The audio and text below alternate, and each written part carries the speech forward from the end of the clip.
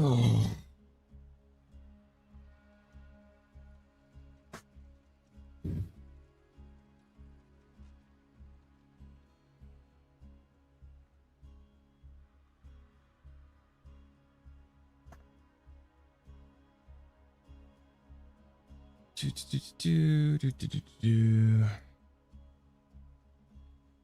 Copy. Add overlay. Control V. Okay.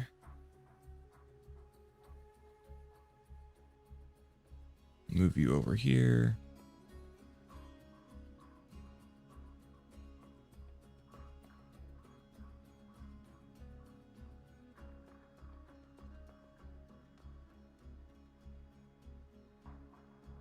Hey, welcome Devil.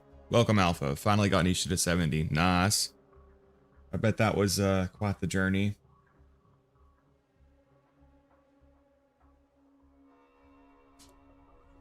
All right, here we go. Back to farming the Love Thumper. Hopefully this doesn't take forever.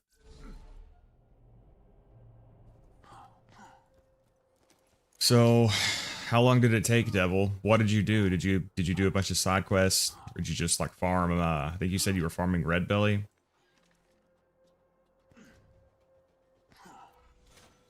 All right. Hey, I remembered to turn on live chat first. Nice. All right, yeah. Hopefully this doesn't take too long. I think this is one of the farms that on my main Zer0, it took a really long time to find good versions. So hopefully we don't take too long here. This might be one of the farms that I have to do in sessions. I may not be able to do this, you know, like in one shot. Like most of the farms I try to do in one shot. This one might end up taking a while. So if we can't get it soon, I might go do something else for a little bit. Maybe fight Hatterax again, or maybe practice against the dragons again. We'll see. I got the fire bitch with matching grip, but it has stability accessory. Still pretty damn good. Nah, I just farmed Red Belly since it's 14-ish kills for a level.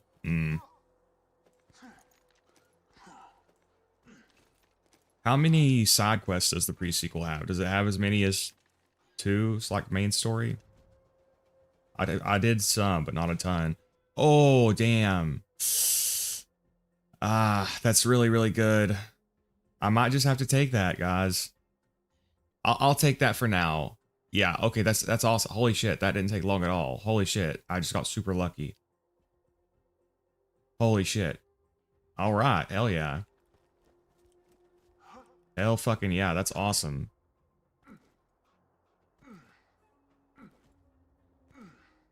A good trick I found for the farming was I swapped to YouTube Shorts. Instead of long videos and 2 shorts would be 1 run usually. Oh, nice strategy, Devil. Whatever works for you.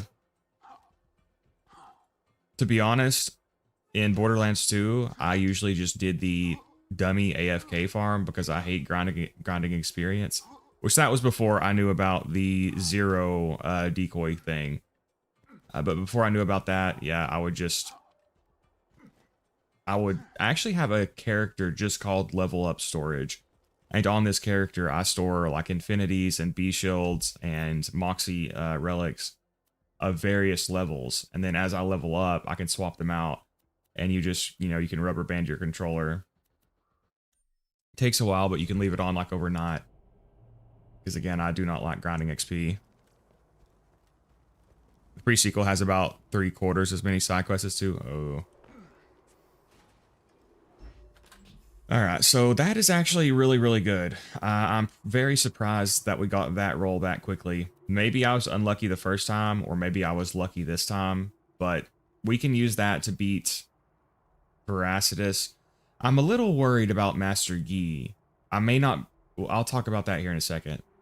We can always try to farm a better one if we absolutely have to, but getting 4 million roid damage with the corrosive immunity, that was really, really good. Now, if you don't have much patience and you're wanting to play Melee Zer0 on OP10, I would recommend getting at least 3 million roid damage and getting at least a Malon Capacitor, Fire, or Corrosive ideally.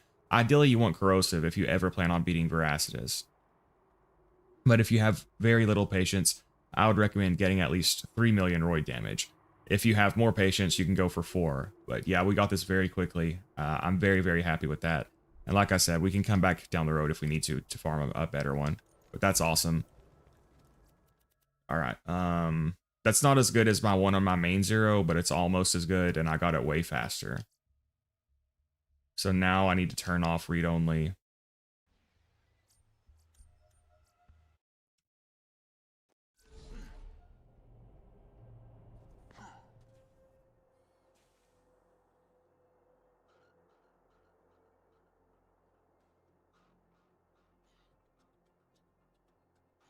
All right, properties, read-only, apply, okay.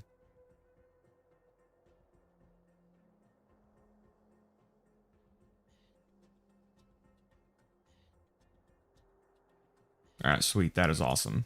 That's my exact burn immunity roll. Nice. All right. So what now? What should we do now? Let me refer to my farming list. I really did not expect to get that quickly, so that's a good sign. All right, so that's Love Thumper. Top Nias. I'll wait to do that till we go back to Hatterax. How much Iridium do I have? 115. We'll go practice against the dragon some. I thought about practicing off stream, but we'll just go ahead and get some practice in against them. I need to get some more Iridium to finish purchasing the vault upgrades. So yeah, we can just go do that. I don't have a ton of cash yet.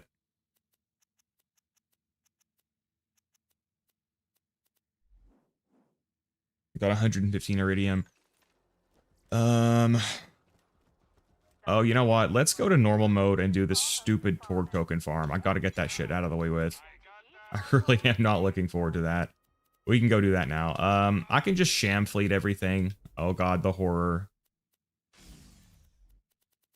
Hey, welcome, Viento.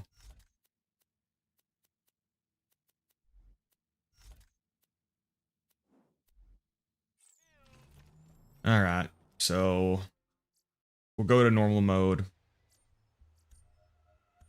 Do this stupid Torg token farm. I just got screwed in math. I'm sorry to hear that, Viento. What happened, comrade? The first 6 levels were only like 8 kills or so, but it gradually increased to, oh, yeah. I wonder how much experience you get in the pre-sequel if you do all the side quests. Would that get you close to max level or no? Alright, let's go to this stupid freaking badass crater. I mean, I like this DLC, but I don't like, you know, having to run through and kill a bunch of weak enemies. Oh, yeah, this is another thing that just reminded me. If you're really low on cash on OP10, you can just go to normal mode and get ammo for way cheaper.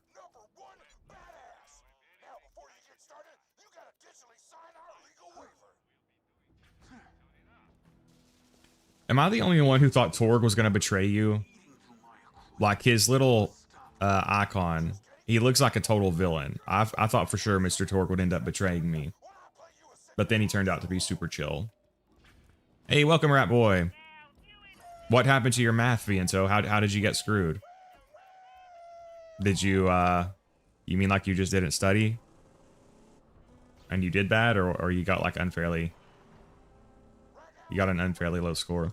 Or you have items to sell for money. You can do that too, yeah.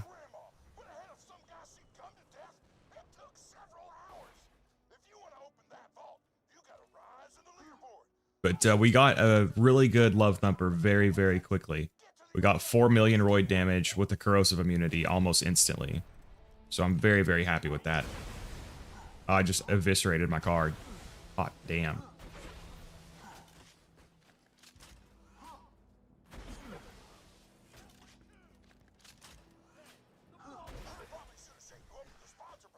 Alpha, I'm sham fleeting. I guess sham fleeting is the only viable build.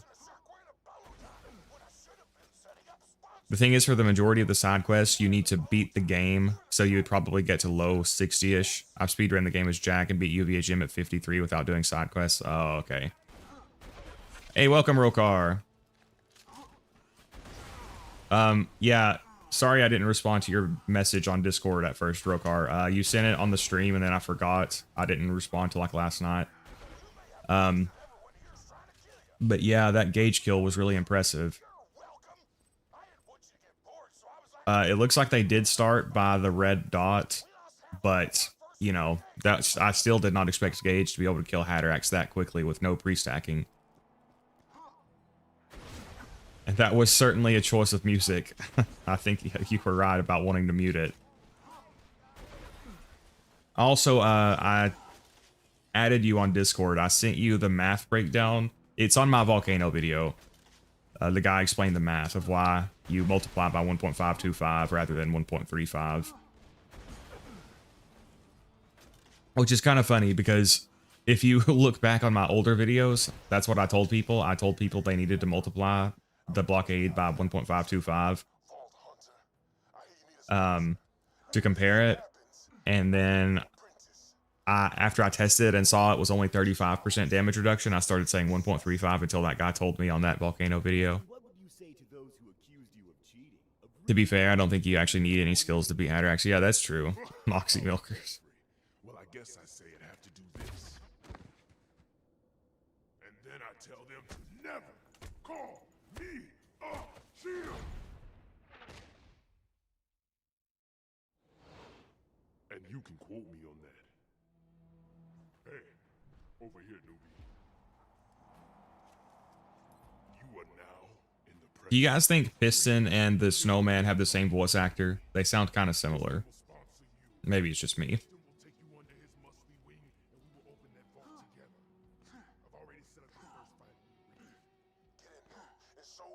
I can't believe I'm so skill issued I'm having to resort to sham fleeting.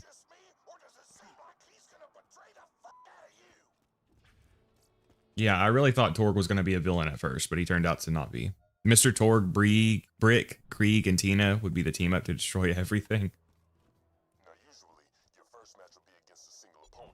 But I thought, instead you're going to be fighting a few dozen chumps called the... Is this chest bugged or something? Do you guys notice it always just has a white Torg shotgun or something, doesn't it?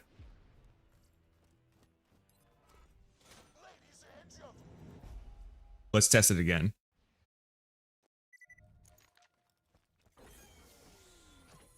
Yeah, I swear it's always like a really shitty weapon.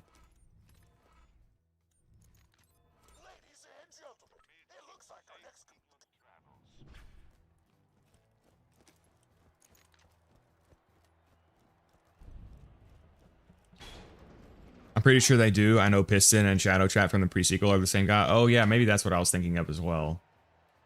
Shadow Trap is based.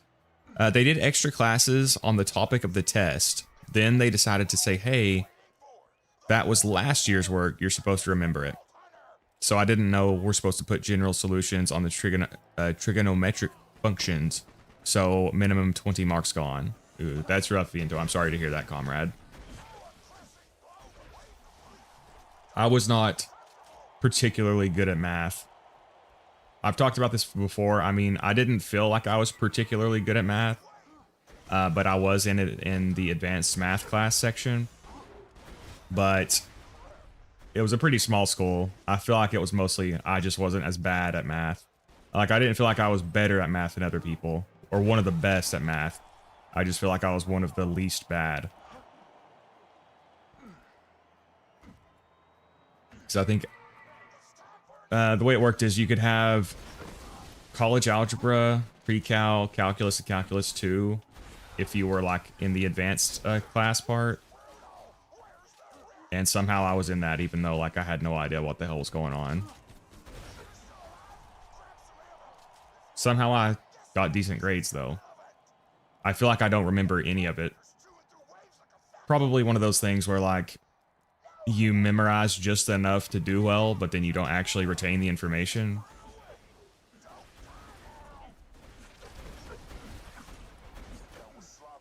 That was sloppy, he says. What? I guess I'm sham fleeting. That's fair.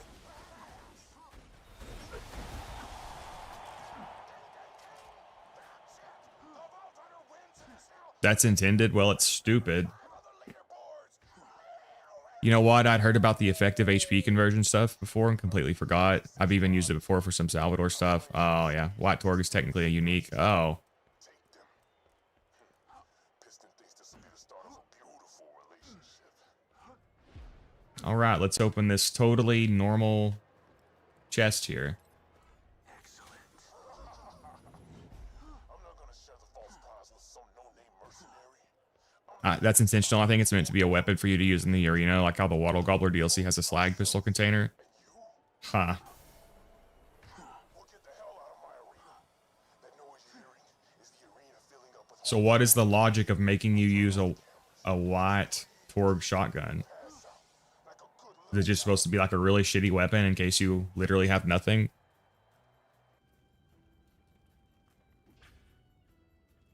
What happened to the camera feed? Why do I hear gas? Did somebody drop the phone? I got a B in math. It would have been an A if I showed my work, but it doesn't even matter. I only remember basic math. Yeah, I don't remember like any of the calculus stuff, honestly.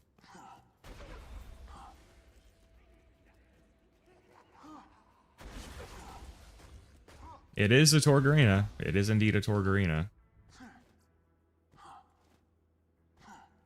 I mean, if it was like purple or something, maybe I would take it, but What the hell? Ladies and gentlemen, the Vault Hunter has disappeared from the arena. I don't know. I did better on the math portion when I took the ASVAB. The Vault Hunter ran away. They found out they'd have to fight me, Piston, to become the #1 badass. Have you guys heard of that guy who was like not very good at math? Then he got beat up outside of a bar, and then he became a math prodigy. Choice. As the head of the Torg tournament, He got what is it called? Something savant syndrome. But basically, it's incredibly rare. But if your brain gets damaged in just the right way, basically it unlocks basically superhuman abilities. But it comes at the cost of other stuff. Like apparently this dude developed a lot of severe mental health issues, but he also became like a math prodigy. Acquired savantism, yeah, it's something like that. Hey, if any child slaves who make off-brand pickles are watching, can you please not fill all the way up to the top with the juice? It's effing annoying. I can't relate to the pickle struggles as I do not like pickles at all.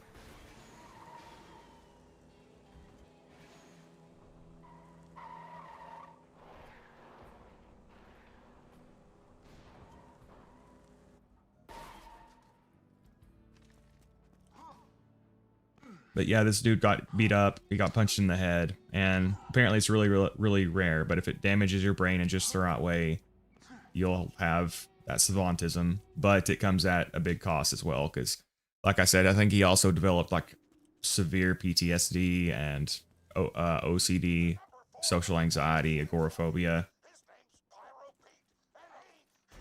All right, the beat down. Look, you guys think this is hard? Look how easy this is. How could this possibly be hard? Has nothing to do with the fact that I'm like 60 levels over leveled. I tell you, that Vault Hunter coward was like a child to me. I sponsored him, brought him up.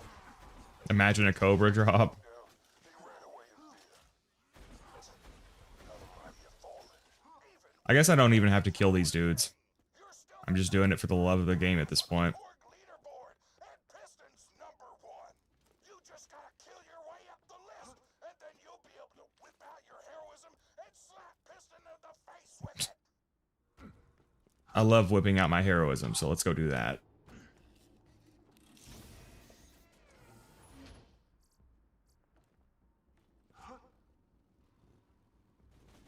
Yeah, Rokar, we're gonna get this stupid token farm out of the way.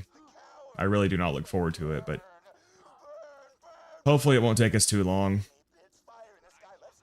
And we'll only have to get them once, you know, because we can just read only to keep the items. And this is another thing where even if you're on console, you can duplicate the items, so you save your Torque tokens as well. Same thing for Seraph crystals. You can save them on console by duping with a second player.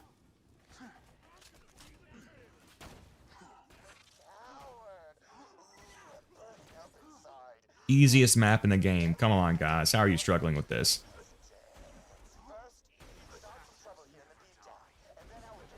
Just to be 60 levels over leveled, bro.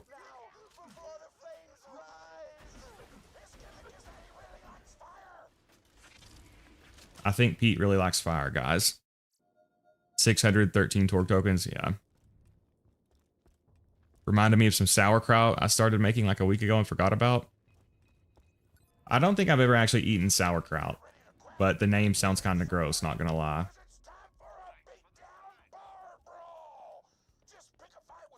The beatdown doesn't have Hurley, yeah. If only the beatdown had Hurley, then it could be considered hard.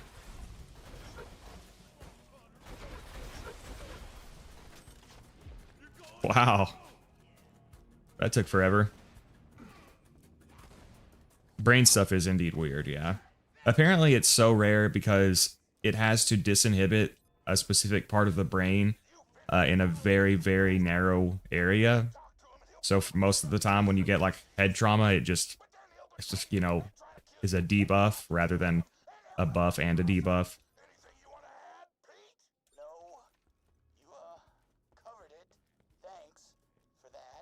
Never mind, I had to throw them out. They were absurdly soft, so I don't know what was going on with that. Rip to Devil's Pickles.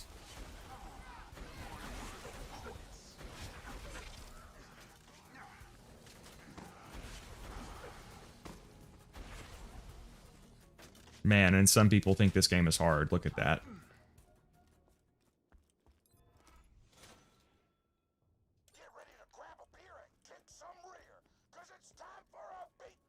F's in the chat for Devil's Pickle.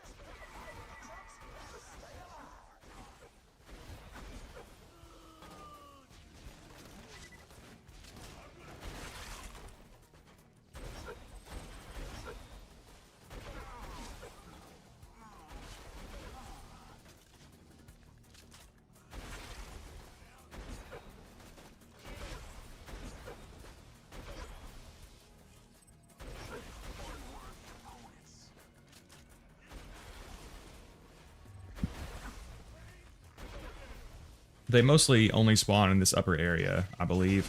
But sometimes they can move if you don't find them fast enough.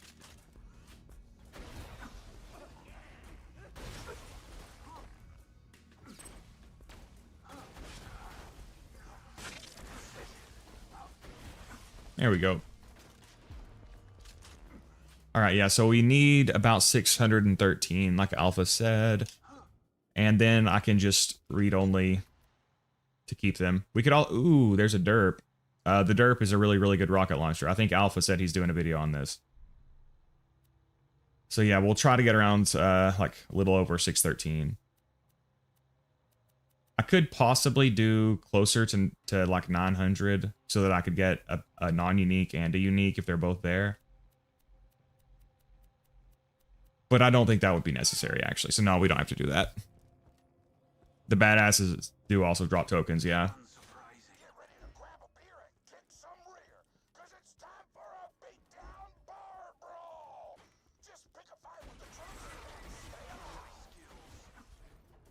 And I think that the stupid rat enemies can also pick up the tokens. Like those guys, I'm pretty sure they will steal the tokens if you don't kill them. Oh, I got knocked off because I was conducting research.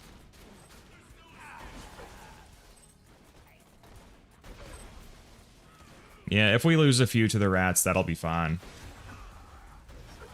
I'm pretty sure I can just kind of like stay up here and just keep doing like this.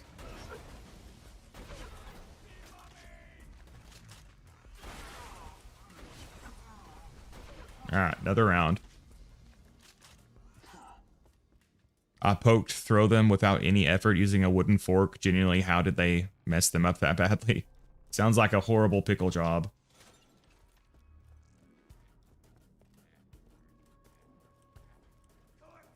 This game has probably one of only 2 bosses. That makes me vocally rage. Yeah, a lot of the annoying bosses, you can figure out how to deal with them more effectively. Like, freaking Hector was giving me a lot of trouble, but I think whenever we come back to Hector, I've got my strategy down, so I think I'll be able to kill him more efficiently this time. Because the first time, I was just approaching it wrong. I was trying to outlast him, and that's just not possible in that stupid fight. So I think when I go back to beat him on OP10, I'll just try to be as speedy as possible, basically. And when we get to Jackenstein, I can show people how to deal with him more easily, which is something I've wanted to do for a while. Because I do feel like Jackenstein is one that's tough at first, but can be learned and managed quite well. I should make them at home in the future. I hear it's pretty easy.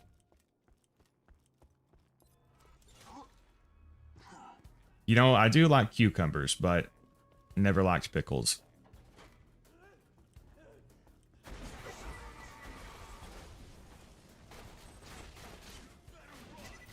Oh yeah, I forgot that, oh, I should have bought more ammo.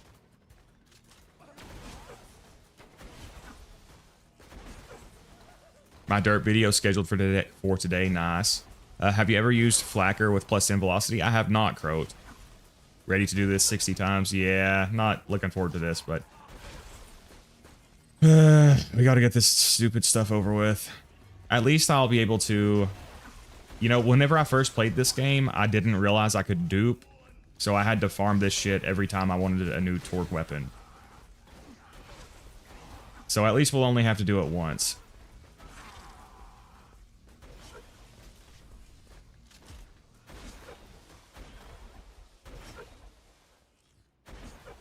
Oh, they're all dead.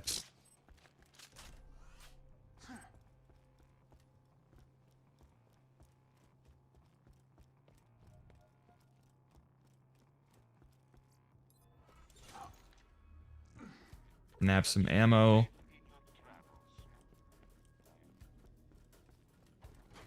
This or farming Ghostblade from Banshees and New Londo.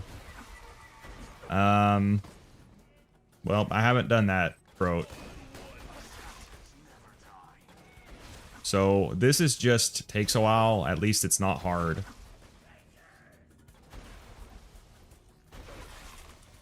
Which we're already, how high are we already? We're already at 120, so shouldn't take us too long. Plus there's some tokens I haven't picked up yet.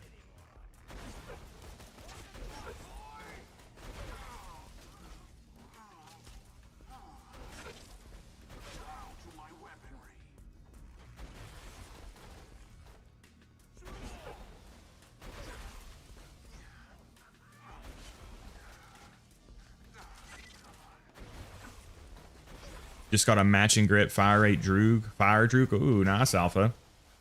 Do you know how to disable Badass Rex's AI? I don't, Rokar. I didn't even know you could.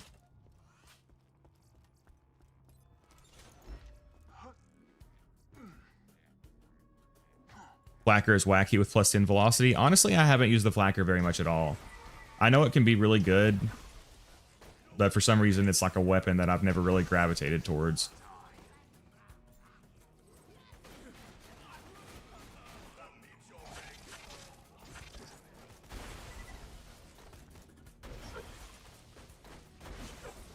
Yeah, I'll probably practice the dragons on stream again today at some point. I know once I get my mojo back, I'll be able to take them out even without, you know, better gear. Oh.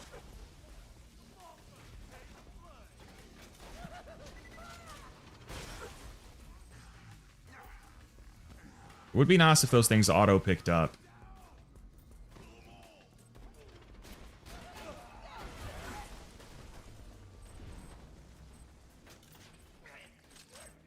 Alright, at this point I can probably save quit because there's so much stuff on the ground.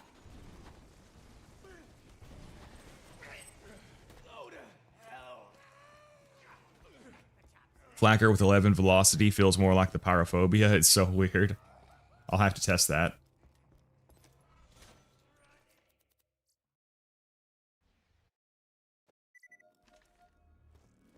The Flacker's a weapon I see a lot of mixed feelings on. Yeah, it does seem pretty polarizing.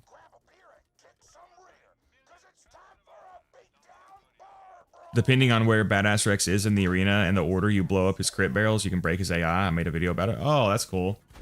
No, I didn't even know you could do that. That fight is really annoying. Just a big stupid boss in a giant circle, so you don't even have cover. And he's very easy to cheese, obviously. I guess that was by design. There's no way that Gearbox didn't realize that, so... Kind of feels like they just knew it was a stupid fight, so they gave an easy way to beat it. Which I don't... Did Gearbox themselves make this DLC? Didn't they have somebody else make it or something?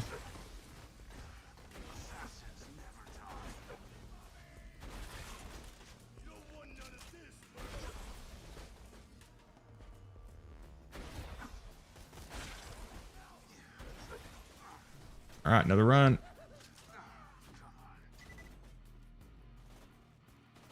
I recently collected all the weapons in Dark Souls 1, and there were some where I was like, I'm just going to save edit that in, and Ghostblade was one. Oh, I didn't. So Dark Souls has a save editor. I guess that makes sense. I just never thought about it.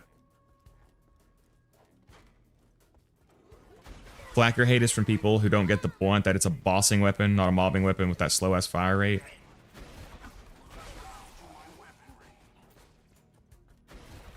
I think it's a weapon that also has like a learning curve, which almost any weapon in this game that has a learning curve, people tend to dismiss. And this is something I was thinking about, like, if you look at all of like the meta weapons that people claim are like the only good ones, stuff like the Unkempt Herald, the Lyuda, the Pimpernel, the Norfleet, the Topnia, the Sandhawk, a lot of that stuff, the Unkempt Herald, the Fastball, I don't know if I said those, a lot of that stuff is so good that even if you don't match elements with it, it's still going to kill things. So I think a lot of people who say that like all the weapons in the game suck, they're used to abusing the meta gear that is so good you don't have to like do the basics like match elements. So like if they pick up a shock stalker or like a corrosive stalker and it's not melting, you know, flesh enemies, then in their mind it's because it sucks. Because with like I said, the other weapons are so broken, you don't even have to do that. The Lyuda, I don't know if I said that one too, that's another one. When in reality the Stalker's very, very good, but you do need to match elements with it. The Unkempt Herald is very, very good, no matter what, basically.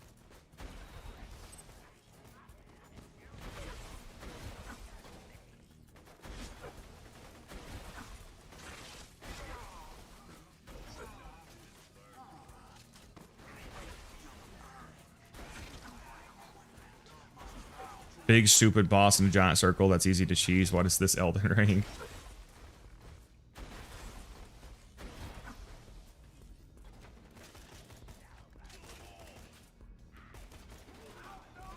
I'm legally obligated to do that when I pick those up.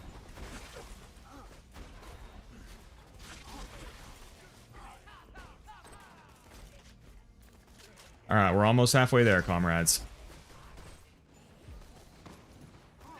At least we didn't have to beat the whole DLC. That would have been pain. Current best time against Rex is 45-35. Nice, real car. Is there a particular like weapon setup you found to be the best for him? Hey, welcome, Timmy. You're not late at all. You did miss me getting a really good Love Thumper in just like a few minutes. I did end up getting a Love Thumper with 4 million roid damage and a corrosive immunity. So on my main Zer0, like the one that I play on my own that I don't stream, it took me forever to get a Love Thumper that good. So I don't know if I was unlucky the first time or if I was lucky the second time. I don't know.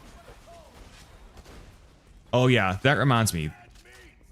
Moxie Cheeks. Is there a point to picking those up? Yeah, I think there is a side quest for them.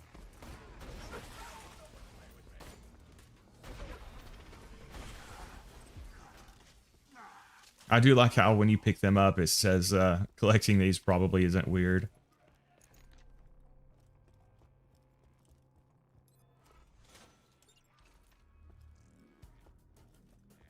I can beat Brex in 4 seconds on Gauge without pre-stacking. How do you do that? Or is this a little devil bait?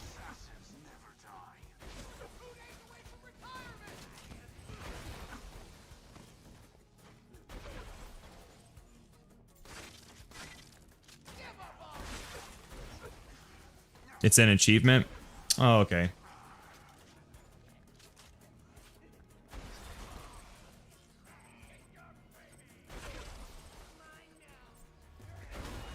Okay, but yeah, that makes me think. Son of a bitch, I did not mean to grab that. When I go, so I'm going to beat all the raid bosses legit. When I go to beat Master Yi, if you want to fight him with melee 0, you need to be able to kill the sandworm in 1 execute. Now, I tested it on my other Love Thumper, and it was just a little too weak to one-shot the sandworm with a melee 0 execute with that Love Thumper. So the perfect hide can do it. I think if you had a perfect Love Thumper, it would work too. But I think realistically you'll need like 4.5 million roid damage around that on the Love Thumper. And I imagine that would be very, very, very hard to get. So I may just have to beat Master Yi legit with Gun 0 like I did in my first raid bossing video. Which is kind of awkward, but can be done.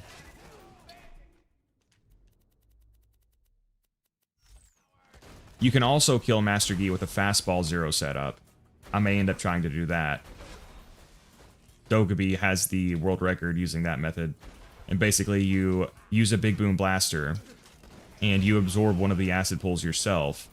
And that will make you take a constant tiny tick of damage, which will constantly proc the big boom blaster. And you'll constantly be able to pick up rocket and grenade boosters. Now, other than that, I could try melee 0, but find a way to weaken the sandworm before I go in for the execute. But that would make the fight exponentially harder, so I don't know what to do yet. Collecting them probably isn't creepy.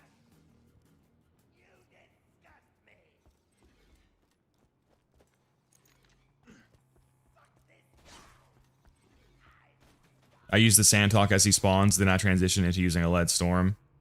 Normal mode on OP10, Shock Hill with Gauge build. There you go. If only Master Yi didn't have forced 4-player scaling. Yeah, that's the issue with that fight. If he did not have the stupid forced 4-player scaling, melee 0 could beat him easily. Without Gibbed, you know. But typical Gearbox fashion, and of course they gotta ruin that. Any strats on Vora? I'm gonna be beating him with melee 0. If you mean like easy cheeses or anything, there's stuff like the Rising Shot glitch, Morningstar glitch, Critical Ascension glitch. But as far as legit, we're gonna beat him with melee 0.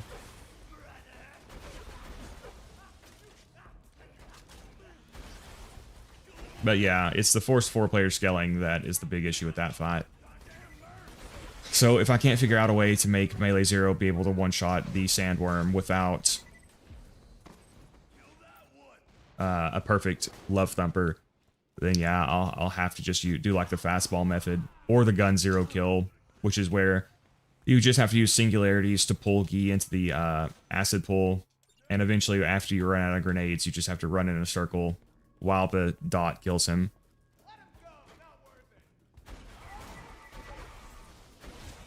Thinking of re-downloading BL2 to try to beat that bastard legit? Well, good luck if you do. God, it was one of the, probably the hardest thing I've ever done in gaming was beating him legit with melee 0. And it was probably the hardest world record to get to. The thing is with Veracitus, the world record was so hard because the fight is so long that like if you make a single mistake in like the 20 minutes it takes, it's run over. Plus, he can also glitch out. He doesn't do it as much as the dragons. The dragons record was really hard because, I mean, the fight is really tough, but there's so much RNG with their behavior and the game glitching and stuff, which is what made that one so hard. But I would say as far as just like not considering glitches, the melee 0 Veracitus world record was the hardest to get.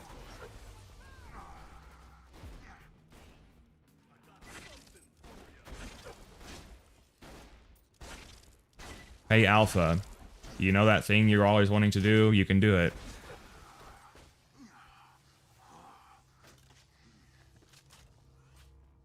All right, we're over halfway, comrades.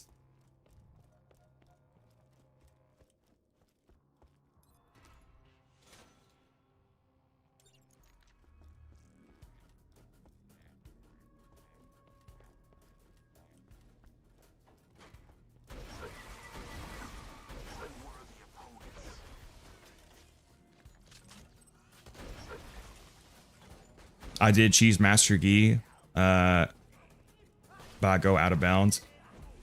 Yeah, I don't blame you. You can also obviously gate crush him, which is how most people do it. I enjoyed the core mechanic of the fight, but like the main thing that fucks it up is the forced 4-player scaling. Good job. Alpha got his first ban. Congratulations, Alpha.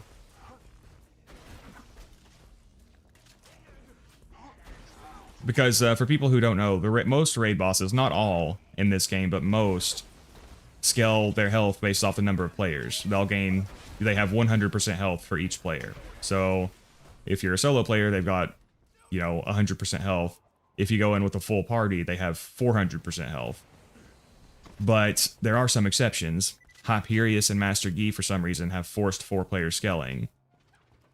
So even if you're a solo player, they've got 400% health. I assume it's related to how people would purposefully go there to activate 4-player scaling for like farming like vermivorous.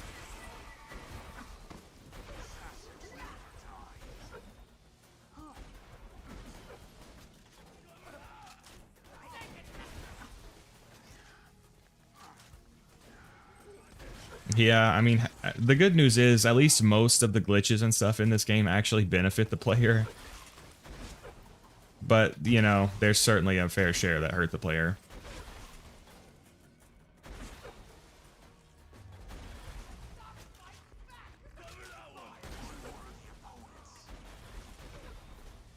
Isn't it Hyperius, Master Gi, Veracitus, and Dexiduous? Veracitus and Dexiduous do scale, at least. I'm pretty sure. Shadow Evil has a video where he goes over the health values of all the raid bosses, if you want to double check me. But I'm pretty sure they do. The dragons are another exception. They're super hard if you're a solo player, because, for one, there's 4 dragons who all target only you. One of the big advantages of multiplayer raiding is the aggro relief you get, plus you can revive each other. So only being 1 player against the dragons, it's super hard because they all just target you and just destroy you. But the dragons only gain, I think, 33% health for each additional player.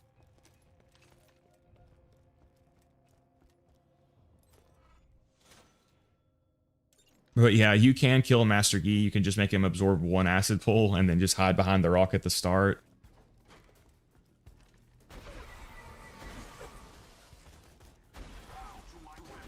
But the fastball 0 kill is pretty fun. I was thinking about making a TDOR video and covering some fun stuff with TDOR, and I was thinking about attempting the fastball Master Gi world record. That might be something I try to do eventually.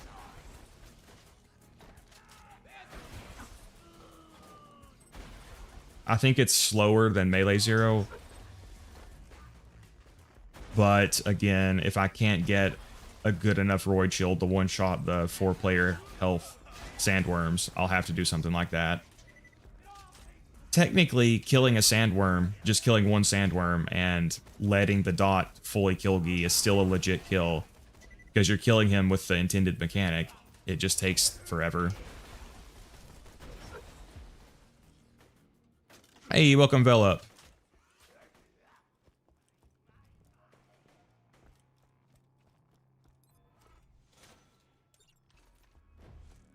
We're just doing some Torg token farming. We did get a really good Love Thumper this morning. 4 million Roid damage, corrosive immunity. I got it very, very quickly.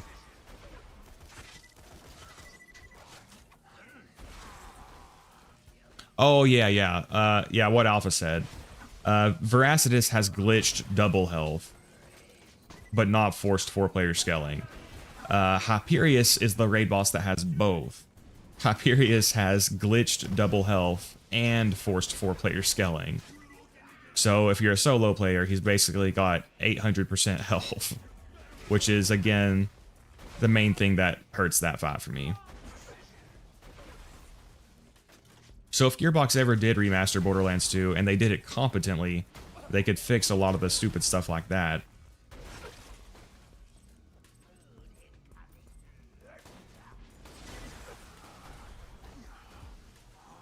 All right, we're almost there, comrades.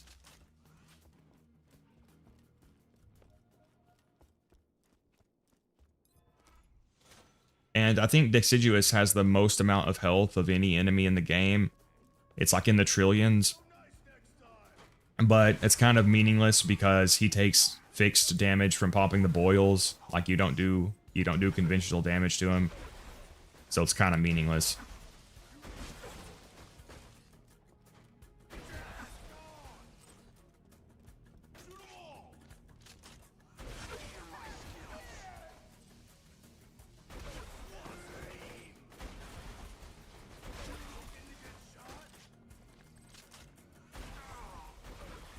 What are we at now? 472. Okay, yeah, we're almost there.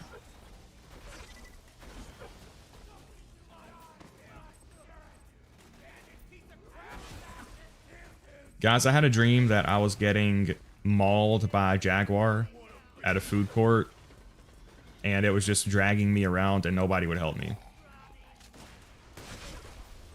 Eventually, I got free on my own, and then I threw a jacket over the jaguar's face, and it started sprinting around like crazy. Apparently, big cats are one of the primary evolutionary factors for why humans fear the dark. Because they would hunt us in the dark, and that's one of the biggest drivers. Not the only one, but apparently the scientists think it's one of the biggest ones. The jaguar was an interesting choice. Axton has the fastest kill on the boss with the most HP. That is true. Because through some Gearbox magic, grenade damage bonuses are one of the only things that makes Dexy take more damage when the boils pop. Deathmark is the only other one, I think. But Axton can still kill him faster than Zer0.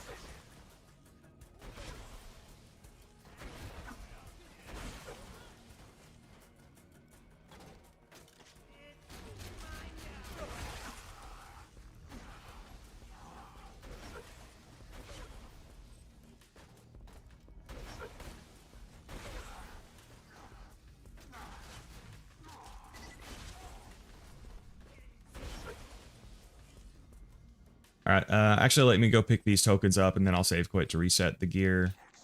All right, 500 already, comrades.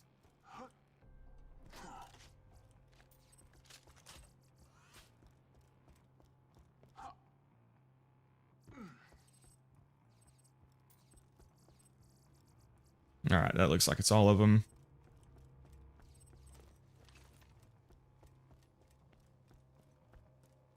I've heard that the damage that the boils do to Dexy is more damage than all the other raid bosses' HP combined. I don't know how true that is. It wouldn't surprise me, because, like I said, I'm pretty sure Dexy's health is in the trillions. Krieg could theoretically get the fastest kill on Dexy if he was able to keep his grenade damage up, which is locked behind a melee kill skill. What the fuck? Did I select the wrong... Oh, man. But yeah, that is true. Somebody who's an experienced Krieg player needs to look into that. Because like Alpha said, Krieg does have grenade damage as well, but it's locked behind a melee kill skill. But you can trigger kill skills through like blowing up cars and stuff, right? So it may be possible to set that up. And perhaps Krieg could get the fastest kill. Mr. TX01 should try it. I don't think he does a lot of raid bossing with Krieg, though. I don't know. I don't think I know what kind of spiders were chasing our ancestors around to cause my fear of them. We do have black widows around here. We found kind of like a nest of them in our water line a couple years ago.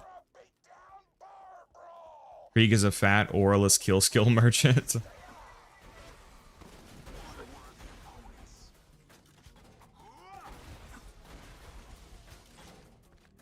Come on, man. He's just muscular. He can't help it that he's big boned. Too big boned to do the regular peak skip.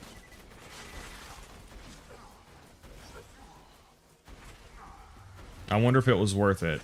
Do you think Krieg's bodybuilding goals were worth it, considering that he can't do the regular peak skip now?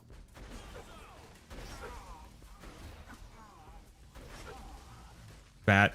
Yeah, they're yeah.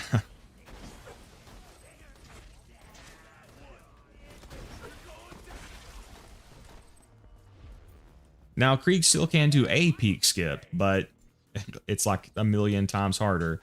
It's probably unironically harder to learn how to do the peak skip with Krieg than it is to just beat the peak with him, which is also pretty hard.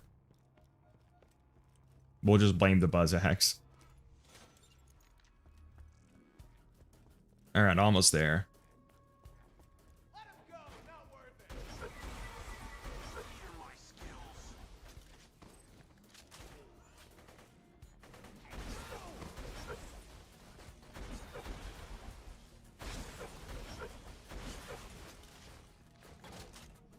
So Alpha, how did it feel to finally get to ban somebody?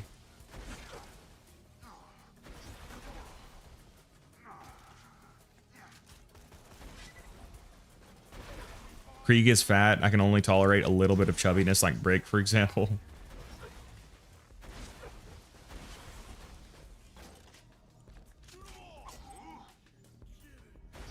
I must ban more.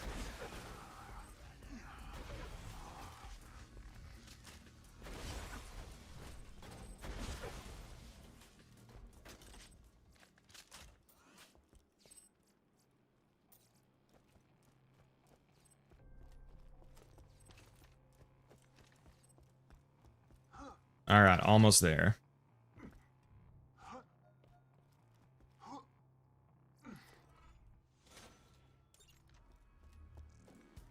Sal is skinny since he's the best at rocket and grenade jumping. It's kind of funny that you've got like all these different abilities. You've got like magical sirens. You've got Zer0 with like his invisibility and his decoy. And like the guy who's the strongest is the guy who's like, what if I just whip out a second fucking gun?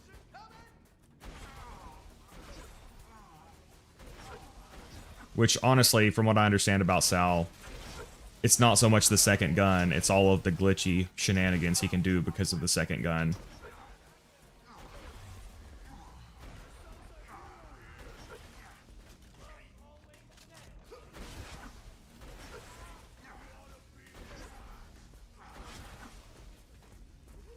Wonder where they get all of these people for this bar brawl.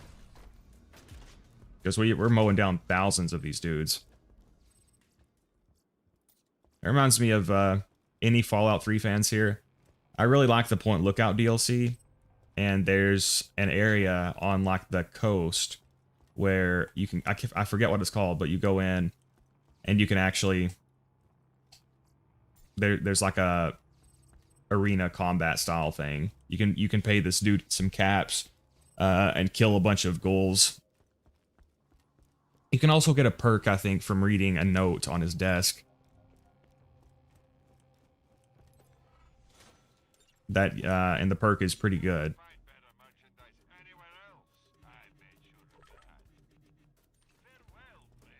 I had mixed feelings on the DLCs in Fallout 3 overall, but I really liked Point Lookout.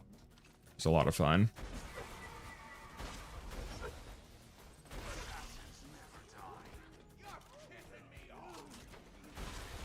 Behold the most broken character in the game. Behold the power of two hands. Okay, I'll stop doing that now.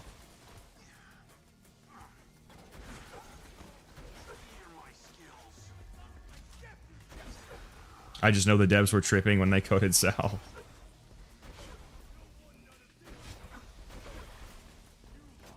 Well, it's funny the shortcuts that game devs have to take sometimes.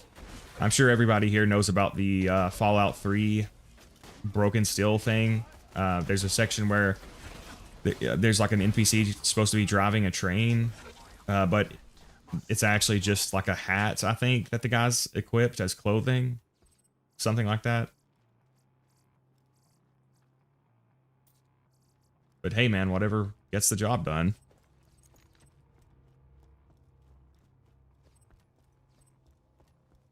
Nisha gets the second gun too, just for pistols, and what's funny is even just that is broken, even though it's two of the same pistol. Yeah, the perk is broken and applies to everything, not just goals. Nisha and Wilhelm do some offhand adjacent chicanery. So basically what you're saying is the power of the second hand is undefeated.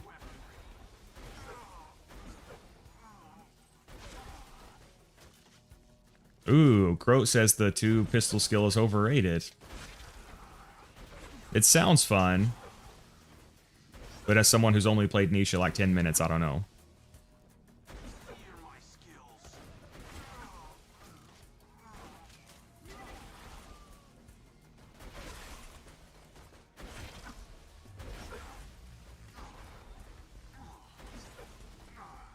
I still don't get how in Point Lookout how a bunch of guys with double barrel shotguns and repeaters can cut through Hellfire power armor like butter. Yeah, didn't Bethesda give them like a massive armor and damage buff or something? The last time I played it, I was playing A Tale of Two Wastelands. It wasn't that bad, but I think A Tale of Two Wastelands probably modifies it.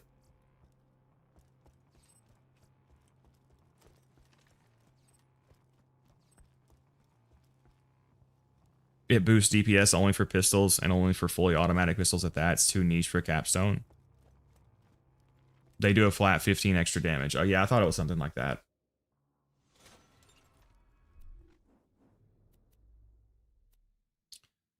So what are we at now? Hey, we're done. That wasn't so bad. You know what? I think I'll farm like 200 more just in case I end up in a situation where there's like a legendary I want and a non-unique. Because you can get Ravagers here, you can get Derps here.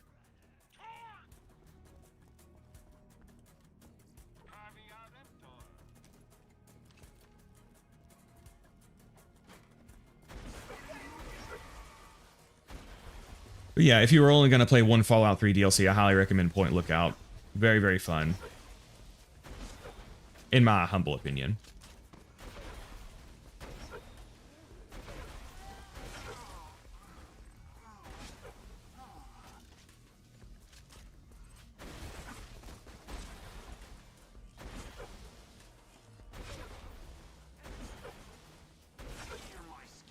Not a big fan of Operation Anchorage. I know a lot of people like to use it to like get really broken armor and stuff at the beginning of the game. I did like how Broken Steel lets you continue past the ending of the game. It's still hilarious to me that so for anyone who hasn't played Fallout 3, when the game released, it had a hard ending, and basically you're put into this situation where you are encouraged to sacrifice yourself to die to radiation whenever you literally have a companion named Fox who's immune to radiation. But when the game first came out, he wouldn't go in there for you. Even though literally earlier in the story, he did exactly that. He went to an area highly infested with radiation to do something for you, so you didn't have to do it. Whenever it comes to this, Fox like tells you to like fuck off because this is your destiny, so you have to do it.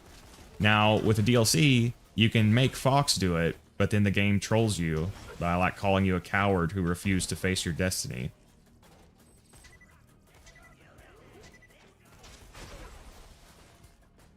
I mean, I don't feel like I'm a coward by having the common sense to let the radiation-proof dude do the radiation thing.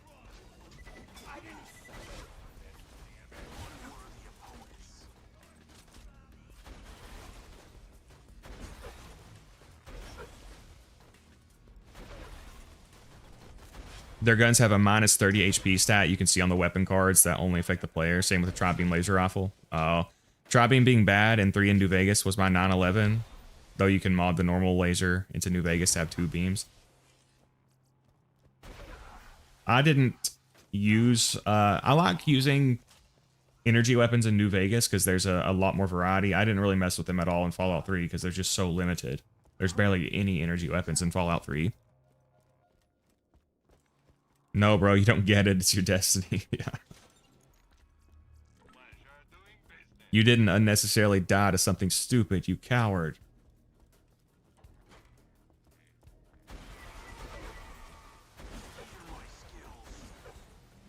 Oh, yeah, the Gauss rifle was goated. I did like it.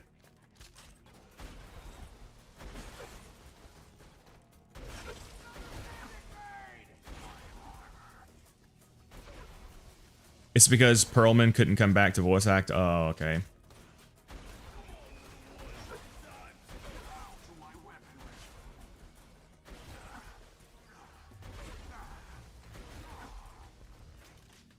So how did you guys feel about the Fallout TV show? I know it seems to have divided the community. I have mixed feelings on it. Some aspects of it I did like a lot. Some aspects I really did not like.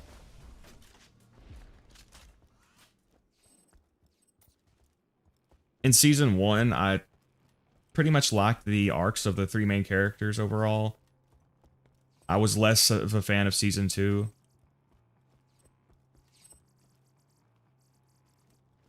I know they've really butchered the lore, which I didn't play Fallout 1 and 2, so I'm not like super deep into the lore. But for the people who are, I can understand being annoyed by that.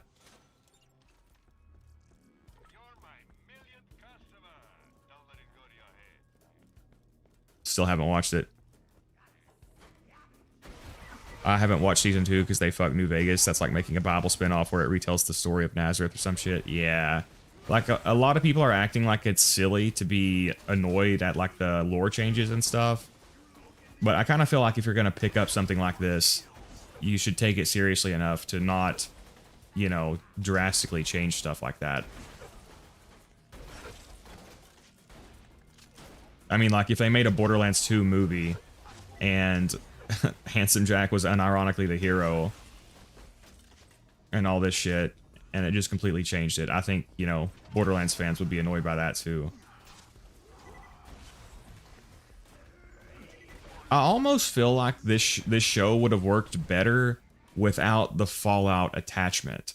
Like if it was just a new universe, its own thing, they could tell the story they want to and not, you know, change the shit that's gonna piss people off.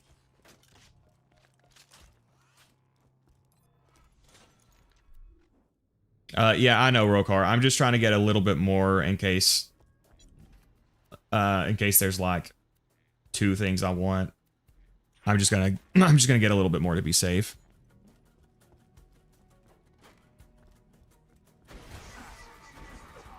Like I feel like the character of the ghoul could have been really cool in, again, a non like Fallout setting. I hated the plot device of like the ghouls have to take this drug to not turn. Although I guess now people are trying to say, oh, you don't have to take the drug to not turn. It's just for some ghouls or whatever. It just seems very inconsistent. And I think they did that because it sets up, again, they use it as a plot device so they can have like the moment where Lucy gives the ghoul the drugs. But yeah, I feel like some parts of the show could have worked better in just a non already established universe if they're not going to respect that.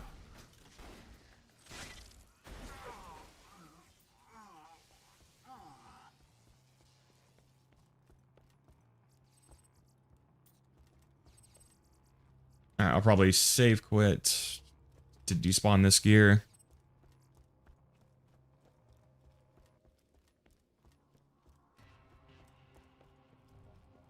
Yeah, I kind of dislike how they handled the New Vegas setting as well. Critical hit damage, gun damage.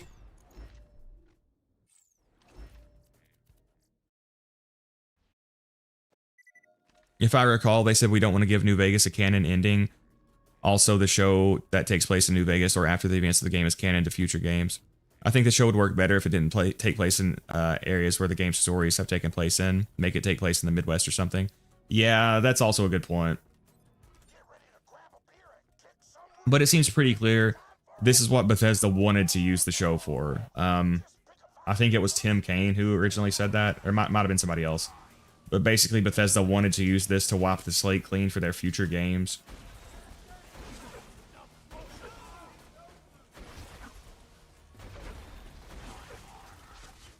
But I hated the whole, oh, we don't want to show, you know, a true ending, a true good story with New Vegas because that'll invalidate other endings.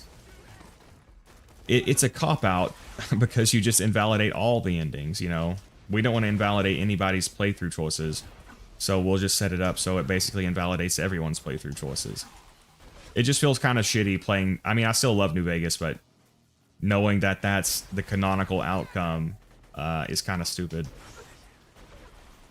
I don't feel like just blowing everything up to say, see, your choices still matter, because in the end, none of them matter. I just don't feel like it's a good decision, personally. Garnet, I got the ruby and the sloth. Hey, nice, Jimmy. The biggest problem is the cannon, yeah. Yeah, I mean, I'm personally not a huge stickler for, like, all the details, but they're changing a lot of major things. And like I said, I just feel like if you're gonna pick up something like that, you should have like a basic level of respect for the world, you know, you're telling the story in. And like Croat said, they didn't have to go to New Vegas. They could have gone anywhere, but they specifically wanted to do this. And I think the whole, oh, we're doing it this way so we don't invalidate your playthrough choices, that just seems like a cop-out to me. I want Josh Hutcherson as Axton.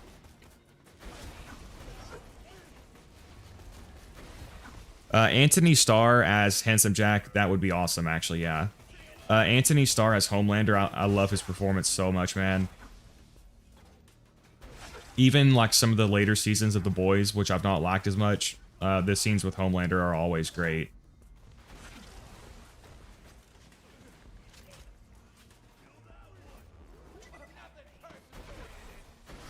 But I don't think I hated the Fallout show as much as some people.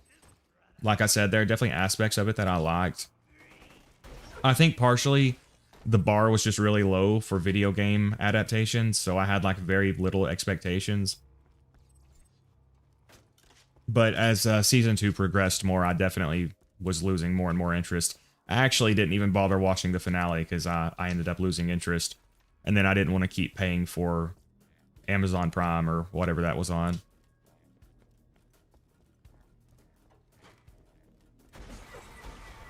If they didn't want to invalidate anyone's playthrough, they shouldn't have made a story in New Vegas. Yeah, exactly.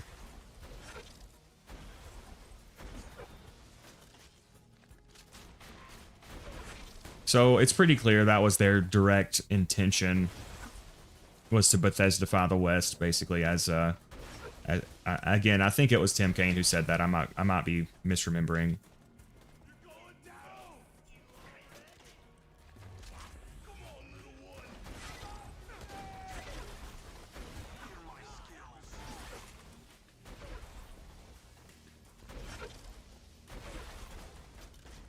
There were also a lot of plot conveniences. Like, I think the biggest one was, like, Season 1, how they kept running into each other. Some of it can be semi-explained away, but I think the biggest one was, like, Lucy finding Max when he's locked in the power armor suit somehow. I don't think it was ever explained how she found him. I guess you could loosely explain it as, well, they're traveling in the same areas, so of course they're gonna run into each other, but the world is a pretty damn big place. Even in my hometown, there's people around here I haven't seen in years. That's kind of a nitpick, I guess, but felt like there was a lot of that kind of stuff. But like with the Ghoul, I really like some of his scenes. I really like the scene where he's in the Super Duper Mart and he's watching his old movie back.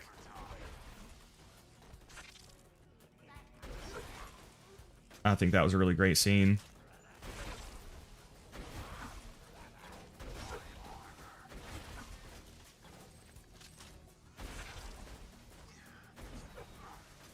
I'll probably just go ahead and max out the tokens just for the hell of it, because we're almost there. Yeah, we'll just max them out. But yeah, if anyone here hasn't seen The Boys, you should check it out. Personally, I do feel like the last couple of seasons weren't as strong, but Anthony Starr as Homelander was always really great to watch. Probably a show you wouldn't want to watch with your parents, though.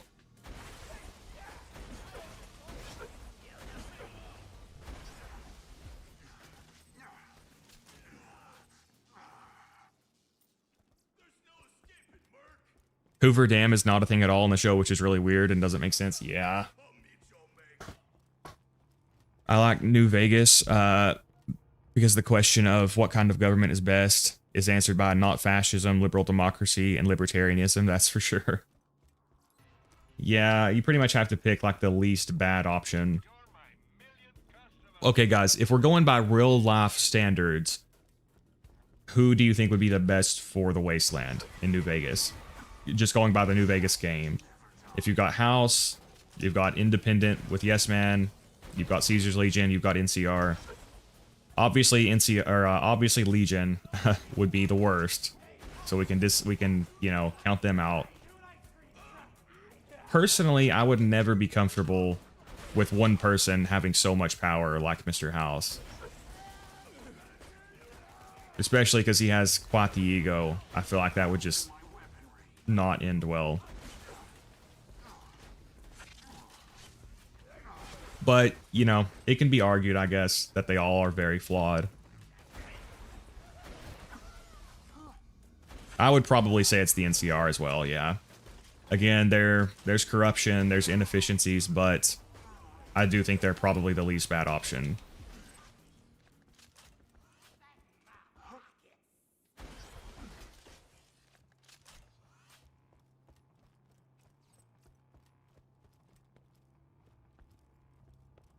Yes Man with good karma courier that helps out the followers in NCR. See, Devil, I like that one, but I wonder if, I mean, I guess if you're independent, you gather the strengths of the of all the tribes and stuff. You could argue that that would be enough, but doesn't the game kind of imply that your grip is very fragile if you do the independent ending? It's been a while since I do it, since I've done it.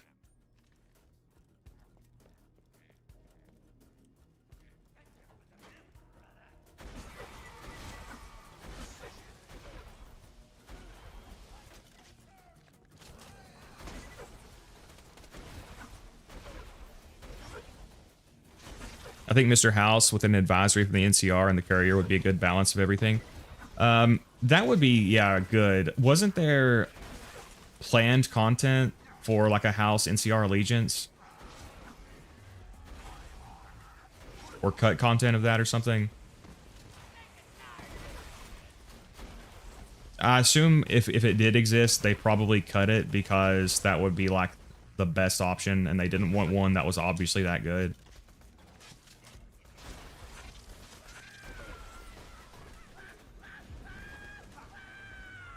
The best ending is context dependent. If you have the wiki open 24/7, Yes Man has the potential to be the best.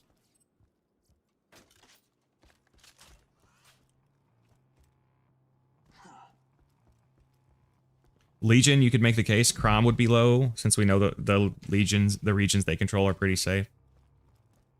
Yeah, I guess, but basically they do horrible things. They just allow them to be legally done. So technically low crime, but a pretty harrowing experience for most people.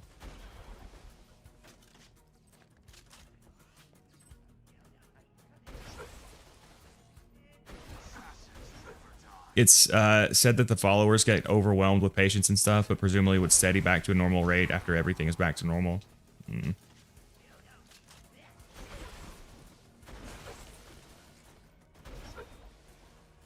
So I guess it's kind of left open to interpretation by design.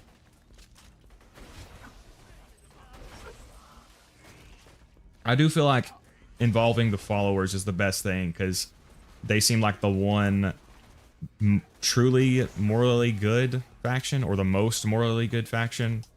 If I had to pick like a council to run the wasteland, it would definitely be the followers.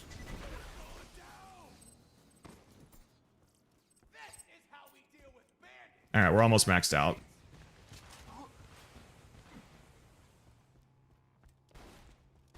Hey man, I'm sure you already answered this. How do you get 100 backpack capacity? It's called the hex editor. The Borderlands 2 hex editor. I think you can download it on GitHub. I think that's where I got it. I'm sorry, it's been a really long time since I actually downloaded that. All right, we'll just top it off.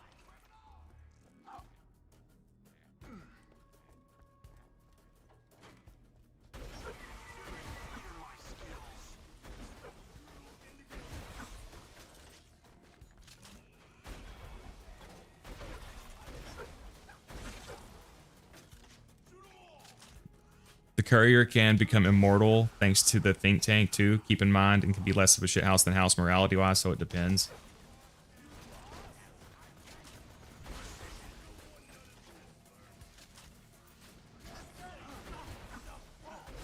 Yeah, well, I didn't remember the independent ending being looked on so favorably, but it has been a long time since I've done it, so next time I play New Vegas, I might try that.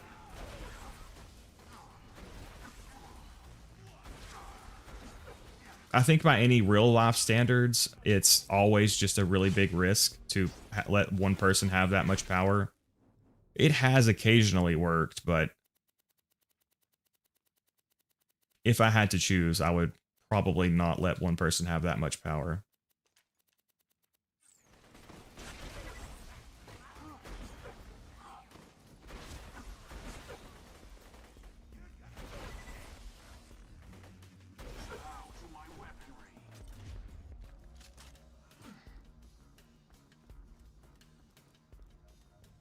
All right, almost there.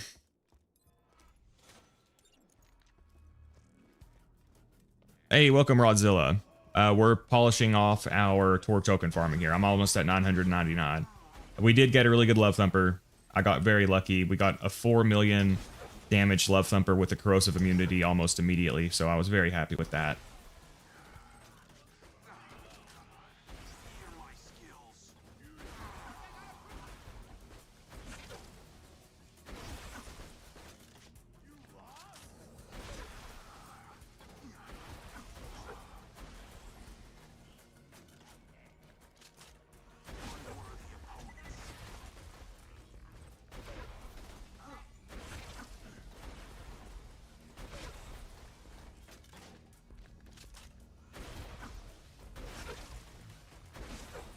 But pretty much no matter which way I play, I always try to help the followers out as much as I can. I can't really bring myself to do, like, quote-unquote evil playthroughs. The closest I can come is, like, morally gray.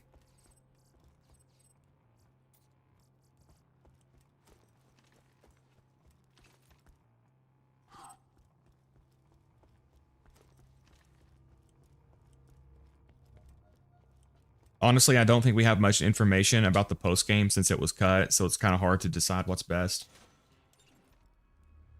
Yeah, that's fair. Like I said, it's been a while since I've done the independent ending. I do remember thinking it was implied that, you know, things weren't going super well. But like Devil said, it could be argued that things would get steadier from there. I guess there's, again, room for interpretation. It's like, if you inject your own headcanon, obviously you can... yeah, if we're talking about that sort of thing, I would definitely say independent would be the best way to go. But like you said, it's kind of hard to do that because of the lack of information. I feel like from a game design standpoint, you would probably not want to make independent look like objectively the best, because then everyone would just want to do it every time, since you essentially get to be like the main part of it.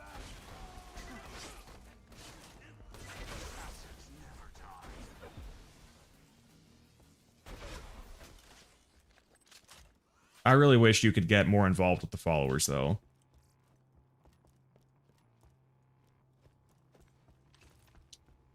And if I'm not mistaken, there was supposed to be an option for a house NCR Alliance, which would have been really good, obviously. Maybe they even cut it because they thought it was too much of like a no-brainer choice. But am I maxed out yet? Oh, I'm maxed out. I'm maxed out. All right, I'll be right back, guys.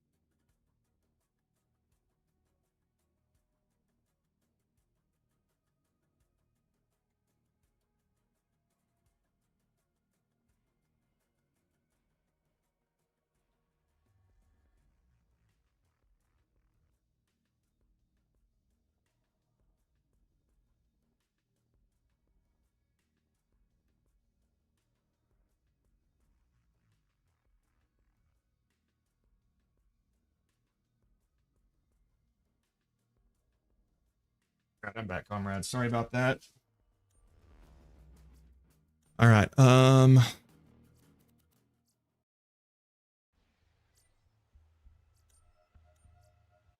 So now, let's see. We don't need that much more stuff. I think I might go farm the dragons now.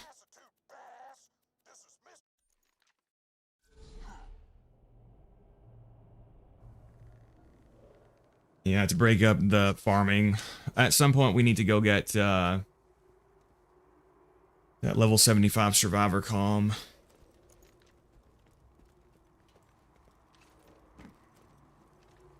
Where angels fear to tread quest. Jimmy, that's the quest. That's like part of the main story. You have to talk to like I can't remember who you have to talk to for it.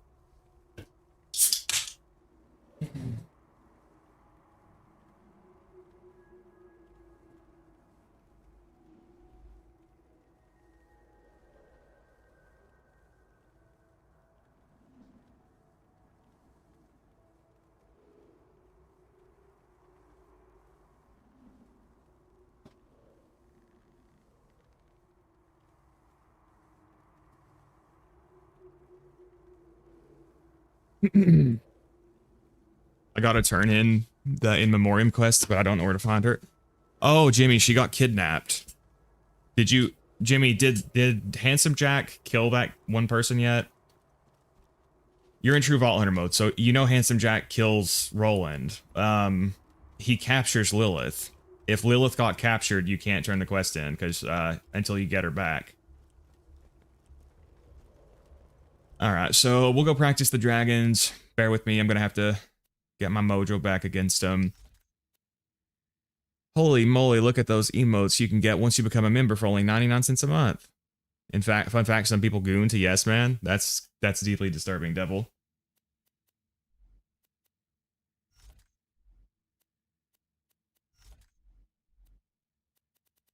Alright, yeah, so see, my vault is full right now, so I need to go get the iridium to max it out. How much iridium do we currently have? We have 163. I could also use a little bit more cash. Where's my non-elemental? There you are. You haven't done that quest yet. She should be in Sanctuary then, Jimmy. Do you use any mods when you play? I'm just using quality of life mods, like the part notifier mod. No gameplay changing mods.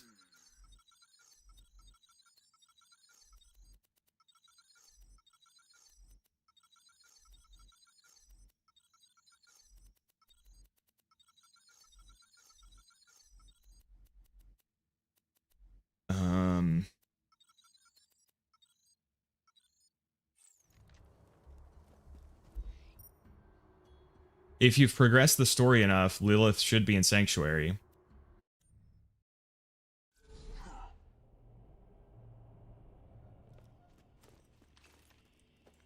Yeah, Handsome Jack does what? Spoiler alert. I keep seeing fan art of it on Instagram. That is insane, Devil. Yeah, so I could get one more bank upgrade. Alright, we'll do that. Then I can put at least some of this stuff up. Then once I get the final upgrade, the hex editor will basically activate and unlock the modded value, which I think can only go up to 42 on the bank.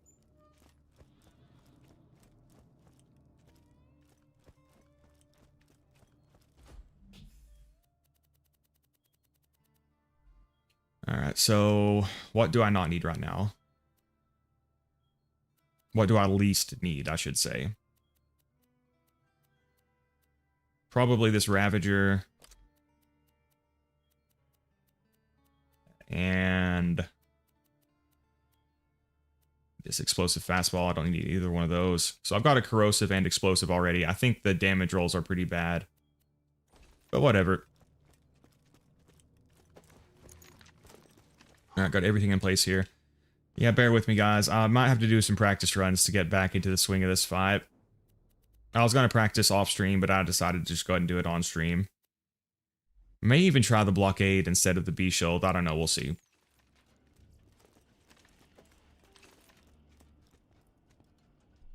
If I could get... I think if I had just a Jacob's Grip or a damage accessory on this Lyuda, I could kill Helianth in one landing. I think if my sweet spot is perfectly locked in, I might be able to do it with this one. For sniper reviews, there should be a Face McShooty snap at the end of the video. Come on, Alpha, that's the hardest quest in the game. You're gonna make me do that in every sniper video.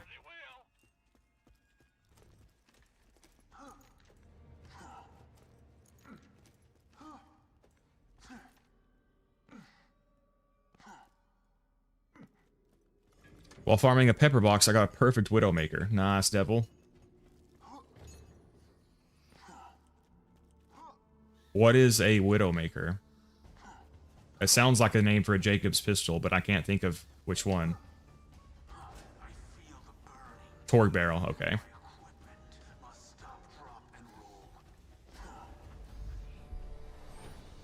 We execute.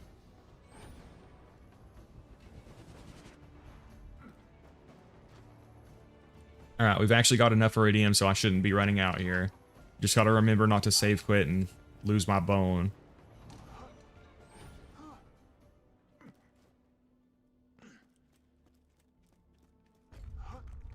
Yeah, we got really lucky, I assume, with that Love Thumper. That's nice. Like I said, not as good as the best one I have, but it's very, very close.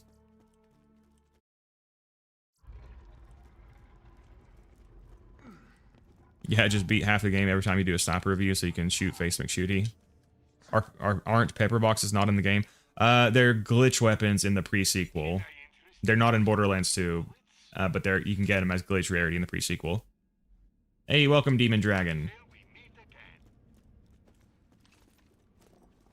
Welcome, Julio. You guys are here just in time to see me do some dragons practicing. I do wish they were in Borderlands 2 as well, yeah. You can give them in, and like they work and stuff, but you can't get them anyway naturally.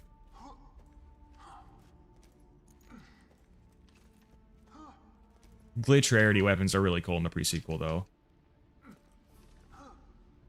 Alright, comrades, bear with me.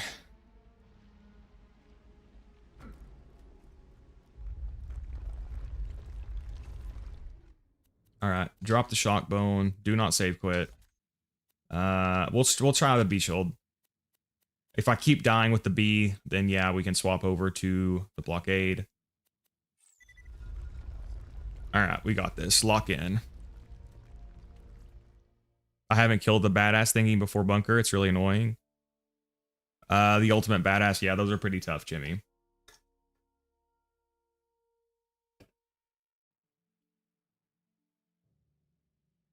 Alright, here we go.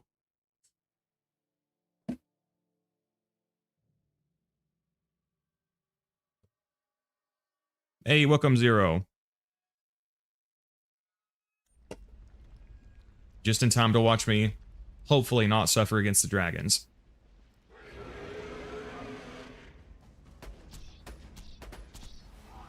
Okay, so I got dotted, so that's probably a death already.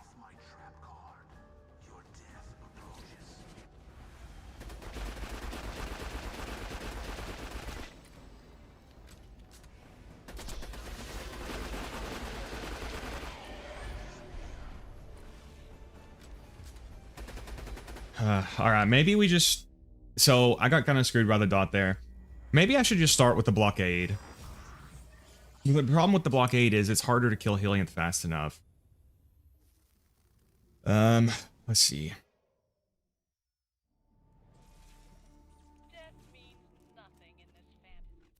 Alright, I'm actually kind of low on cash.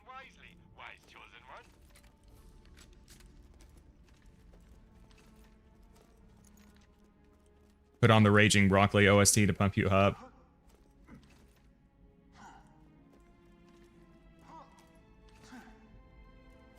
Might have to listen to the Wyatt Fatalis theme. That one is epic. Alright, my distance management was not very good there either. It's also this freaking sticky grenade cucking me. Alright, we got this though. I'm just gonna suffer through this until I relearn how to do this fight.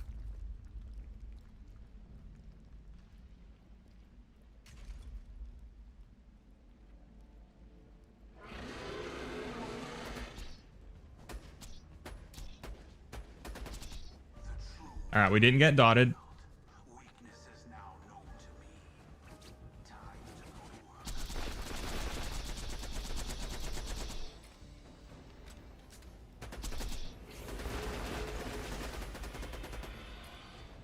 Alright, we'll get a second wind. We're good, we're good. We're good, we're good, we're good. We're good, we're good, we're good, we're good. We're good, I told you. But I have no ammo now. Shit. I don't know if we're good, comrades. Well, if... Brood, where's Brood?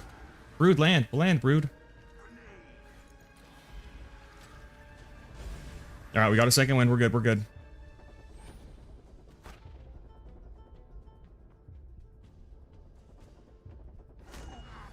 Oh my gosh.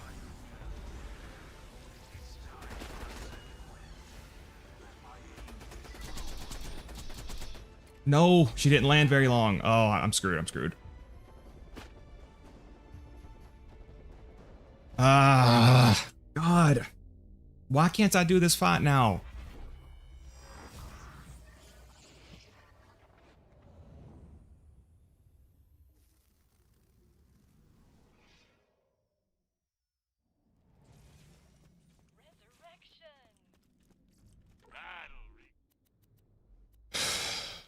It'll come back to me.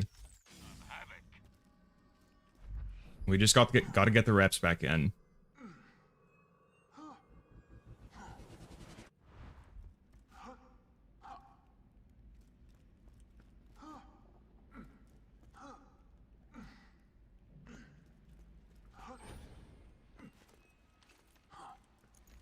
How to make the badass nuke itself? I don't know, Jimmy. Maybe Alpha can tell you since he's the one who said it's easy.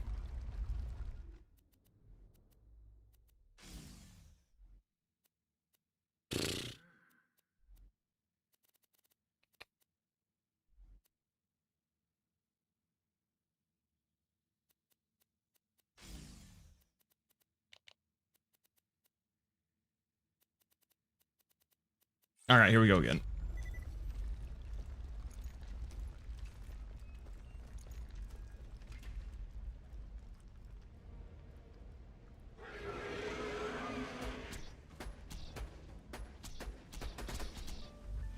All right, no dot, no dot.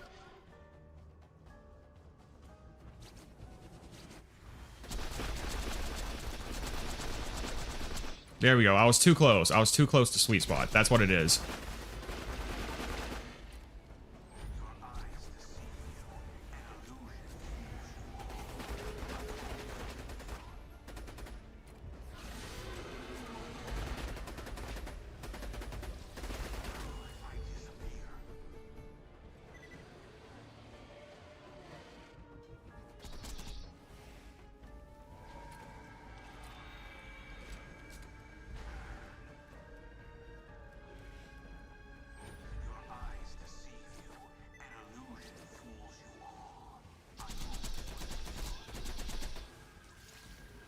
Boost, where are you? Where the hell is Boost?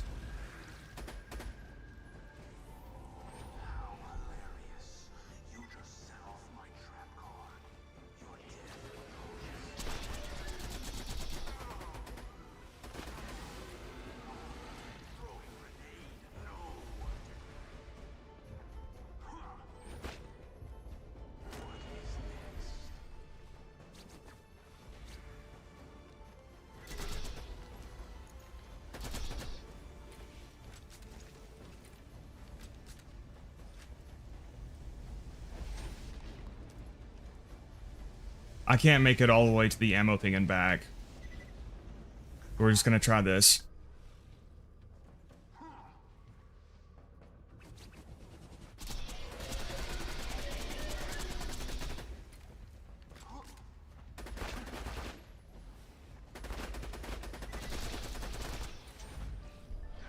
No, no, no, no.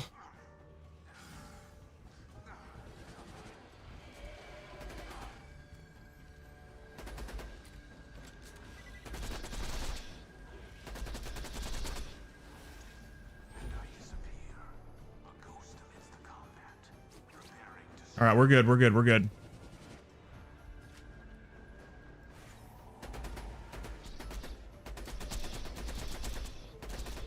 Why aren't you landing?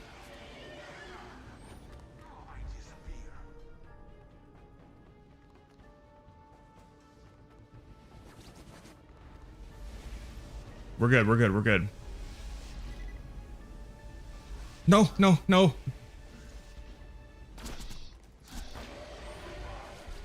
See, how did that not hit me when I was that close? It's so inconsistent. All right, we're back, we're back, we're back.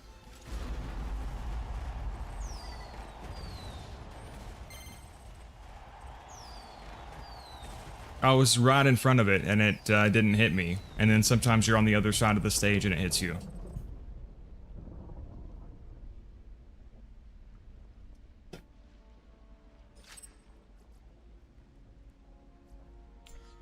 Alright, I think that's a blockade. Oh, it's a stinger. Alright, we'll check for a grenade. I really need a slag grenade. Thank you, Demon Dragon. It's coming back to me a little bit. The main thing is I am struggling to hit the sweet spot distance like I used to. But it'll come back to me.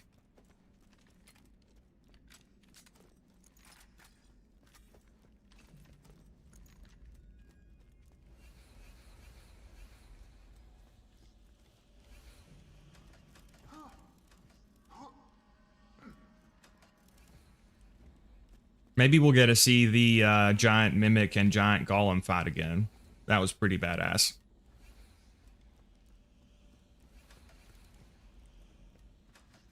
Your eyes deceive you. An illusion fools you all. I move for the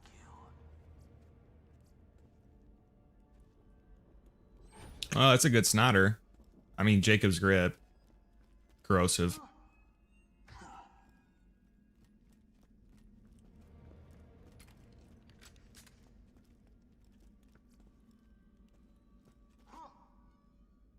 Alright, come on. Pretty slag grenade. I mean, we also just need to farm iridium here so I can finish buying out the STUs I haven't gotten yet.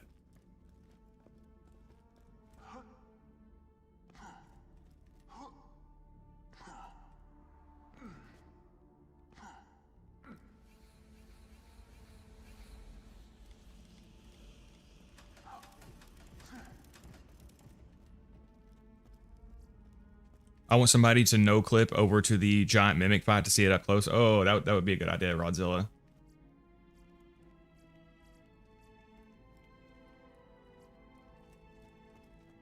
I do have a photo mode mod, so if we see him again, I can activate that. Although it will, I think it'll probably freeze them. Photo mod's really cool, though. It's a lot of fun. Oh, you guys want to see the center of the arena? Oh, I can't get there. It's not that cool anyway. Fun mod, though.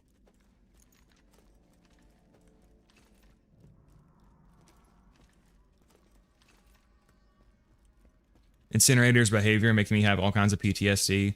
Yeah, it's so random whether that attack hits you or not. Because I swear, I can be like on the other side of the arena and still get hit by it. And then like in that part, that fight, I was right on top of it and it didn't hit me at first. So if I can figure out exactly how that attack works, that would be a big advantage. It's very scary fighting Incinerator with no fire immunity either.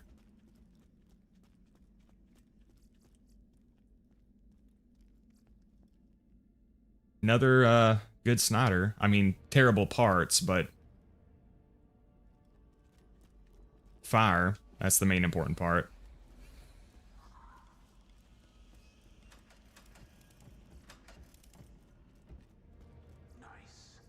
Ooh, that is sexy. Critical hit, corrosive droog. So yeah, I mean, you got a ton of good purples here too.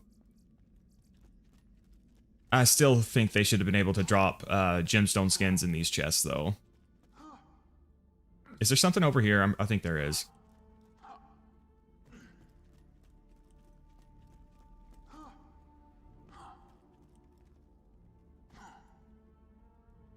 Yeah, that's right.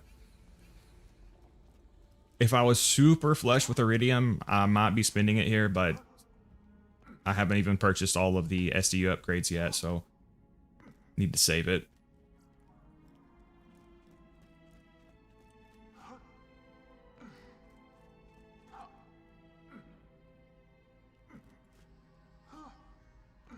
We could do Snowman Train Farm for a grenade as well.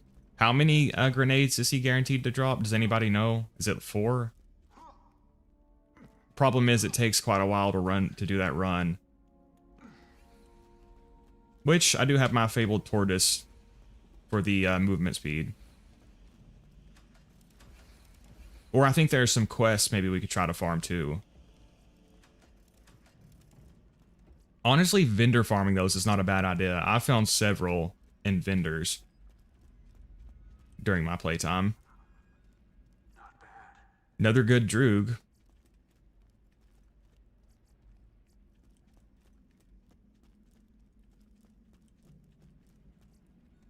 Alright, looks like nothing this run. So far, anyway.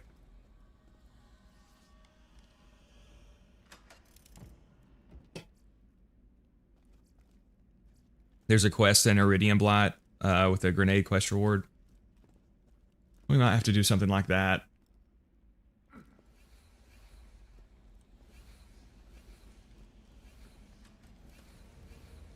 I was thinking there was one where you have the option to pick from 2 grenades.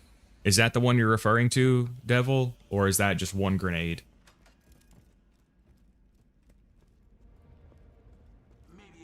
Snowman chest gives 6 grenades. Okay, maybe we can try him.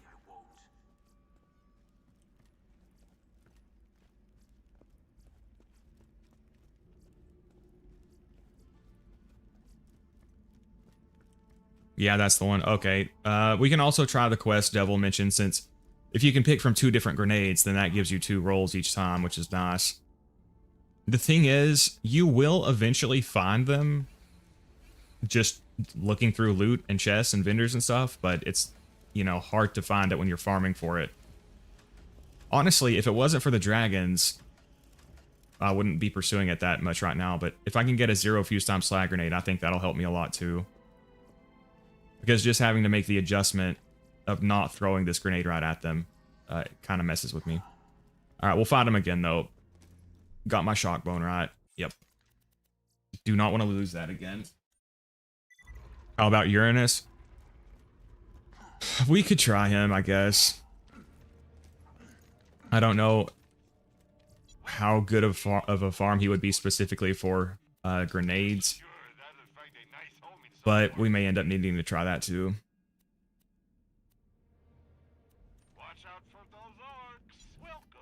Alright, another run. We can try blockade again this time. The thing with the blockade is it's harder to kill Helianth in time, but I get a ton of... See, the thing is, yeah, that's it. You get so many more stacks of critical ascension with the blockade. So if you can just kill Helianth, I should probably win, because then I'll have good defense, and I'll have really good damage too, because I'll have more critical ascension, because if I'm using the B-Shield, I'll kill Helianth in way fewer shots, which means way fewer stacks, so maybe since I'm struggling, let's just try to keep on the blockade. Maybe Chaotic Neutral Rogue would be better. I'll try Evil this time.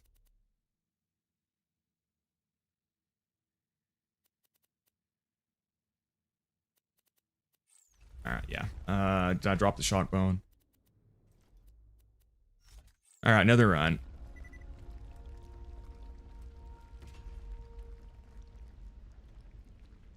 And then this is, this gives me a little bit more safety anyway.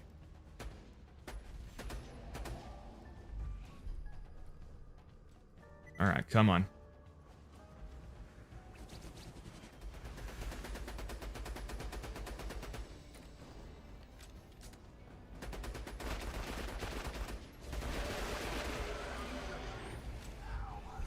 Okay, I think blockade might be the play, comrades.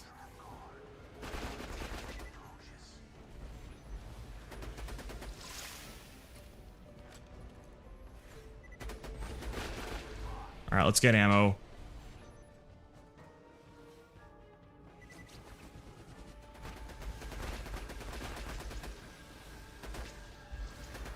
Alright, yeah, blockade's the play.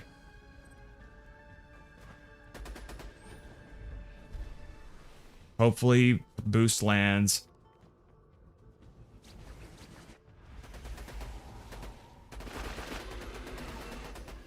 Alright, it's coming back, it's coming back.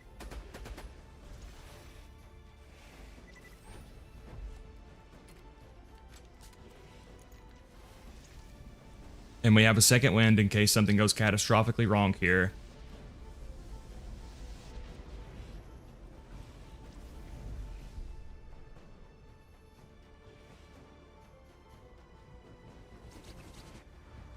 Can't see his face. Oh, we bored Incinerator. Holy shit. We bored him. Nice.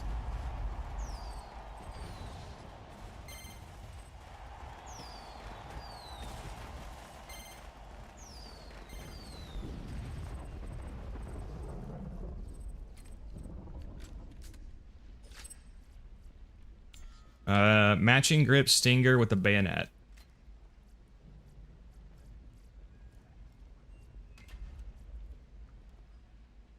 So that turtle shield has really good capacity, but I don't like the other stats on it.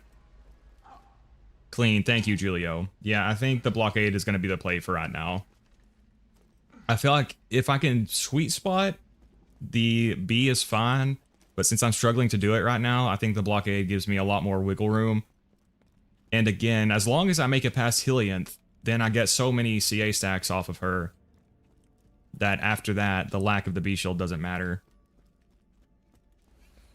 Double checked it. It's only 4 grenades. Oh, okay. We can try it still.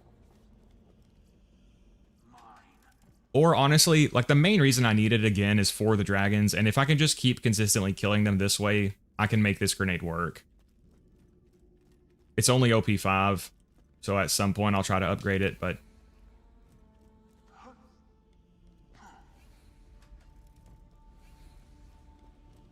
Also, the blockade is preventing me from having to spam the grenades to heal as much, which is helping a lot.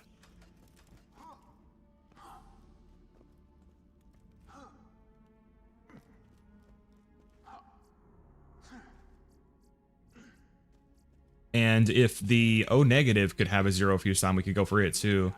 If I'm not mistaken, the O negative, if it's longbow, I think the shortest fuse time it can have is 1.5 seconds. I think the rubberized can have lower.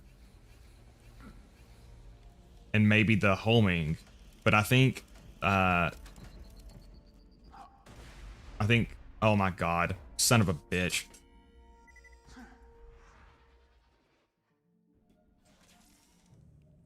Yeah, you do need the B, Julio. I must be cheating.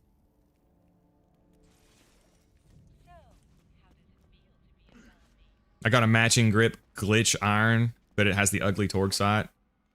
I'm sorry, Devil. I hate when that happens. Like, I hate getting the bandit stock on shotguns, even though it doesn't really hurt their performance. It's just so freaking ugly, it kills me.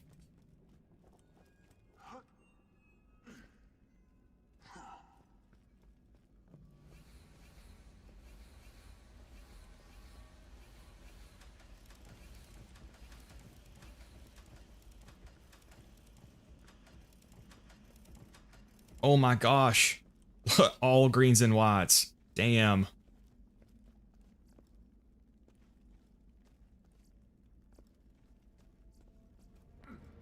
Alright, we'll just go ahead and do another run.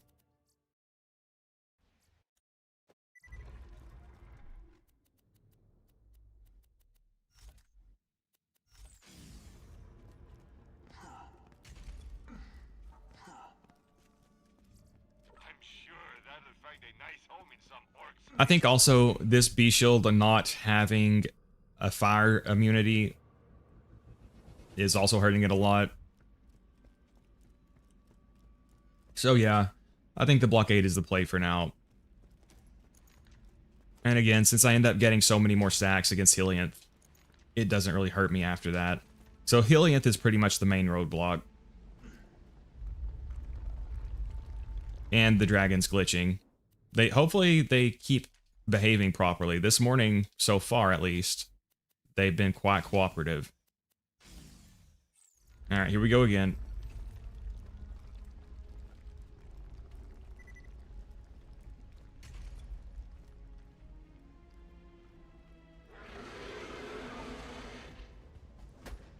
You can also try to get some stacks here.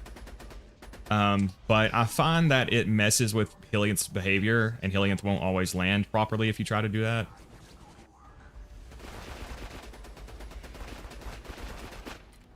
Yeah, so see, she didn't get slagged, and that's probably a game over now.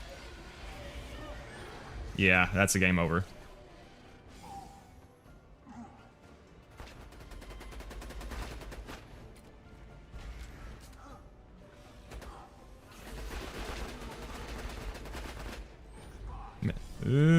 If I don't get dotted, maybe I can do this.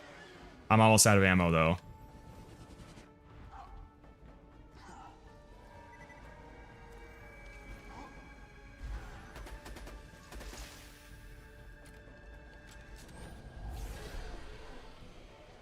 Are you gonna land, Helianth? Ah.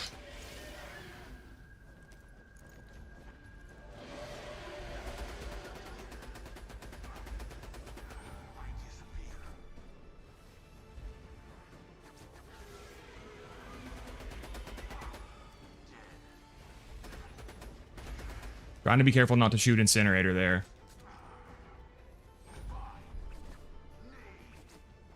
I'm almost out of grenades. Oh, God. No, no, no. See, they fly in front of each other, and you can't shoot the right one. Gotta save my grenade.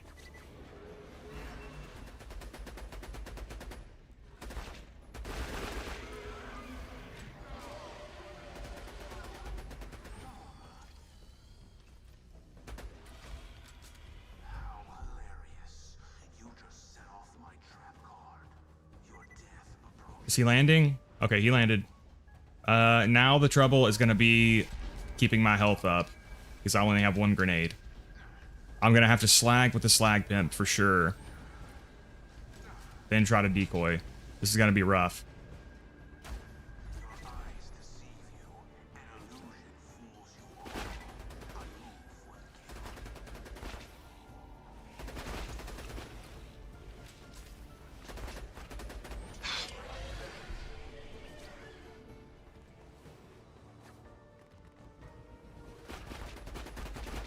Yeah, see, he didn't slag from that grenade. That grenade is cucking me so hard.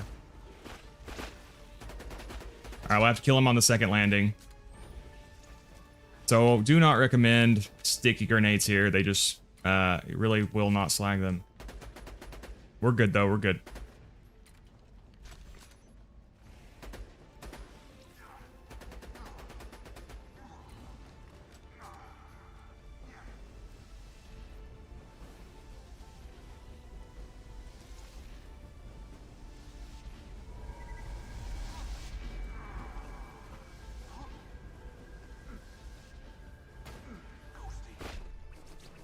Alright, we'll bait him over here. We'll go over here. Throw the grenade. There we go. It's coming back to me.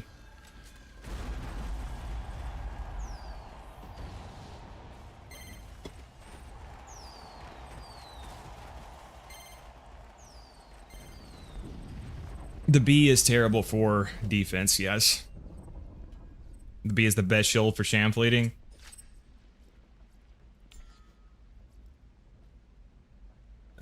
Omen with bad parts. I'll take it to sell for money.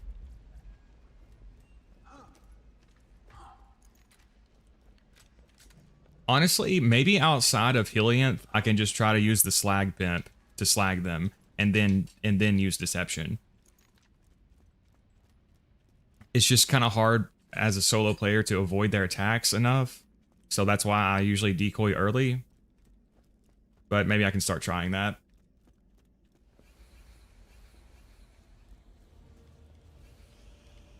Come on, baby.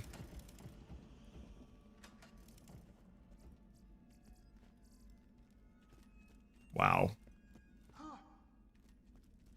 Yeah, huge missed opportunity to not have gemstones in these treasure chests.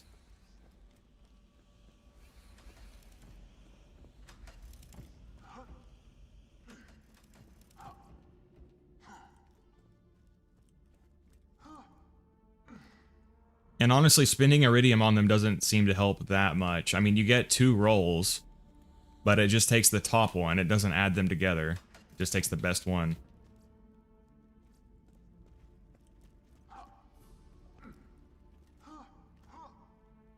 Would be nice if, like, if you got a 20 or something, then you would get a gemstone. That'd be cool.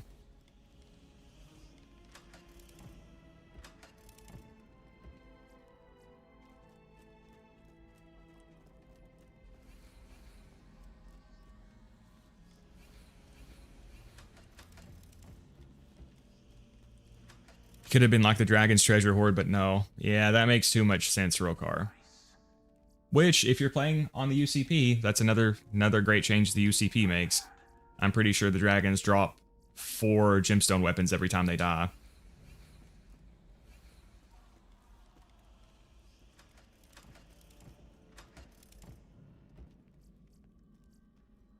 Plus, it's kind of annoying with Butt Stallion that you can't just mash the iridium feeding. You have to wait for the animation to play, so it ends up taking a lot longer.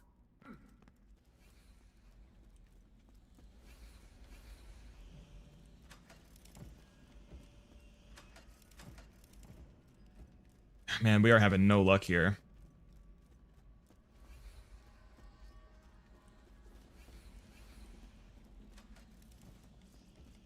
So, Alpha, how's the derp video coming along? You said it goes live today, right? Derp is a great rocket launcher. I need to do some more testing with E-Tech snipers too, because people ask me about them a lot, but I don't use them very much. Alright, I know there's some chests back there, but I'm just gonna... It takes a while to go out of my way to go get those. We're just gonna move on with these up here. I recorded it last week. The derp is a Torg launcher with a Torg barrel, right? I wonder what the matching barrel bonus is for that. Probably like 20% damage or something.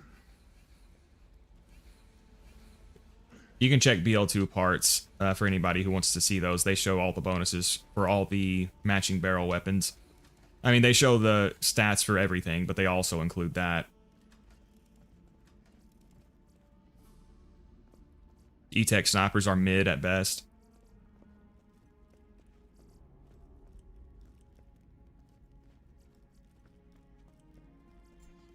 Matching barrel does lose some rocket speed.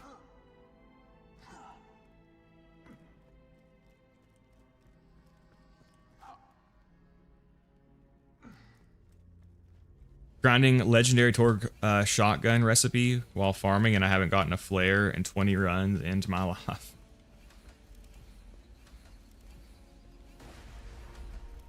Well, I've opened like 100 treasure chests at this point and not found a better slag grenade, so I feel your pain, devil. Man, there's lots of greens and whites. Alright, another run. Torg be calling his weapons the derp boom. Yeah, the names are kind of bizarre on some of them. Boom is a Torg launcher with a bandit barrel. What is the bandit launcher with a bandit barrel? I bet that one's pretty good. That's not the Bomba Bombardier, is it?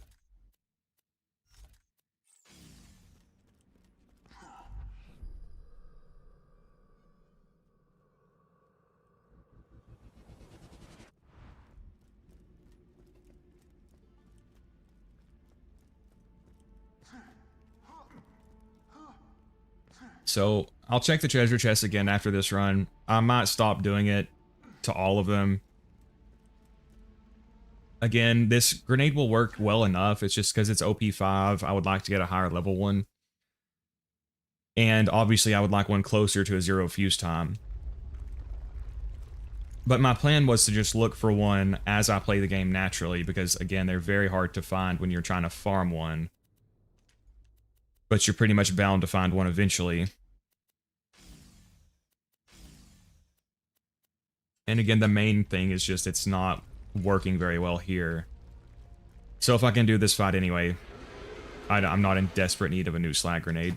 Yeah, you can shoot right here to try to get some stacks. But like I said, I find that that makes Hilliant fly off in random directions.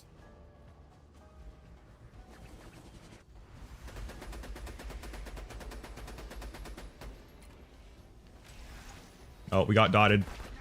Oh. Okay, that's a cooked run. That's all good.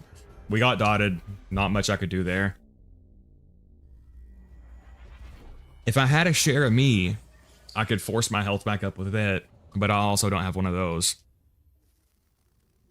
Bomba Barbadier's Vlad off barrel. Oh, okay.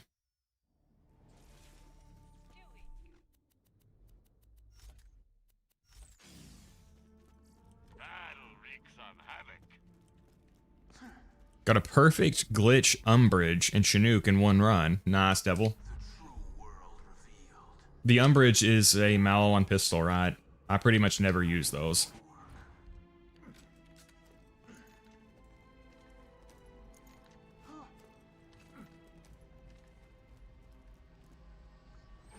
Alright. Just need to not get dotted. Helianth is again the big roadblock here.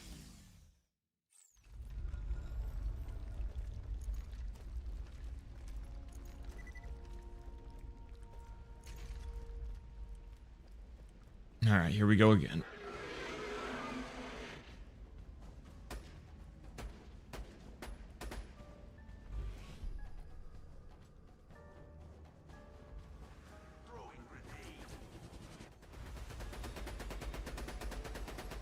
And that was no slag. Nope, nope, get away from me.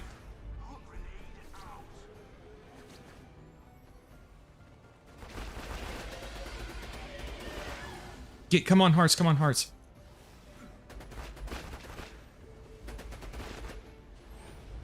If I can make it to a second rise, or a second landing, I should be okay.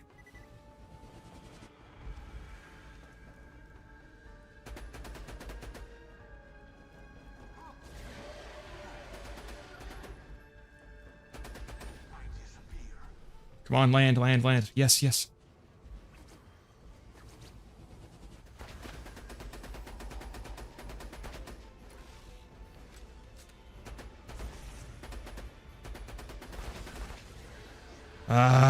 Alright, we got a second wind. Come on, down me.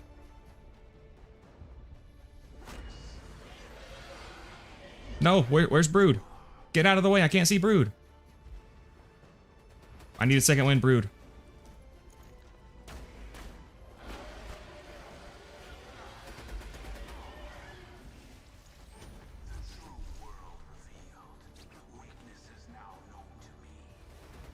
Alright, alright. This is gonna be hairy.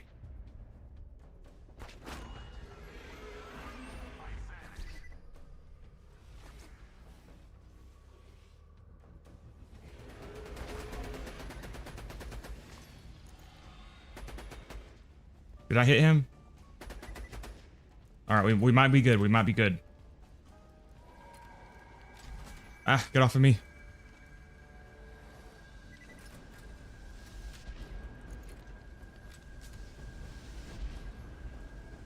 I think it might be easier just to slag him with the slag pimp.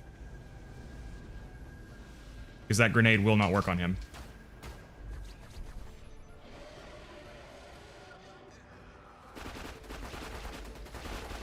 Shit.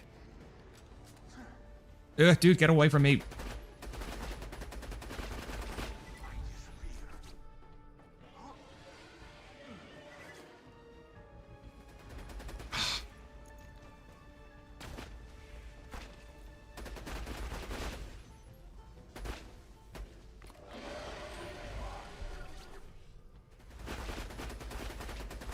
Ah, we're good, we're good, we're good.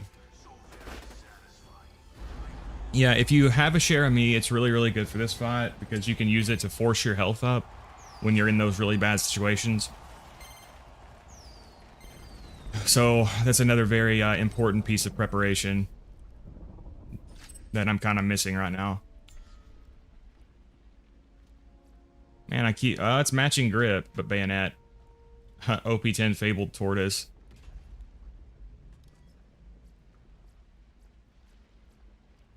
Alright, I got my shock bone right. Yeah, this time I'm just gonna check the treasure chests, which are fast to access.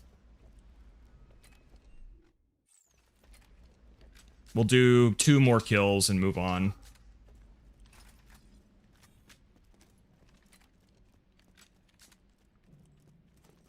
And then that should allow me to purchase the rest of the SDUs I need. It'll be very close. We might need to get a little bit more. I've used the hex editor, so I've got, you know, a 999 iridium cap as well, if we need to go there.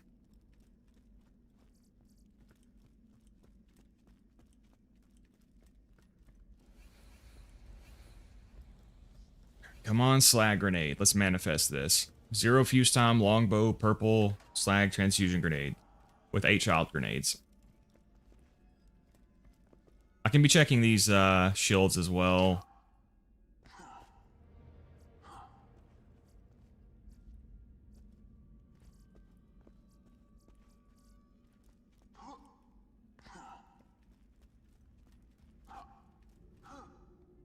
All right. I mean, I'll take anything. It doesn't have to be 8 child grenades. I'll be happy with 6. Can be blue. I would even take a blue rubberized with a 0 fuse time at this point.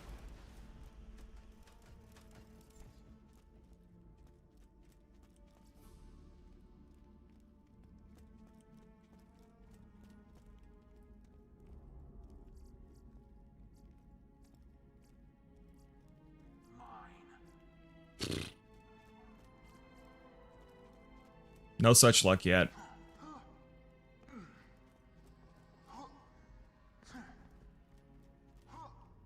I'm just going to check these 2 sections down here since I can do that more quickly.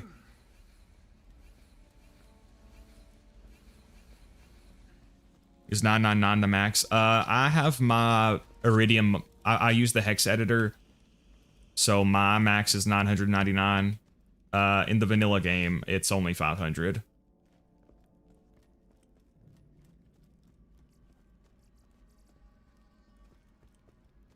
Yeah, still not getting lucky with that grenade. Which is the main bottleneck for me right now for this fight. Again, a share of me would help as well, but I would have to complete the Hyperion slaughter, and that would take forever. I mean, we're doing fine. We've killed them several times, so...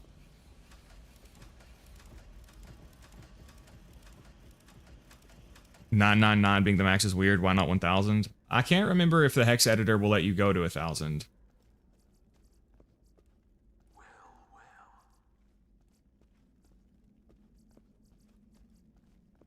I guess with it, maybe it's something to do with it being the final triple digit number. All right, I'll do another run. Oh, I don't know. Honestly, it's been so long since I used the hex editor, I can't remember.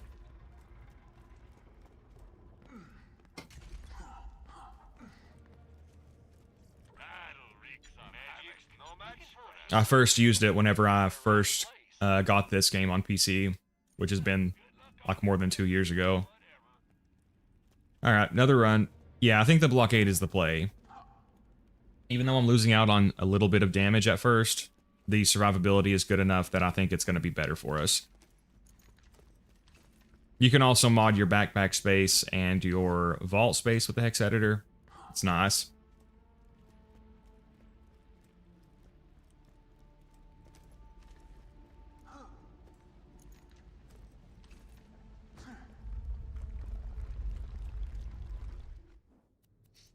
All right, drop our shock bone, get our fire bone, blockade, chaotic evil rogue.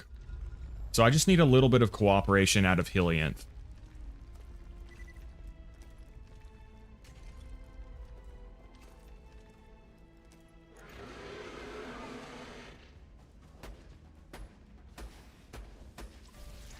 All right, we didn't get dotted. That's good.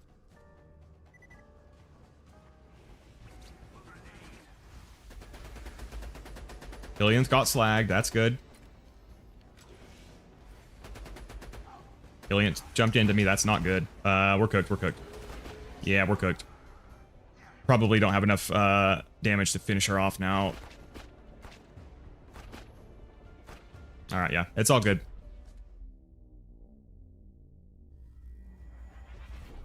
That's what I do. 32 inventory space is bull. Yeah, it's very tiny. I think Borderlands 2 vanilla max is 39, but it's still very, very tiny. It's really windy outside here. Hopefully my power does not go out. Don't put those all in one place. But welcome, Fierce Chimera. Hope you're feeling a little bit better today, comrade.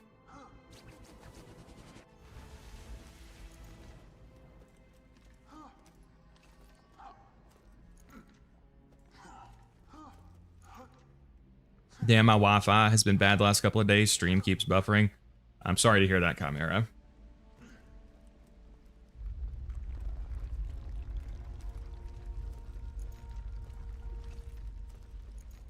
Yeah, so again, Hillianth is the wall right now. We get past her, we should be okay.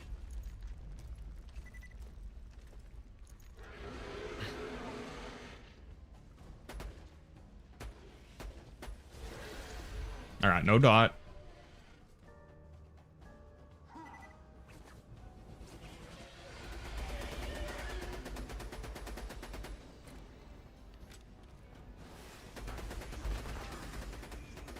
Come on, hearts. Come on, hearts. All right, we're good. We're good.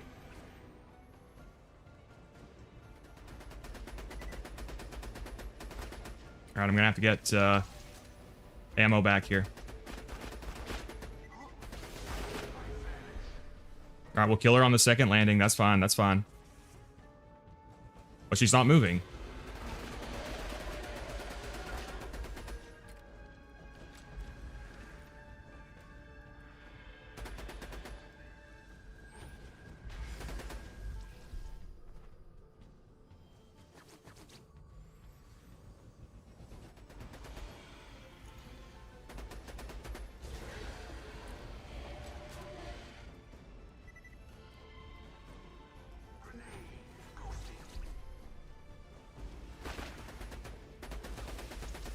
All right, boost. Where's boost?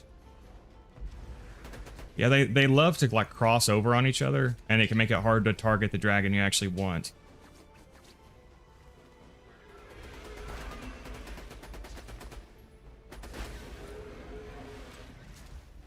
All right, all right.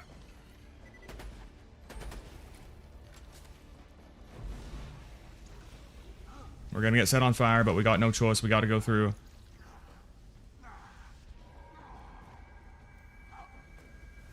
Yeah, at this point, I'm just gonna start slagging him with the slag pimpernel.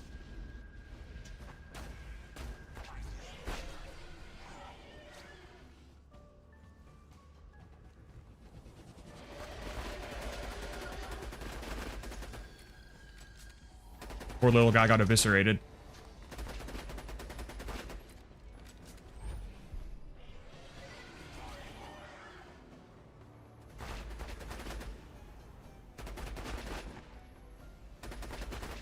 Ah, come on. Ah, there we go. Yes, yes, yes. Sweet, another run.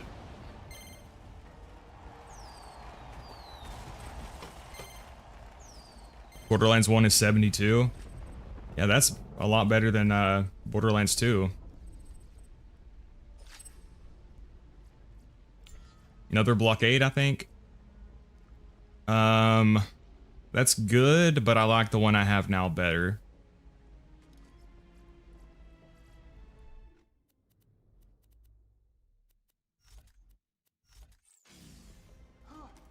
Sweet. Yeah, we'll do a few more kills. Because I think I still have to get the bank, which is going to be 150, and then 200. So 350 goes to the bank already. Then another 50 to assault rifles, which is 400. Then another 100 for assault rifles, which is 500.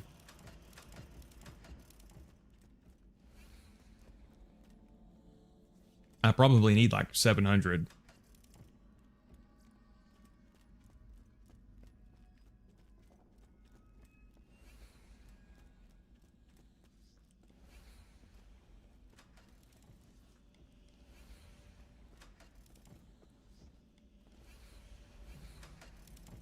Yeah, I don't know what was going on with the low backpack and vault space in Borderlands 2.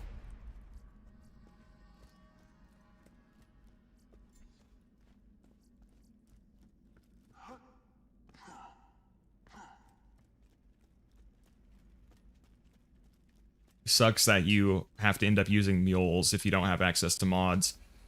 Which, I mean, I have access to mods and I still use them just to organize my gear better. That is kind of a pain in the ass.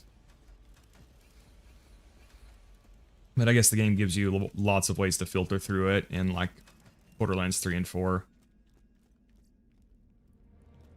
Borderlands 4 was such a hoarding simulator because I was picking up so much stuff just in case I ever needed it, like with the different firmwares and shit.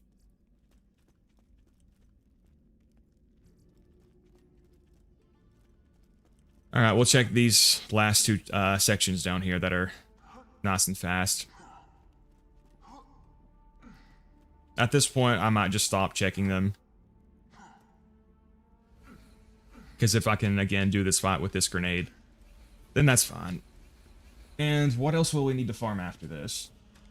I'd like to revisit Hatterax to hit the chest farm, son of a bitch. I'll go check these again. Just because I saw some purples. I was looking at my page with the stuff I need to farm. Alright, we need an Omen and a Stinger, ideally. I've got lots of Omens and Stingers from them here. The problem is they have all been really poorly parted, so... right now, forget I'm just farming Iridium. I'm farming gear right now to get ready to reset the playthrough and beat all the quests. I've got most of what I need. Oh yeah, you're supposed to go over here. I've got most of what I need already. The main thing I need... Oh, we'll have to get a Chain Lightning before we reset. I would like to get, like, a Corrosive Topnia from that chest in Hatterax's lair. But honestly, we don't need that much more stuff. We're almost to the point where we're ready to reset and then beat all the quests and all the raid bosses. I'm checking the chest for, ideally, a better slag grenade. Because I got this one, which is sticky, and 0.9 and OP5. And for some reason, it being sticky, it really will not... Hey, 20!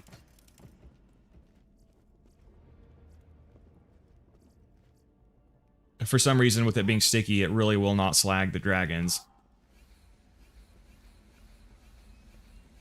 I could also get a turtle shield with minus 1601108 health, which is what I need for the level 75 survivor comm.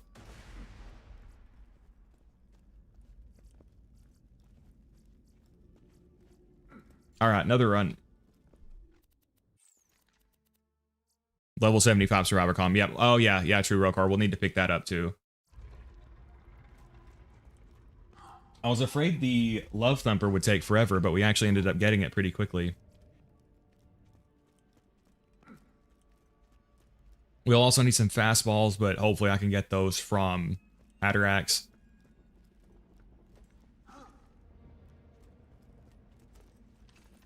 Is that confirmed? Sticky prefix stops dragons from being slagged? It's not... I mean, I haven't seen, like... It's not like a 100% certain thing. But... I don't know how many of these runs you've been watching, but, like, this grenade just will not slag the dragons when I throw it directly on them. It just seems to be that way. So, if you'll notice, I'm having to throw the grenade, like, beside the dragon. Because it's like when I throw it directly on their body, it just will not slag them.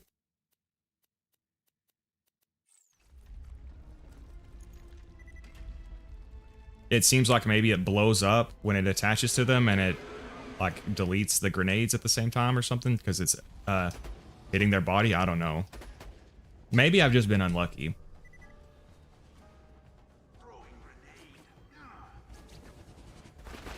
Oh, I forgot to switch to my fire. Okay, this is scuffed already.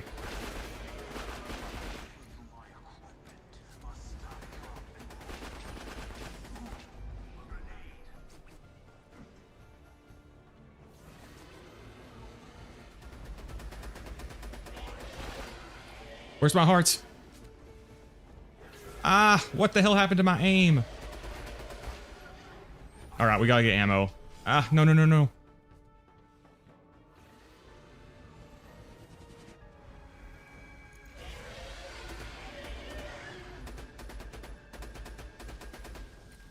Come on, land, Heliant. Land, you know you want to land.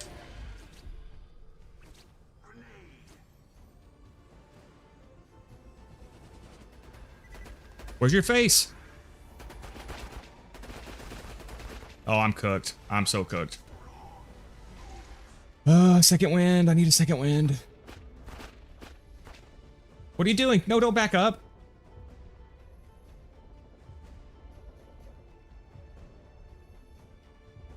Ah, so freaking close.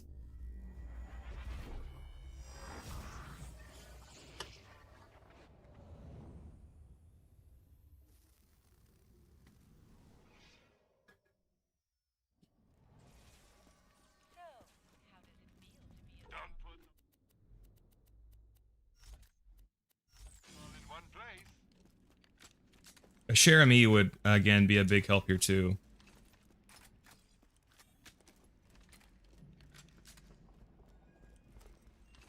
Yeah, I wish, like, the O negative could have a 0 fuse time. I'm pretty sure that if you have a longbow O negative, the lowest the fuse time can be is, like, 1.5 seconds.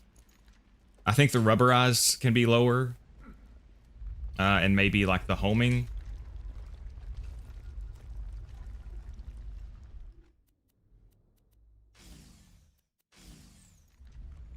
But yeah, it's a shame that they're so hard to get.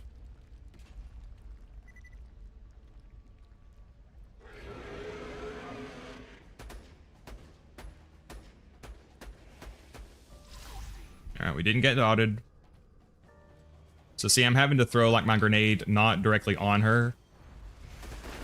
Because it's like it blows up and won't slag.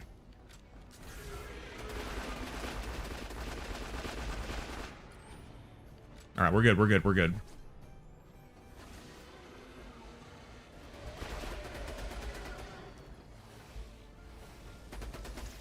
Why did Incinerator land? Oh, we're scuffed. That's game over.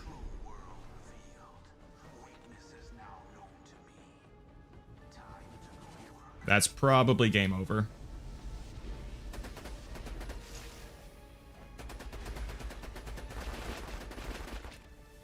I just gotta stall this one out. I gotta get away from him. Gotta get my ammo back. See, it's annoying. Sometimes you accidentally hit the wrong dragon as well. I'll just try to stack critical ascension here. That's really all I can do. Just try to stall and stack it here. Oh god, I almost fell off.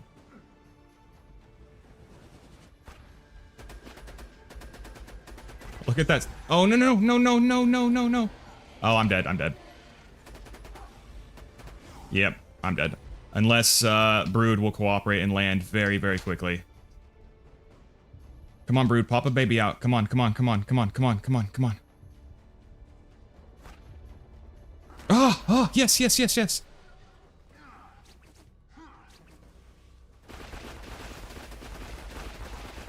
See, she did not... Okay, she's slagged now.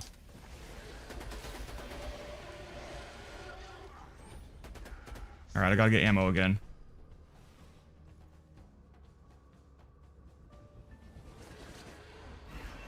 I highly doubt that death mark landed.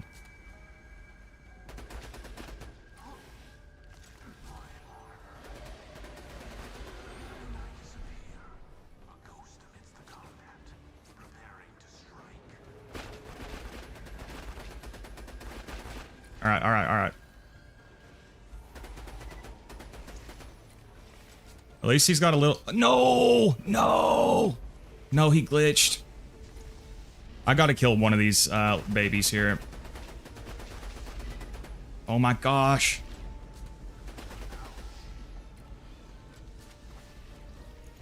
Please come out of the ground.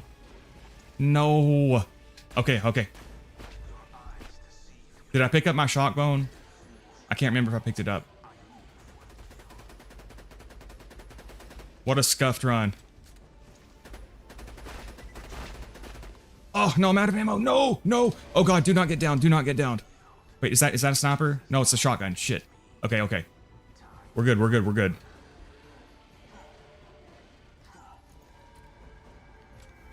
Alright. Scuffed run, but we should be good.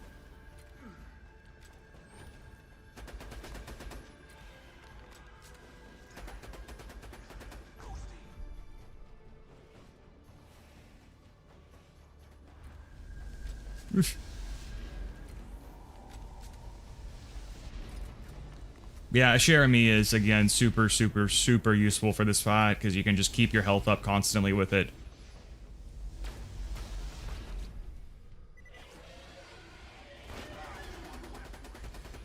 Alright, scuffed, but we grinded it out. Sweet.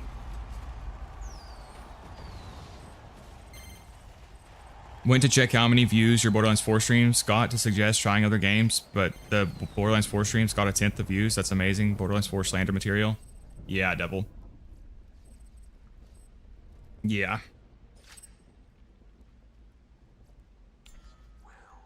See, I keep getting lots of omens, but they are poorly parted. I mean, it's got matching grip, but it's slag. But no, Devil, I hurt myself with that 3-month hiatus. Happy Friday, also 13th to those who celebrate. Welcome, Crayon. Longbow, O negative, can't be zero fuse, sadly. Yeah, that's what I was thinking. But yeah, Devil, I screwed myself with that hiatus. When I was streaming Borderlands 2 back then, I was averaging at 70 and peaking at over 100. Then the numbers were lower for 4. And then I took that hiatus, and now we average 50. And it's lucky to hit 70. But again, it's kind of my own fault for taking such a long break.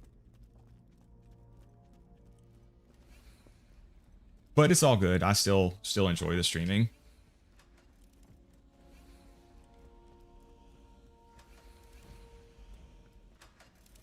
Most people are definitely here for Borderlands 2, though, which is fine. Obviously, it's a Borderlands 2 channel.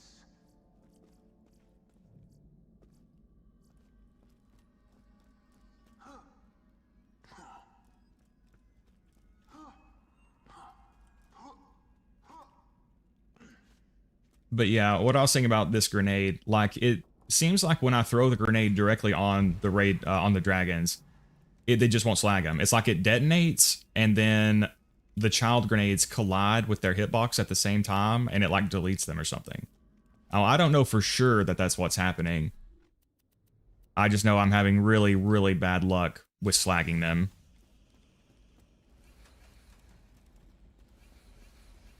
With this particular grenade. That's why sometimes you see me just using the slag pimp.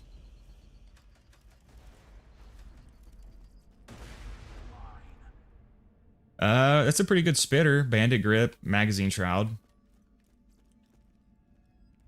Bugs in a Borderlands game? Yeah, who would have thought that? I think at this point the game is more bugs than game.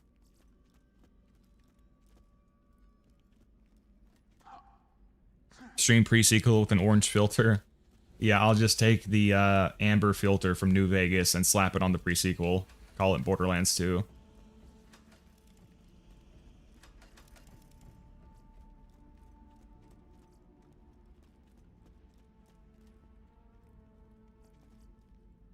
Ooh, yes! Oh, yes! Yes! Oh, that is a perfect slag snider. Holy shit. I mean, it would need to be purple. Or ideally gemstone. But that's mallow on barrel and grip and magazine accessory. So that's an excellent, that's a great, great slag tool. Sweet. And it has splash damage, so it's got 279.1% slag chances, basically. That's a beauty. That's a beauty. Again, ideally it would be purple, but that's fine. Hey, 20. Wow. What a disappointment.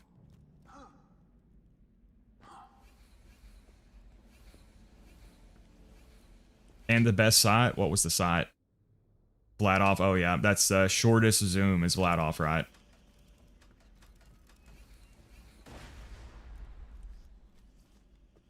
If Borderlands 2 is so good, where's Borderlands 2 2?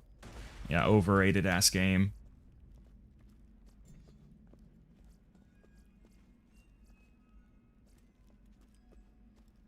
Alright, we'll go check the circle down here. Go for another kill. Honestly, we might just move on right now. We got a lot of good kills here. We farmed up to what would be the vanilla iridium cap.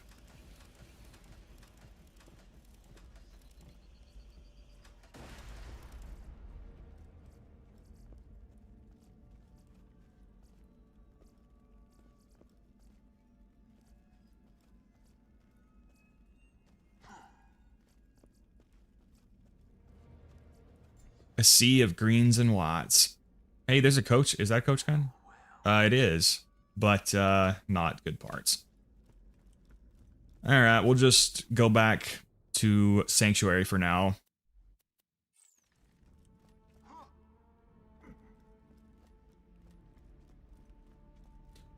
What if rabid enemies had a dedicated drop? It could be a relic that gives movement speed, damage, and health. Rabid reinforcement. Well, that would make it a little less annoying when you have to deal with the fuckers. So I got a lot of Stingers and Omens, but not very well parted. I mean, they're so good, they don't really need good parts, but I probably won't hold on to them.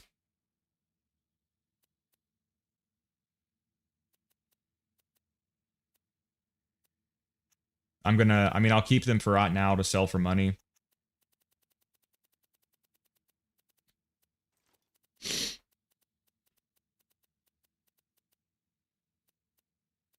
I'll get rid of that blockade. Will I need an OP10 Fabled Tortoise for anything? I don't think so, but I'll hold on to it for right now.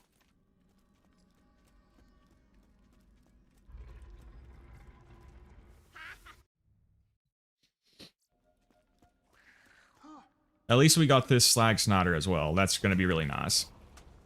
One of the best non-unique slag tools, if not the best.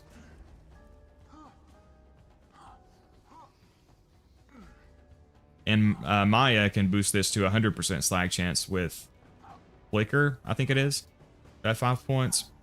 Although some kind of gearbox magic seems to stop it from actually being a guaranteed slag. Because of course it does. Alright, so here we come, Sanctuary.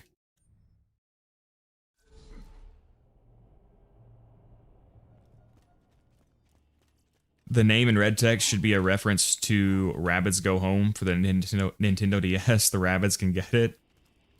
That sentence sounds very strange, Devil, but I don't know what those things are. Yeah, so...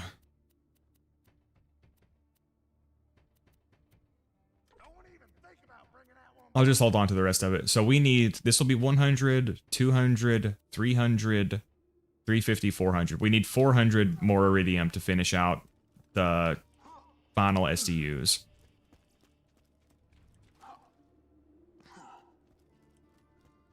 I just got an over-level Jacob's Grip. An on-level Jacob's Grip Casual Carnage. Wow, that is beautiful alpha. Christian would be very jealous if he was here. He's been farming one of those for a long time. Alright, so I can start putting some of this stuff up now. We can put up the Corrosive Bitch. Oh yeah, I have to save quit to make it actually register. Because the way the hex editor works is, once you get the final SDU upgrade, then it activates.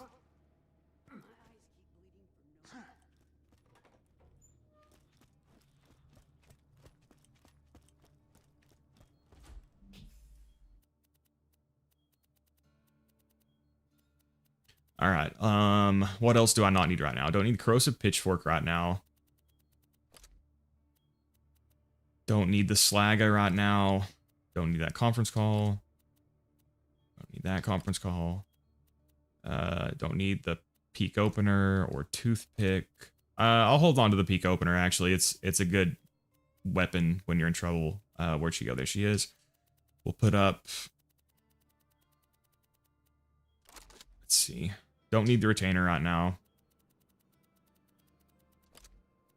Don't need the Easy Mode. Don't need that Fabled Tortoise. I'll probably just sell that thing. Sham. Don't think I'll need it. Chaotic, Neutral, and Evil. I'll put up the Neutral for now. Put up the Pistol Heart. I'll put up these Sandhawks. I'll put up the 12-pounder. It's poorly parted. I'll probably just get rid of it.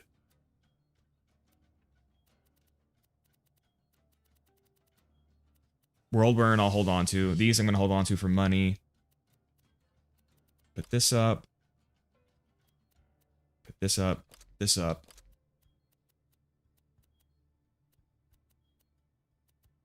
We'll put that up. We'll put that up. What else do we need for Melee 0? I think I have everything I need. Oh, we need a Chain Lightning. We can go do that soon, too.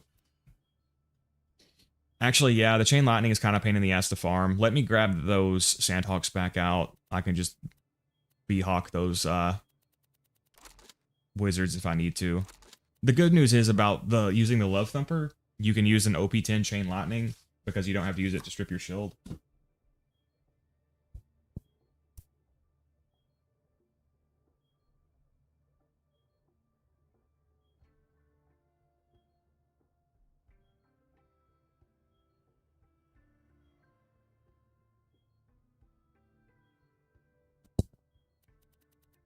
I don't need the corrosive sand. Oh, no, wait.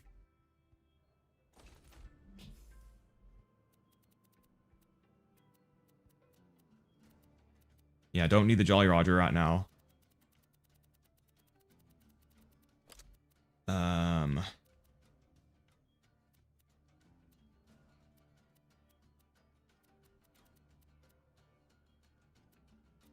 Actually, I can hold on to the chaotic neutral. Where did that go? In case I do farm for the chain lightning.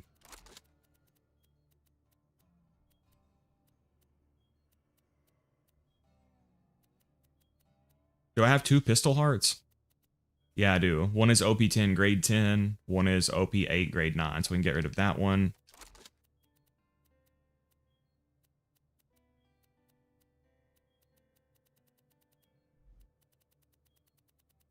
Alright, we should be good to go now.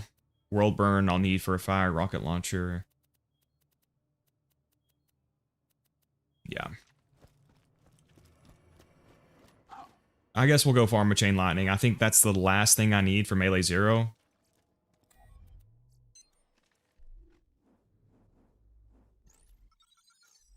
I'll probably... What should I do? How should I kill them? They're kind of annoying.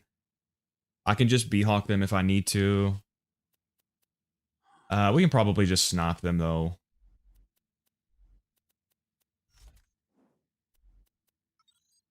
Didn't mean to take that.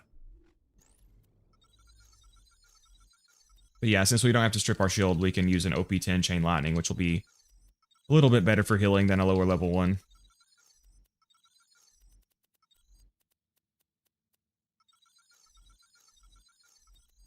Alright. Yeah, let's go hit the Lair of Infinite Agony and get an OP10 chain lightning, hopefully. I'm gonna have to figure out the best path to get there. Also had a Tedior grip casual carnage once too. I don't think I've ever got a single vertical grip carnage. Alright, so I'm not sure if it's faster to go up here or to go this way.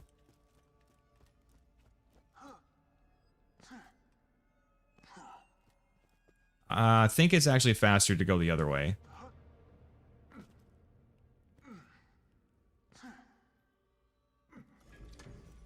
I wish the effervescent gear wasn't just a solid block of rainbow and worked appearance-wise more like the gemstones.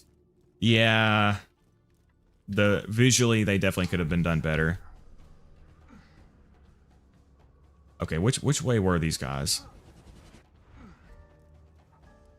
I don't think it's this way.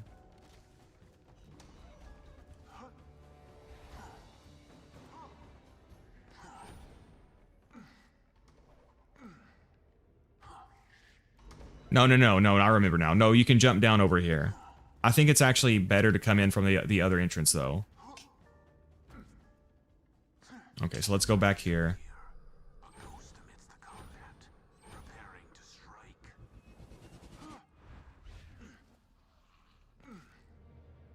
Okay, I think it's right here.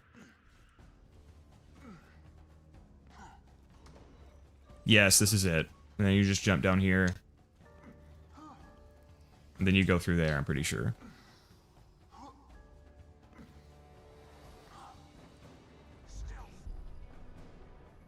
Is this the elevator I just took? Okay, so you'll basically just come through here and go straight to the right.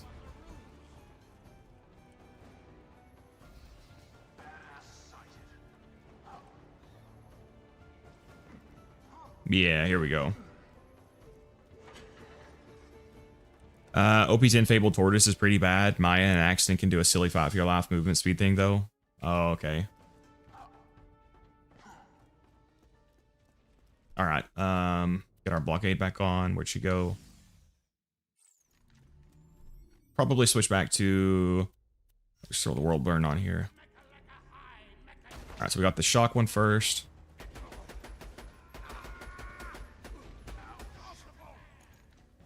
Now we got the fire. These guys can be pretty dangerous, so I'll have to be careful.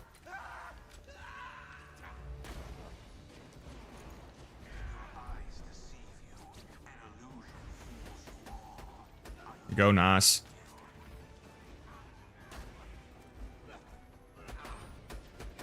No match for Sniper Zer0, though.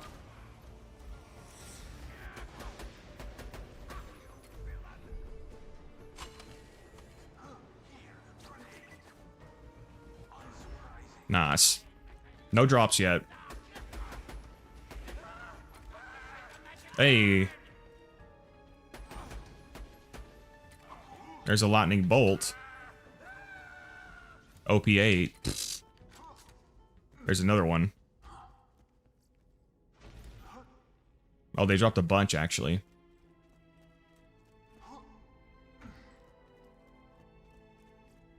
Oh, there's a fireball. I probably should have hurried up so I don't lose all my stacks.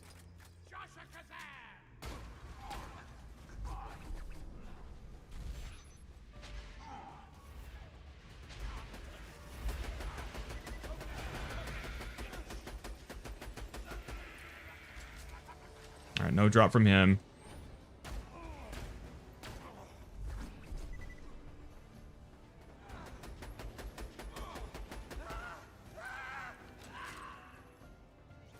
So we got a shoot ton of lightning bolts. And a couple of fireballs. I don't think I need to keep any of those, honestly, though.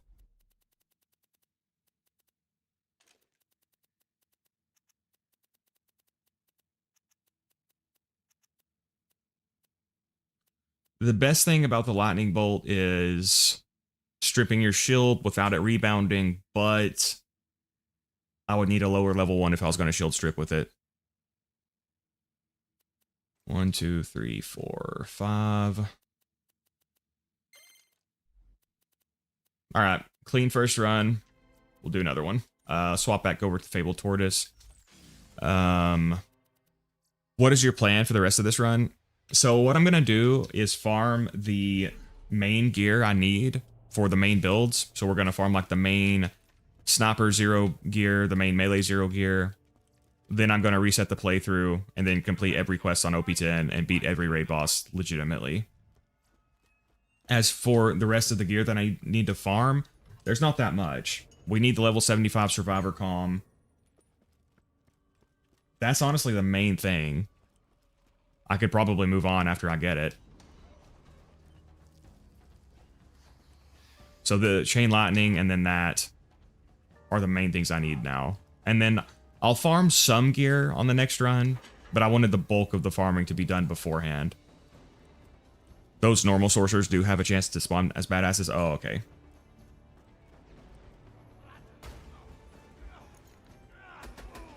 Do I... Okay, so it is worth killing these guys then, right? Basically. Because it'll make them spawn more.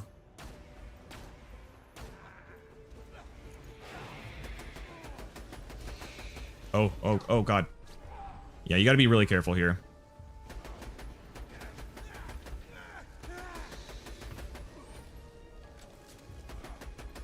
Really careful. Oh, it's because I don't have the, I have the Fabled Tortoise on. No wonder. I was like, damn, he hit me freaking hard.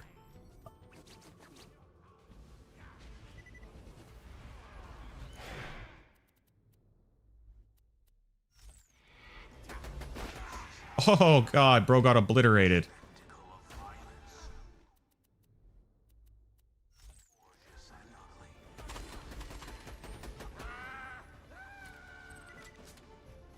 The Firestorm is actually pretty good, too. Okay, so do we think it's worth... do you guys think it's worth killing the small wizards for a chance to get a badass? Or do you think it'd be faster just to kill the guaranteed badass?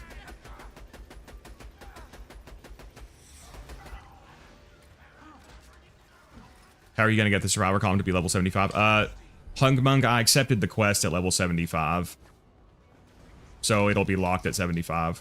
Because quest rewards are locked at the level you accept the quest at. So I made sure to accept the Grendel quest at level 75.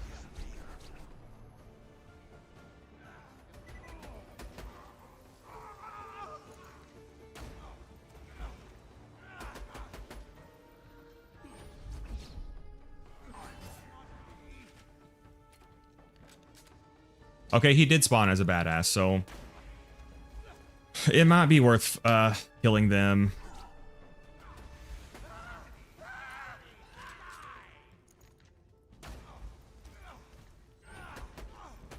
On the other hand, it would probably be faster just to go kill the one guy I know I need to kill.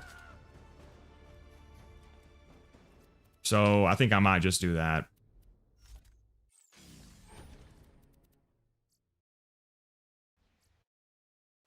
But yeah, honestly, that's about all we need. It's just the chain lightning and the level 75 survivor column. And pretty much the rest of the gear I can pick up on the next playthrough.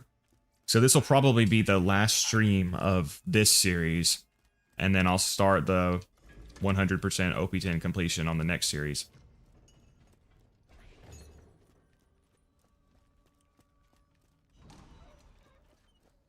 I could maybe pick up like an Unkempt Herald now.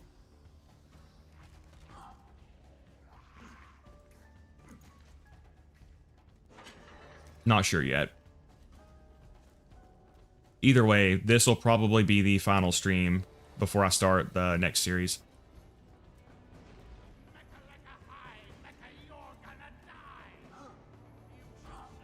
Hey, welcome, Jaden.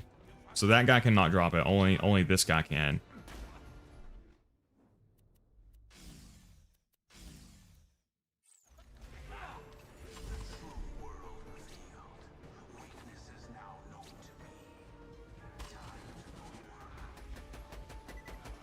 Yeah, I think it's going to be faster just to target him and kill him.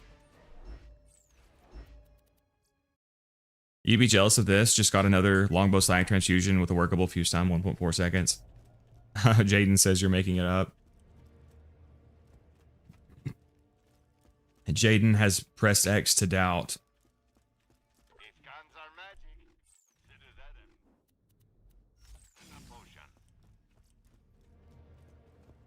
The next series is going to be new tales from the Borderlands, funny moments and drops. Exactly, Devil. So pretty soon I'll make the highlight video for this series. Which one of the early moments will be when I had to ban Man of Low Moral Fiber. I'll throw in Alpha's first ban too, because he was finally got to do it. Of course, I'll throw in the tragic suffering against the dragons where I kept running out of iridium. And the double pangolin B shields, the 2 double pangolin B shields.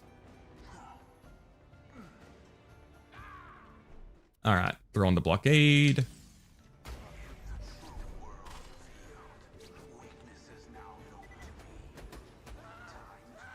Come on, buddy. That is the guy who drops the chain lightning, right?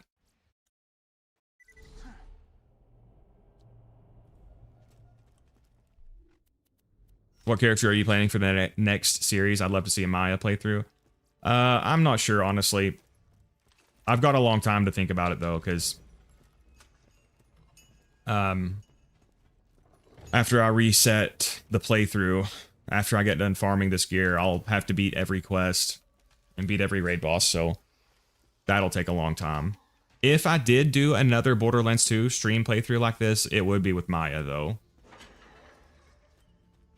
But most likely, if I do another streaming series with like a new character, it would be Aurelia in the pre-sequel.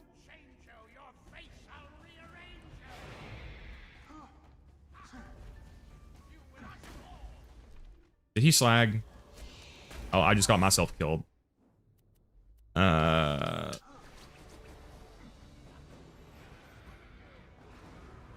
this is unfortunate because there's like a shoot ton of enemies up here now.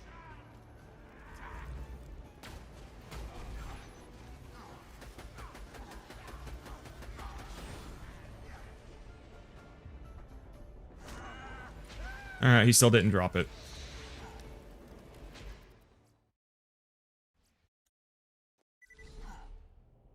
But Axton, you'll have to do the Axton series alpha. I can't do that.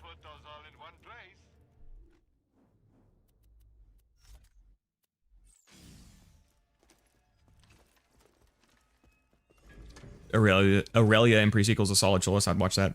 Yeah, I think if I do end up doing another one, that's what I'm going to do. I might eventually do one for each game, one for the pre-sequel, or one for Borderlands 1 after that. Maybe one for Borderlands 3 after that.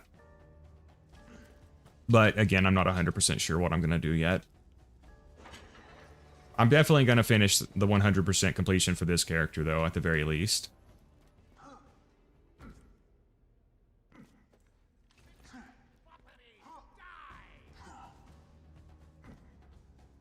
Alright, come on. Chain lightning. It's like a 10% drop chance, right? So it shouldn't be that hard to get.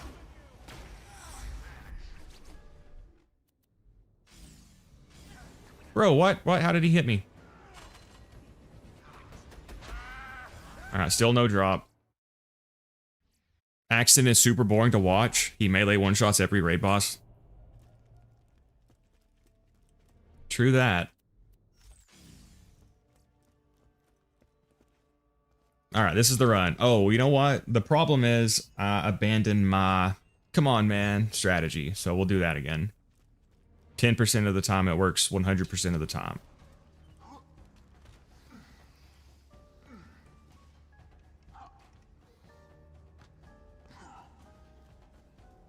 How come Mr. TX01 hasn't been streaming much? It seems like him and Fishman both haven't been streaming much lately.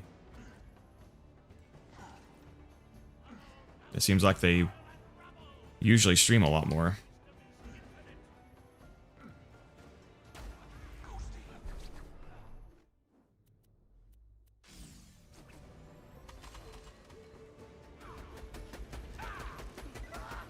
Bro, come on. Oh, I forgot to say come on, man. Highest grenade damage is 6.68 million. Max dot is 2.87 million.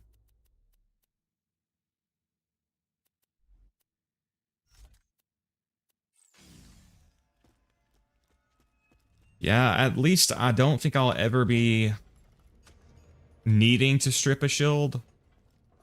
If I end up having to do it at some point, I guess I'll have to come back and farm a low-level Chain Lightning. Because when I fight Veracitus, I'm obviously going to have to use the Love Thumper because, you know, I can't realistically farm a perfect Hide of Terra or even get a corrosive immune Hide of Terra. So we'll be doing Love Thumper for him. So shouldn't need to strip any shields.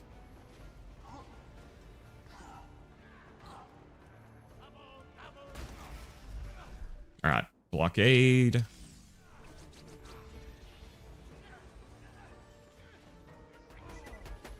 Come on, man. Ah, no.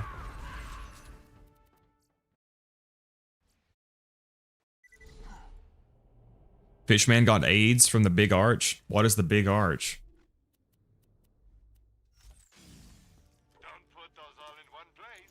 Like we talking like the McDonald's Arch? The Golden Arch?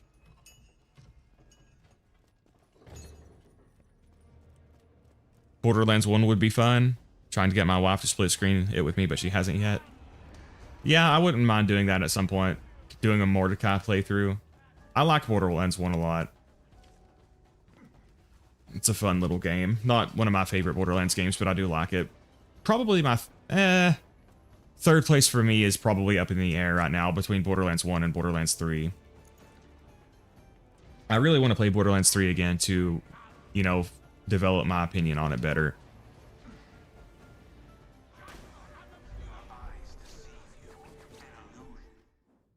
Alright, Oh, I forgot to say come on, man.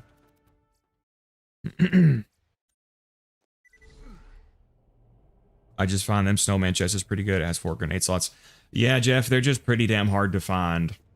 It's one of those things that when you're trying to farm it specifically, it's really hard to find, but you'll just end up finding it naturally while you're playing.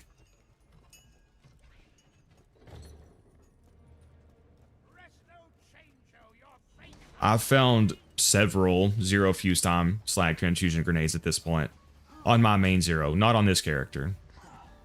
My first one I ever got was from, I think, the chests after you kill Jackenstein. It was a rubberized blue with 0 fuse time.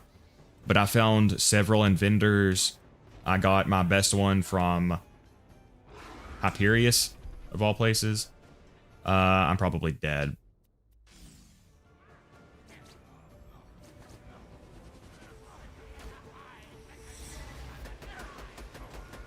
We are... Come on, man. We are farming Chain Lightnings, yes, but he will not drop one.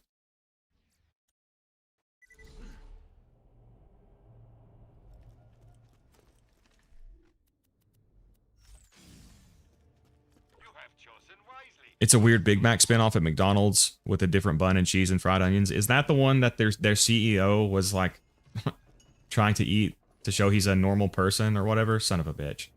It'll be faster just to stay put.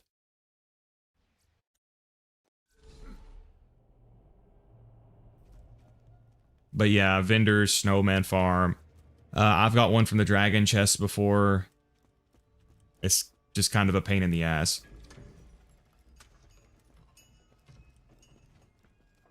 BL3 is great for the gameplay. Gotta use dialogue skip though. Yeah, I enjoyed the gameplay. I enjoyed it, but it definitely wasn't my personal favorite gameplay in the series. But I definitely found it fun.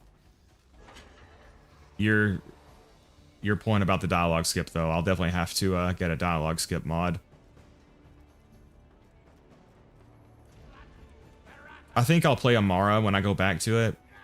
I picked up Flak as my first character and ended up not liking him as much. And then after that, I played with Zane and the most, and then I played Amara some. But when I go back, I do want to pick her up more. I want to try her like true melee playstyle. Come on, man! I want to try her true melee as well.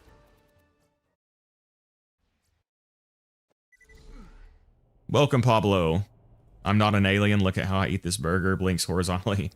Yeah, that was the like worst performance of a normal human being I've ever seen. Melee Amara is pretty fun. Yeah, she looks like a lot of fun. I think when I go back to it, I suspect Amara will end up being my favorite character. Zane is pretty fun too. But I just think with Amara's melee, she'll end up being my favorite. From what I understand, Zane is the best sniper in Borderlands 3. Is that true or no? I think that's what Stereo Lotus told me. I'm sure Amara and Zane can both be really good snipers, though. I would think so.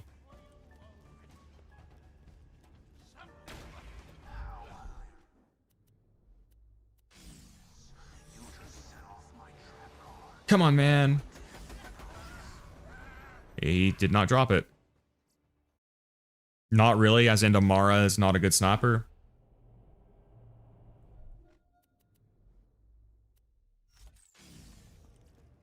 Zane feels the most balanced out of the ridiculous BS the Borderlands 3 cast can do. Yeah, they're all super, super busted. I do know that much.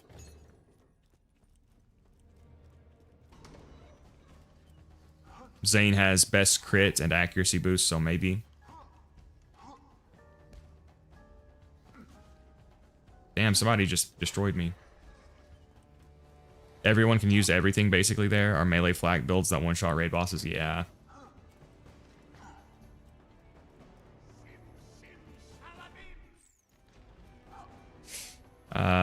You gotta pick one, dude. You can't. I almost got myself killed.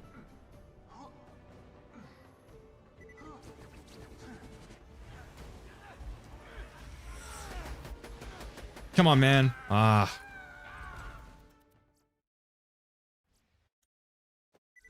Flag didn't feel as fun as Zer0. I don't know why.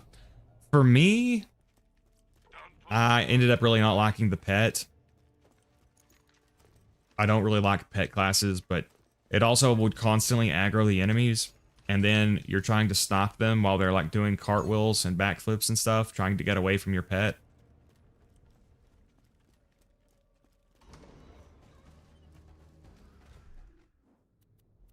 Forgot to equip the tortoise for the movement speed.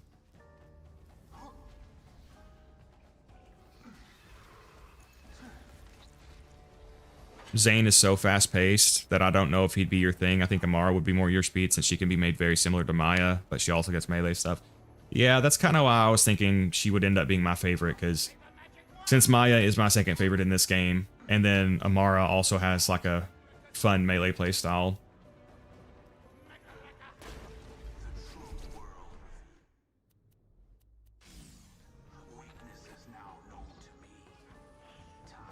Come on, man. Come on, man. Come on, man. Ah, it won't work.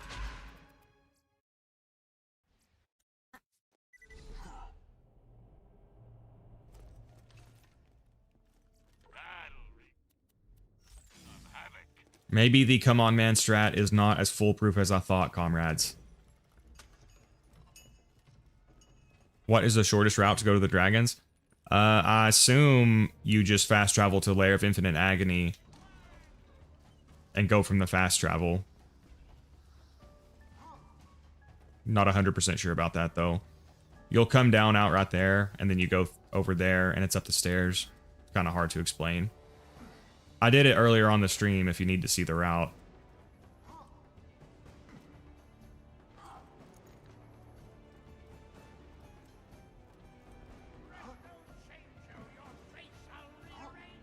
That's a pretty good line.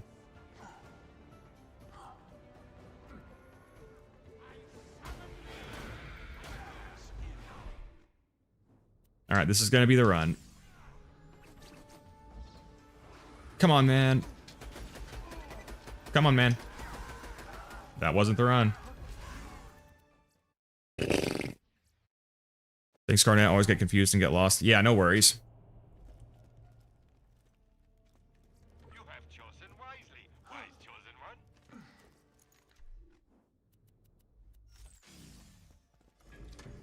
That's true. Flax pets make enemy movement even more erratic. Yeah.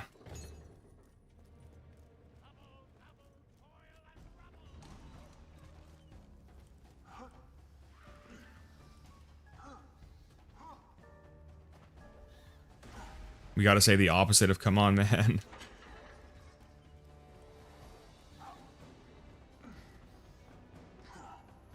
So now I should say go off, woman. Alright, we'll try the go off woman strat.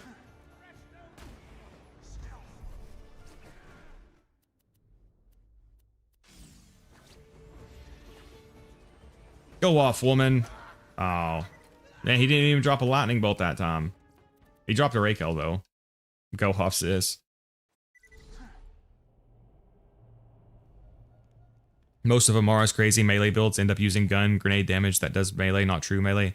Yeah, apparently she has a true melee playstyle that's good, but the meta way to play her melee is like using the pseudo melee damage builds that don't actually play melee, but they technically use melee damage. I'm not 100% sure about that, but Stereo Lotus has told me that like Amara can still be really good with like a real melee, but it's obviously not as good, which does suck.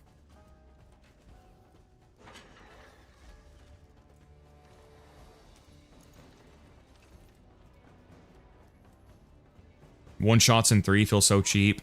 No setup, no build up. Just make sure you save quit so the skill is guaranteed to proc. Oh shit.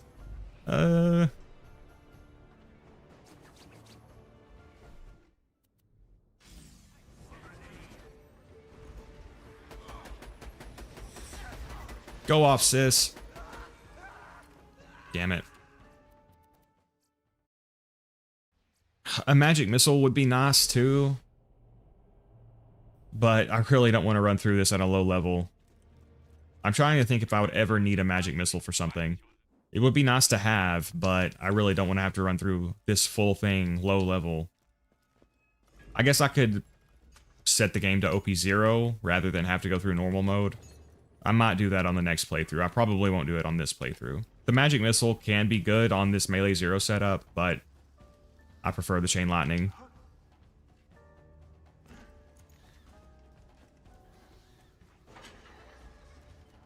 Try threatening the game.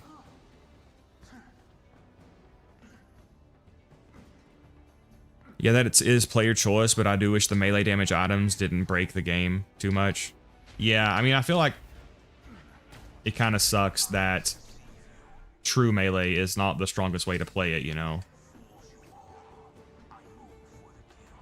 But I may end up liking that better because of how busted everything in Borderlands 3 is.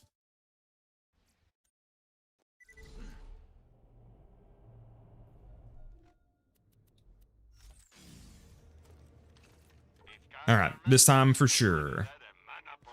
We've gone like over 9 runs without getting one, so we're guaranteed to get it now. That's how odds work, right? Totally how odds work. Does anybody else think melee grenades are a dumb concept? Is there a melee grenade? What is that? Is that stuff like the fish slap or whatever that's called?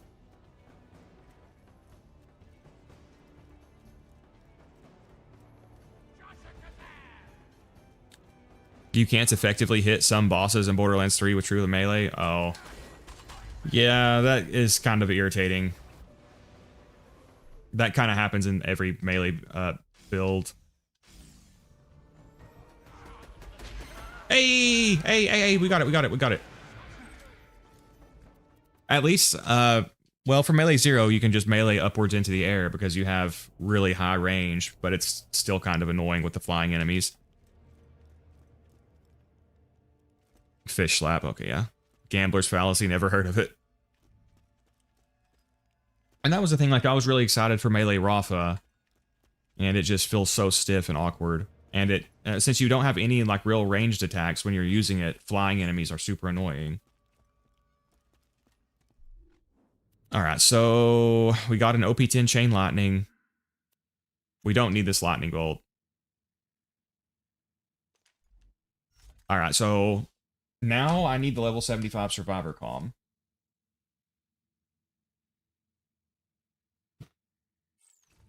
So we gotta go complete the Grindel quest.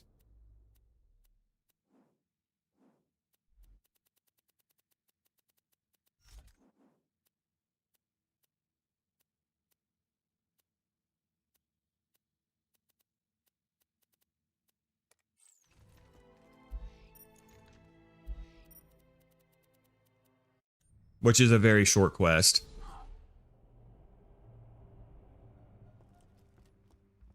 Magic missiles from badass wizards, which is best to get in the badass round of the magic slaughter, so I say don't get it. Yeah, we won't fuck with it. Unless I end up needing it later on down the road, and then I'm still not going to run through normal mode. I can just lower the OP levels to OP 0. Just because I like having a lower level magic missile so it doesn't blow up and kill you.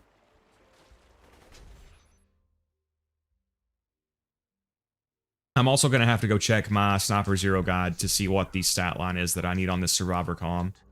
I know the shield is minus 1601108, but I do not remember what it is for the Survivor Comm.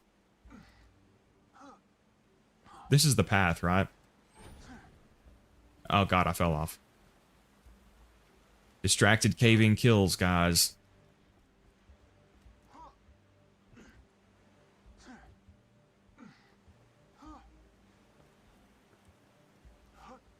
Why level 75 one?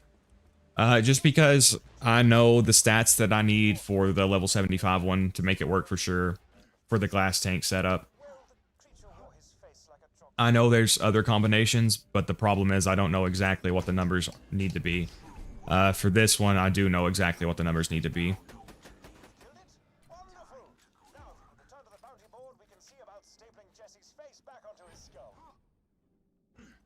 Don't spelunk distracted.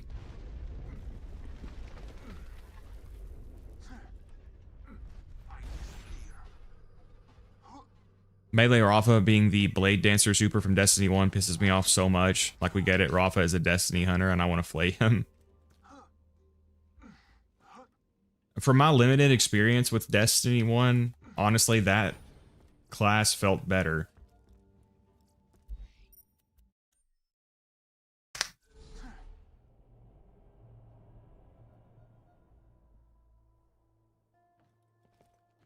Alright, so I guess I need to go turn on read only at this point. Is this as close as I can get to that thing? I guess it is. I need to also check the number real quick. So let me just go pull up my Sniper 0 guide real fast.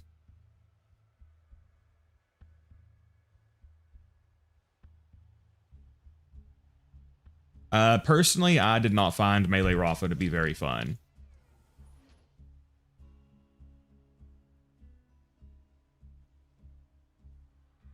It does cost 20. All right. It was around the 13-minute mark.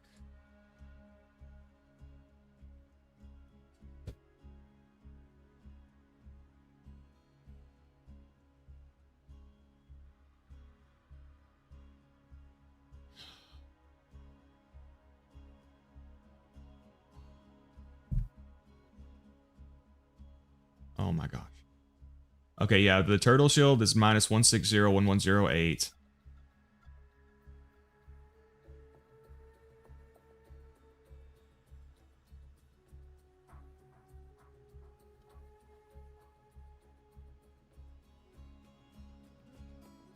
It can be Tor. The shield can be OP8 green, Torg TD or Torg. All right, let's see the class mod.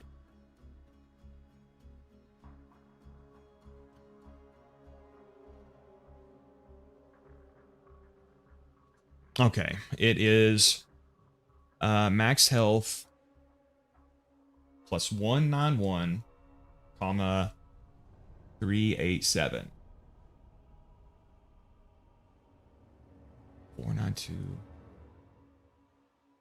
492. 8.2.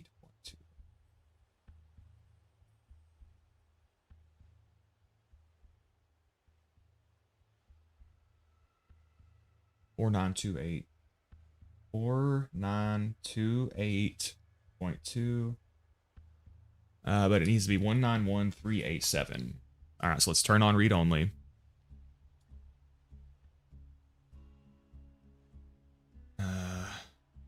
Shit. Now, this might end up taking a while. I did this legitimately on my main Zer0. You can also Alt F4 for this, so even if you don't have read only, you can still do this, although it will take longer. It took me quite a while, honestly, on my legit Zer0, so hopefully this doesn't take us that long. We got lucky with the love thumper this morning. Maybe our luck will continue.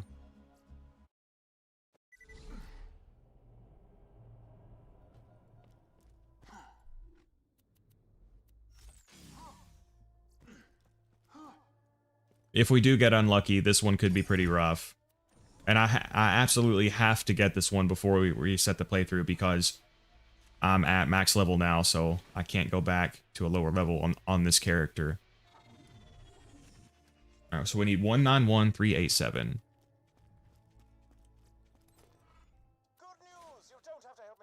All right, so first run, no. Oh, so we get a choice of 2. So that's good.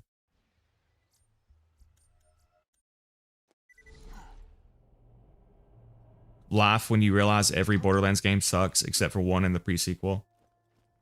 Classic devil bait.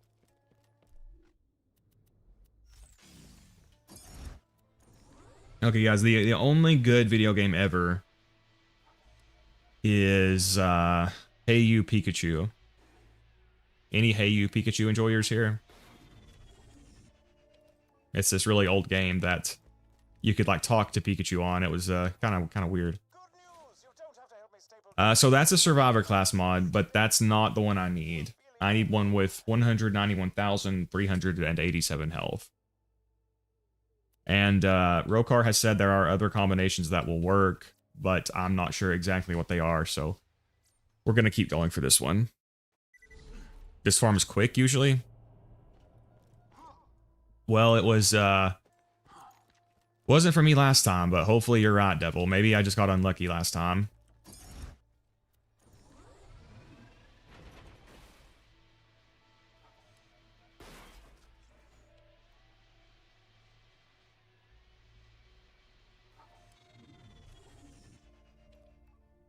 Maybe it just felt like it took a long time because I was Alt F4 farming.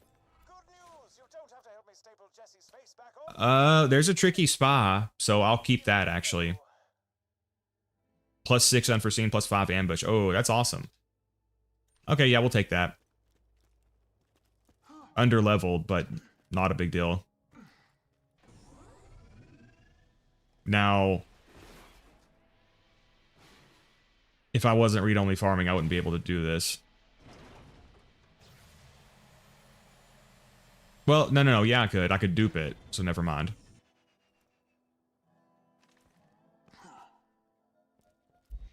All right, to Claptrap's place. So that'll be really good. That's pretty much perfect, except it's level 75.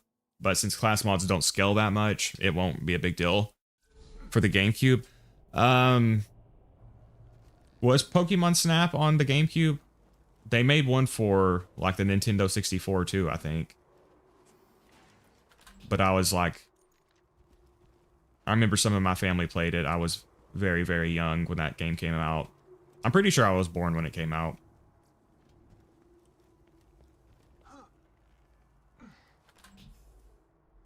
So where's that Survivor Com? Or Tricky Spot. So yeah, that's +6 Unforeseen, +5 Ambush. That's awesome. Level 75, but again, since class mods don't scale very much, not a big deal.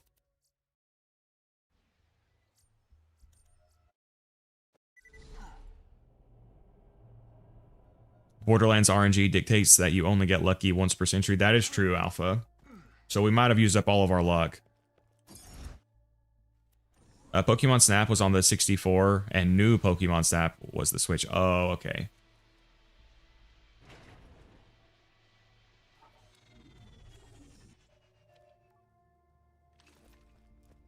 You guys remember those weird Nintendo 64 controllers? They had like 3 prongs.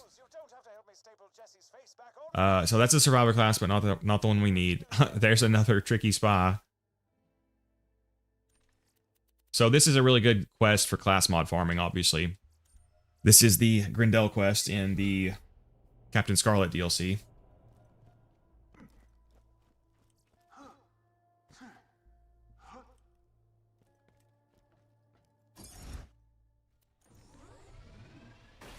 This farm feels quick to me usually because I'm farming like 5 different class mods at a time.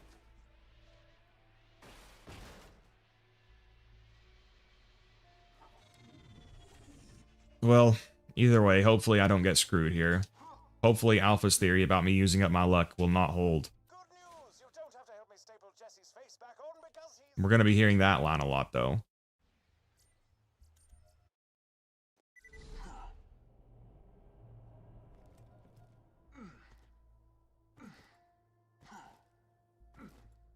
And thinking of Pokemon Channel for the GameCube? I don't think I know what that is.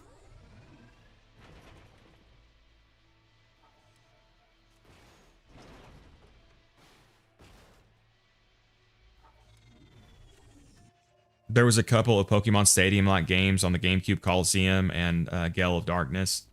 Yeah, I didn't end up playing those, but it seems like they were really popular. Another Tricky Spy. A worse one because it's got velocity. Good news. We're not going to have to staple Jesse's face back together because he's dead. Pokemon Channel on GameCube was the spiritual successor of Hey You Pikachu. Huh, I never heard about that. Or my memory blocked it out. They should make a Pokemon game that is good. They should also do that, Devil. I personally haven't bought a new Pokemon game in a long time. I can't remember what was the last generation of Pokemon I played. It might have been like the Omega or the Alpha Sapphire and Omega Ruby games. Hopefully I didn't say that backwards. Ooh, that's a really good Stalker class mod. +6 follow through, +5 rising shot is awesome.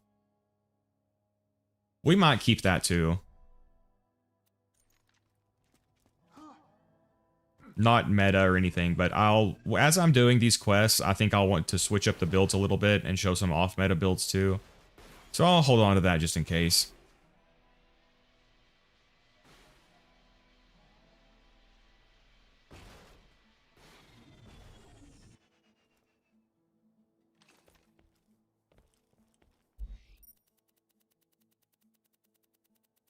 It's nice of Claptrap to let us use his place for storage. At least once you get past normal mode.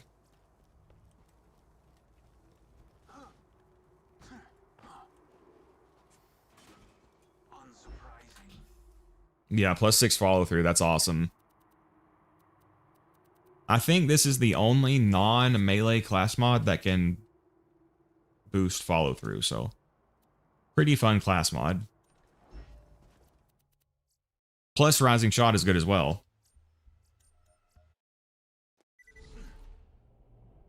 Pokemon Gen 5 debatedly were good games. Which one was Generation 5?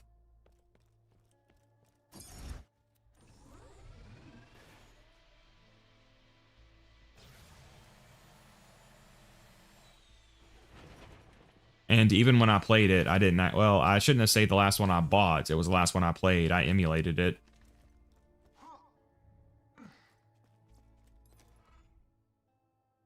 Good news! You don't have to help me staple Jesse's face back on because Nope, not it either.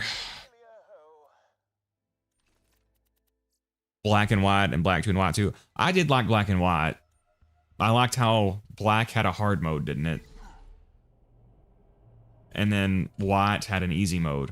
But it was kind of weird because I think you had to beat the game once to unlock the difficulty, unless you like traded with somebody or something. So it's kind of funny that on Pokemon White you beat the game, then you unlock an easier playthrough after that. Black and White and the twos were fire. Yeah, I really like them.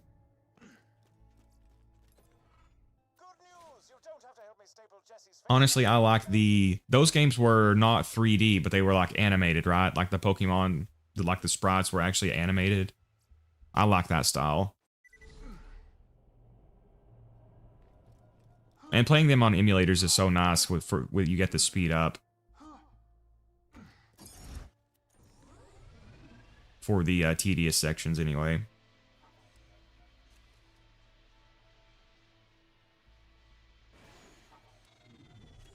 I also played some Pokemon ROM hacks. I'm struggling to think of the names of them, but they were pretty fun.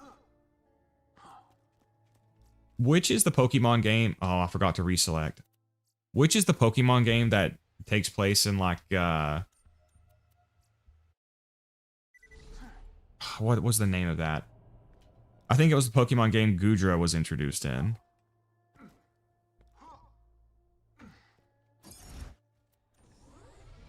Why am I blanking on the name so bad?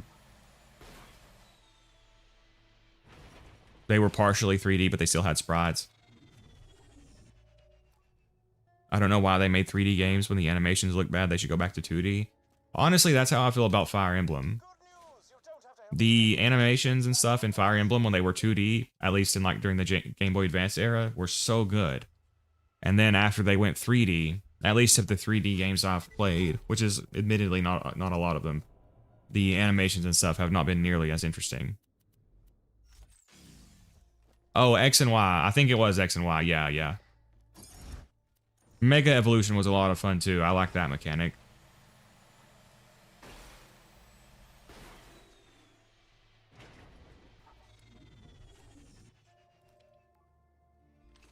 But yeah, I played a ROM hack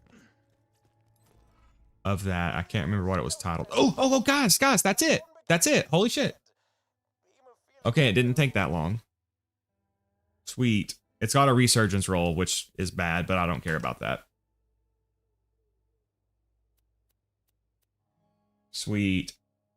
So this is the roll you want if you have a turtle shield with minus 1601108 health. Which I've found 2 of those at OP8. Alright, but that's awesome. Hell yeah. Yeah, the resurgence on it does suck, but again, I'm trying not to abuse the read-only too much, so we'll take it. X and Y introduced Delphox too. Okay, Devil. Is Delphox the one that was like a witch that had like a wand?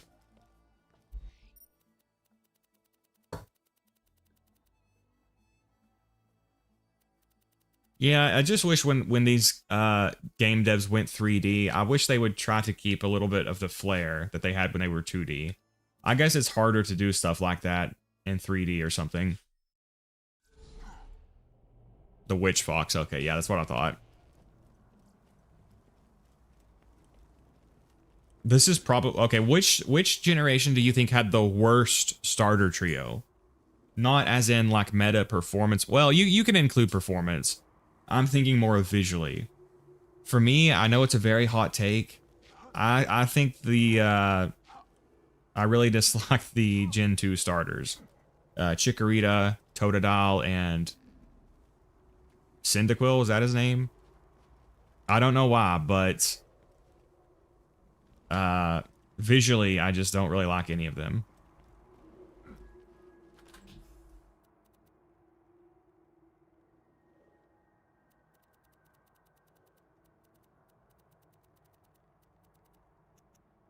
All right, sweet. All right, so now we can... What do we need to do now?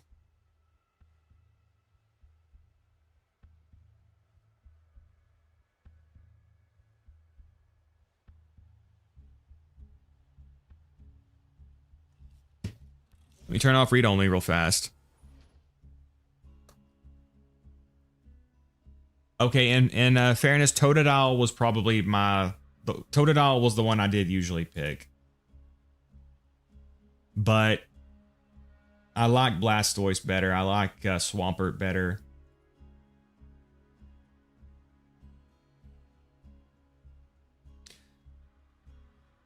The old school look with a little sprinkled in 3D would be sexy, yeah. You can make 3D animations look good by doing stuff like limited animation, similar to Guilty Gear, but they just don't bother. Yeah. All right, we got the Survivor Calm. So do I have everything I need for Melee 0 now?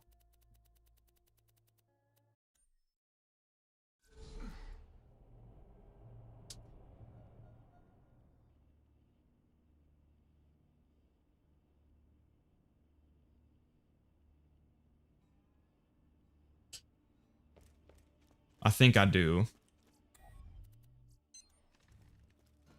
More like Ducadile. Decidueye and Blaziken are my goats. Which one was the... Is Decidueye the one that was like the grass, poison, like owl Pokemon? I like that one a lot too. I might not be thinking of the right one. Alright, so for Melee 0, we will need a Rapier.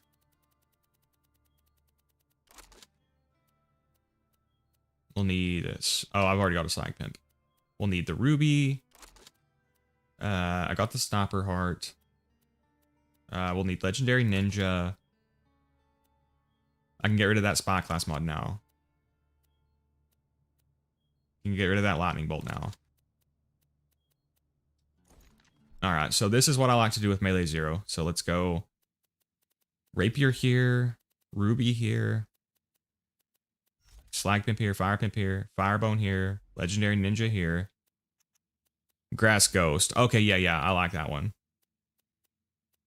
Oh, I gotta go get the Love Thumper out. But then, yeah, this will be the Melee 0 build.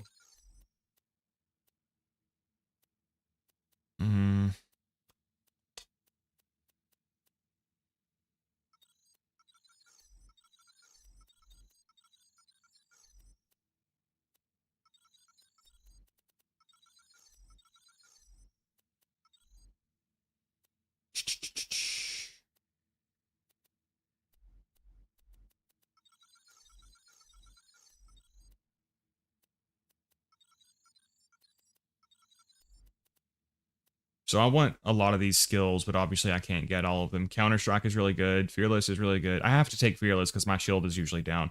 Innervate's really good. I have to take it. They're pretty much all good. But Rising Shot will be the most consistently useful, so we'll take it. All right, now let's go get my Love Thumper. Oh, baby, we got Melee 0 going. Snorlax is cool, yeah.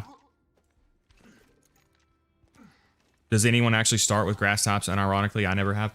I think I usually go to water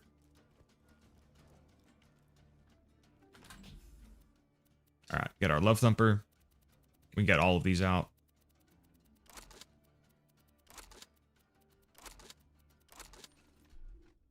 All right, now we got melee 0, baby. All right, so what do I need to farm now?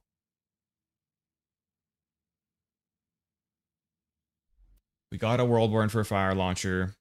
We got this for a corrosive launcher. I should have a shock top Nia somewhere.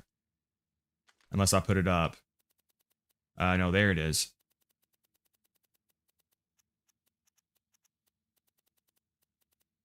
We can get rid of that. I go with whichever one is a bird. Snavy was cool. Trico was cool. There's some cool grass starters.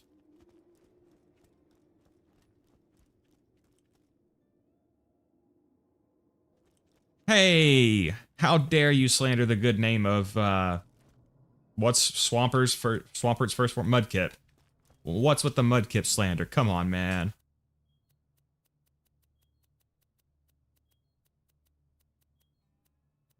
All right, so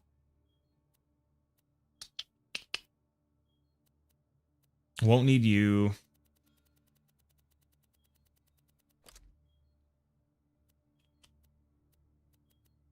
I shouldn't need these. Shouldn't need that or that. Might need that. Shouldn't need that. Shouldn't need that. We'll hold on to these Santox just in case. Shouldn't need the pistol heart. Oh, that's the one I was supposed to get rid of, right? Make sure I have a better pistol heart in here first. I do. So yeah, that's the one I need to get rid of. Shouldn't need these. Shouldn't need most of these class mods. Even with my modded bank, it's already full. I think the hex editor only lets it go up to 42. So I guess we'll just have to hold on to the rest of the stuff. We've got 100 backpack space, so it's okay. I just don't like having to take this long to filter through it all.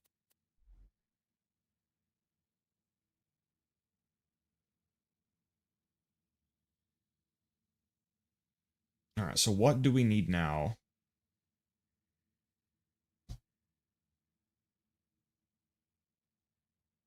I honestly think the rest of the stuff I need, I can get during the next playthrough.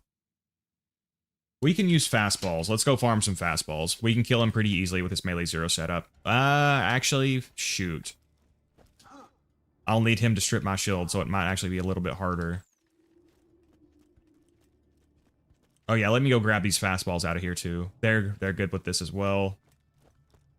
I think I have an explosive and a corrosive.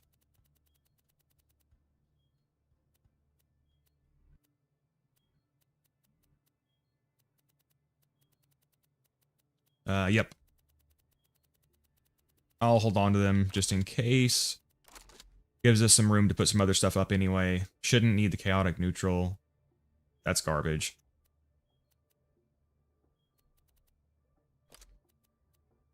Put one more thing up.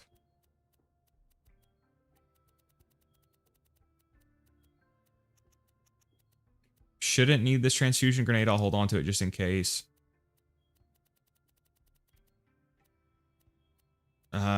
Shouldn't need the corrosive pimp for anything. I put it up for now. All right, there we go. Yeah, we'll go do some fastball farming. I need a fire fastball and a shock fastball. We could also do some peak skips to farm pearlescence. Let's see, how many Seraph crystals do I have? Okay, let's go get a Shadow of the Seraphs for the double shot chance. We can do some peak skipping real fast. So for that, I'll need a low level bottom boom. Now let's focus on one thing, Garnet. I'm like a cat chasing my tail. Let's just focus on the fastballs right now. Focus on the balls.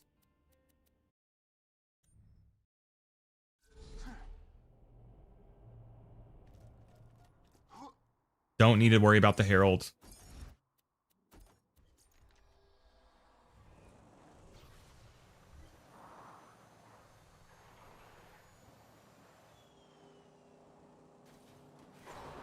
Oh yeah, it's faster to spawn over there, apparently, so let's go do that.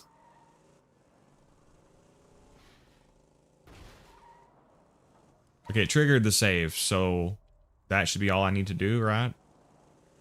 I guess we'll find out.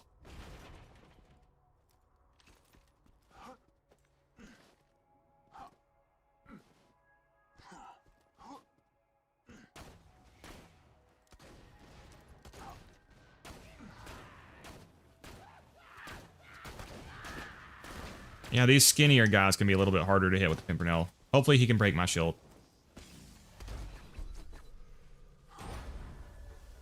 No drop. I blew myself up on my kunai. Focus on the balls. No, you need to exit. Son of a beach.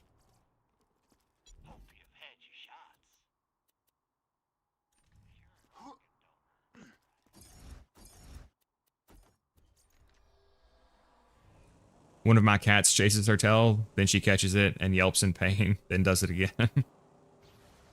My mom has a cat that chases her tail, too. She's only got one eye.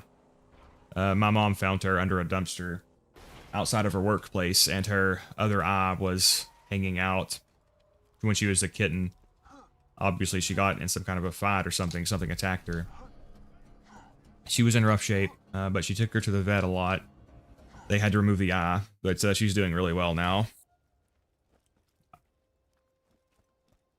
Garnet Anarchist, Sniper, Ninja, Zero Main, Bay Harbor Butcher, and Balls Connoisseur. Gonna head out, gang. Hot as hell. Have fun and take care. All right, thank you for dropping by, Julio.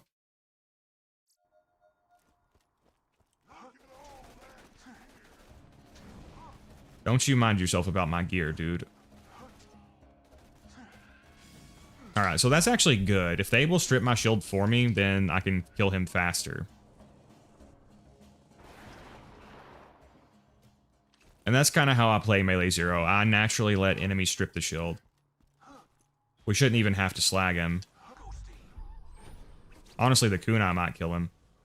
Did a lot of damage. Alright, no drop.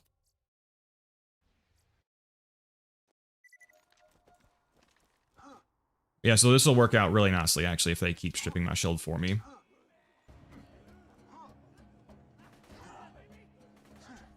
Well, spoke too soon.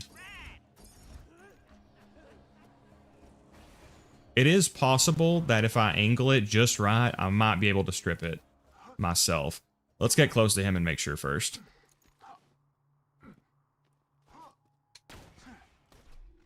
Throw on the launcher in case we need it. So if I angle it just right... No, that was too far. He's almost broken it, though.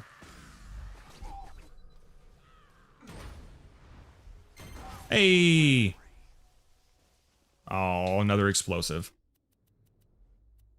Worse than the one I had.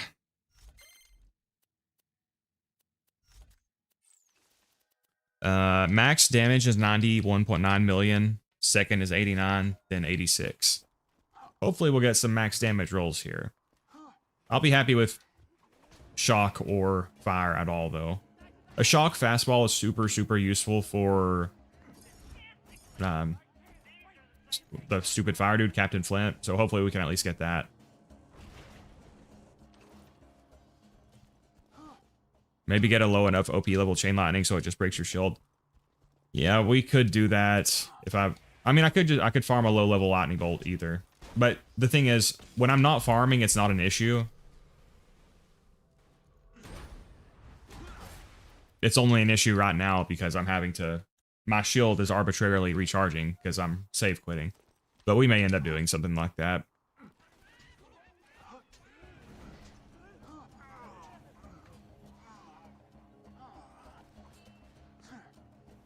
Wow. Possibly if I angle this one just right, it could work too.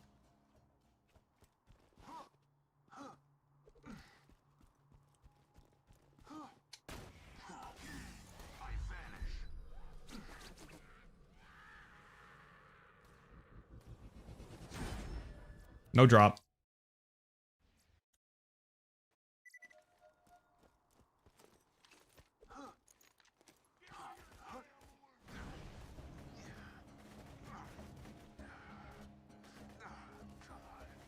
Okay, geez, that's a little bit too much damage, guys.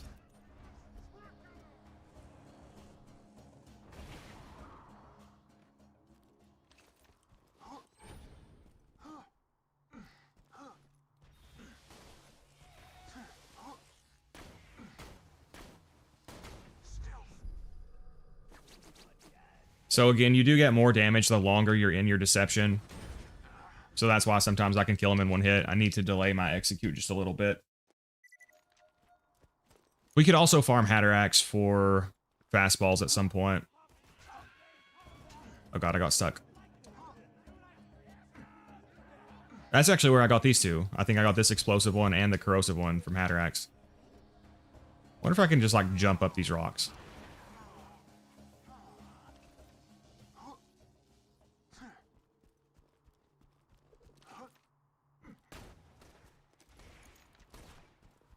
Come on, buddy.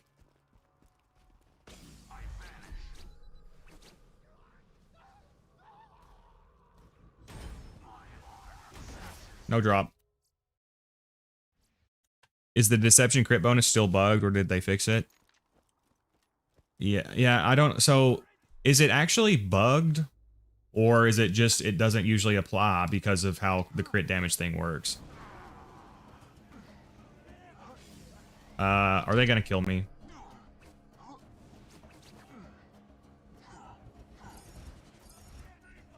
Because apparently critical hit damage is calculated on hit.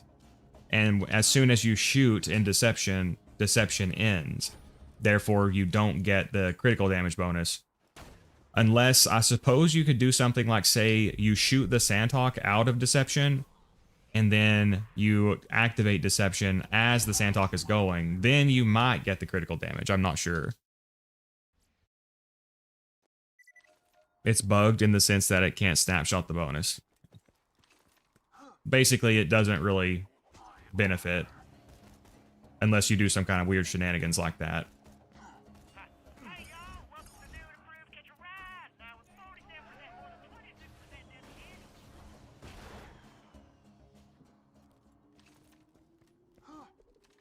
All right, this is the run.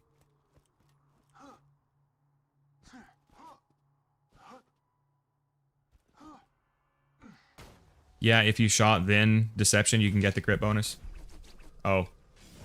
Okay, so see, yeah, that is gonna kill. Well, it actually snapped back to me. Hey, hopefully that's a shock.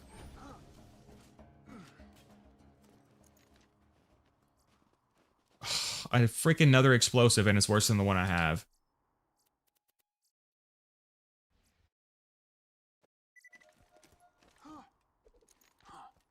We don't need the shock fastball that badly. I mean, melee 0 is really good for Captain Flint anyway.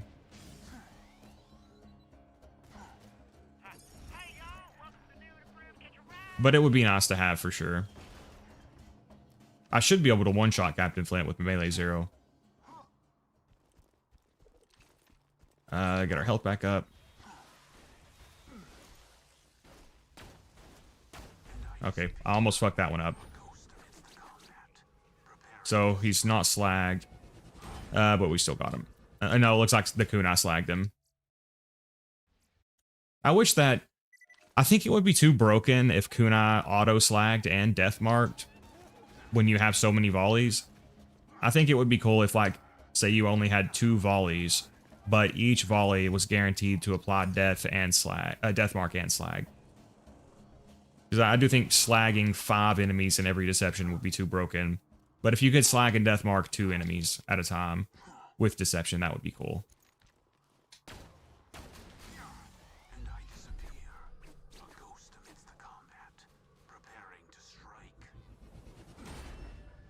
No drop.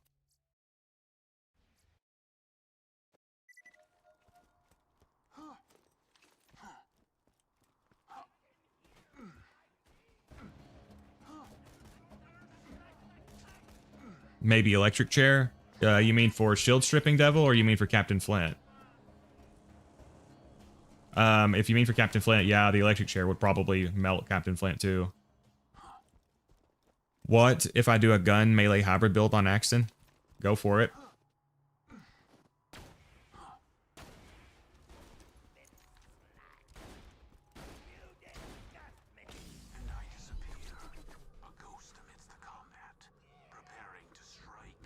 But yeah, welcome AC. We are doing some farming. What's the end state of this series? All raids. That'll probably be the last thing I do. But we're almost ready to reset the playthrough. Then I'll beat every quest, and then I'll beat every raid legitimately. Probably the very final thing we'll do is take on Veracitus with Melee 0. So we got a lot of work in front of us still.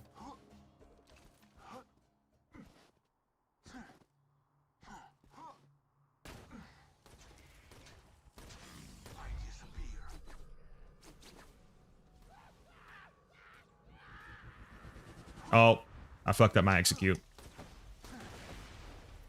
World Burn to the rescue. Vora with Melee 0 on stream. Yep, AC, that'll be the, like I said, probably the absolute last thing we do. So it'll take a lot of attempts, but I know I can do it at this point. Because at this point, I've beat Veracitus with Melee 0 probably close to 20 times. So I know I can do it, but it probably will take a while.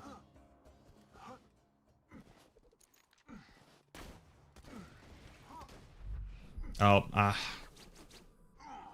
okay, so I can strip it. Yeah, if I aim it properly, I can strip it.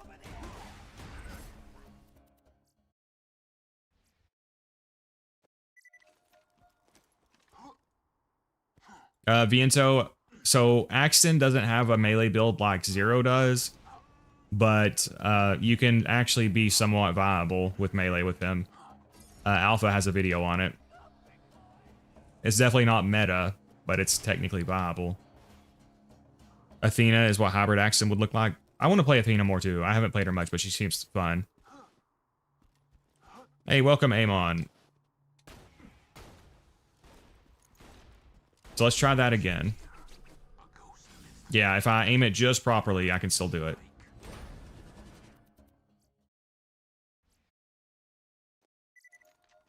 I wish Override cooldown relics were in the pre-sequel. Oh, I didn't realize they weren't in it. Which I feel like they're in Borderlands 2, I feel like they're very niche. So it's cool. Well, that's kind of funny. It would be good on Wilhelm, but then it's not in his game. I'll believe it when I see it. You can see it anytime, Viento. He's got a video on his channel right now.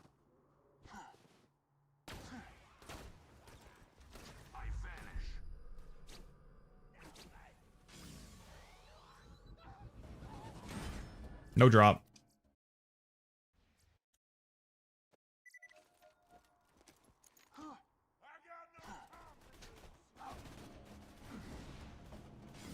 Okay, don't kill me, don't kill me. Oh, they're gonna kill me. Ah, I'm stuck.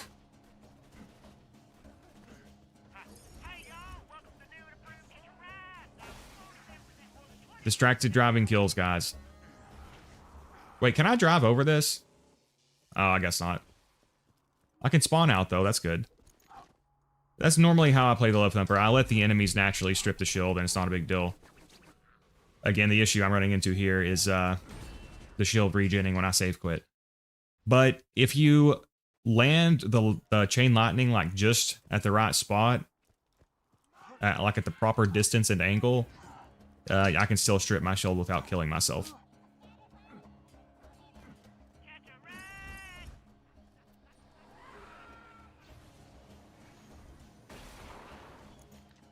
Okay, my plan did not work. I have an OP10 chain lightning because I won't really be using it for shield stripping since I'm using the Love Thumper. But I can have better damage and better healing with an OP10 one.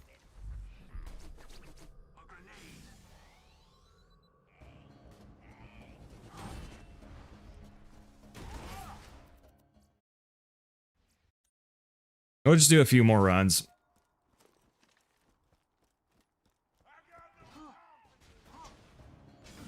Oh, gosh.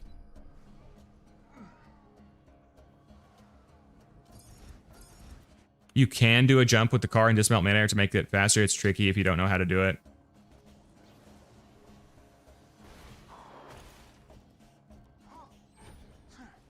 So see, like that, normally enemies will strip the shield easily anyway. And then since it doesn't regen, not a problem.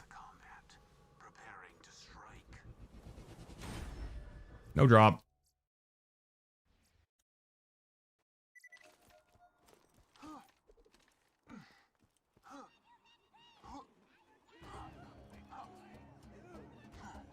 Yeah, looking at the other gear that I need, I think I can pick most of it up on the next playthrough.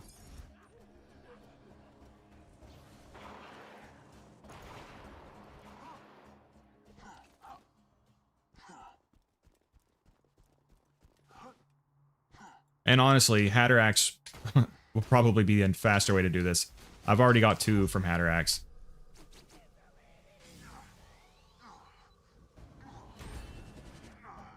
No drop. Almost killed myself with that freaking cactus.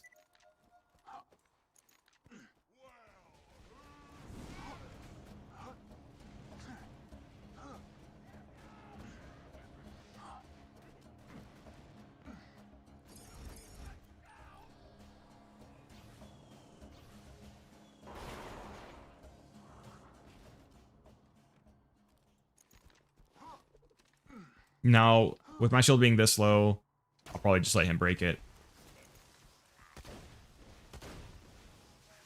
I wish he would stay away from that freaking cactus.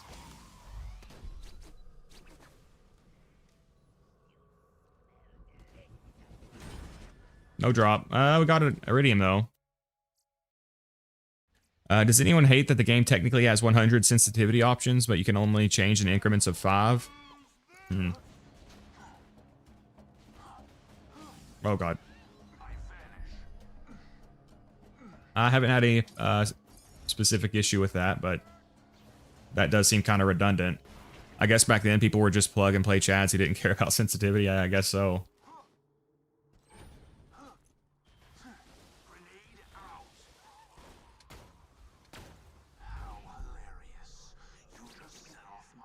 All right, good. Stay away from the cactus. I'm slowly losing grenades to this, but that's fine.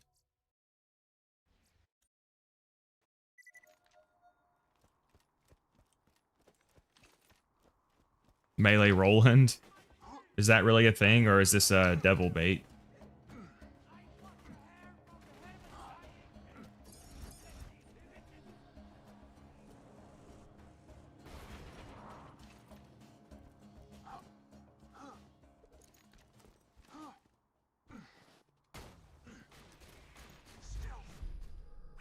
Yeah, if I angled it... Oh, I missed all my kunai. Why do I suck so bad? So he probably won't die in one hit.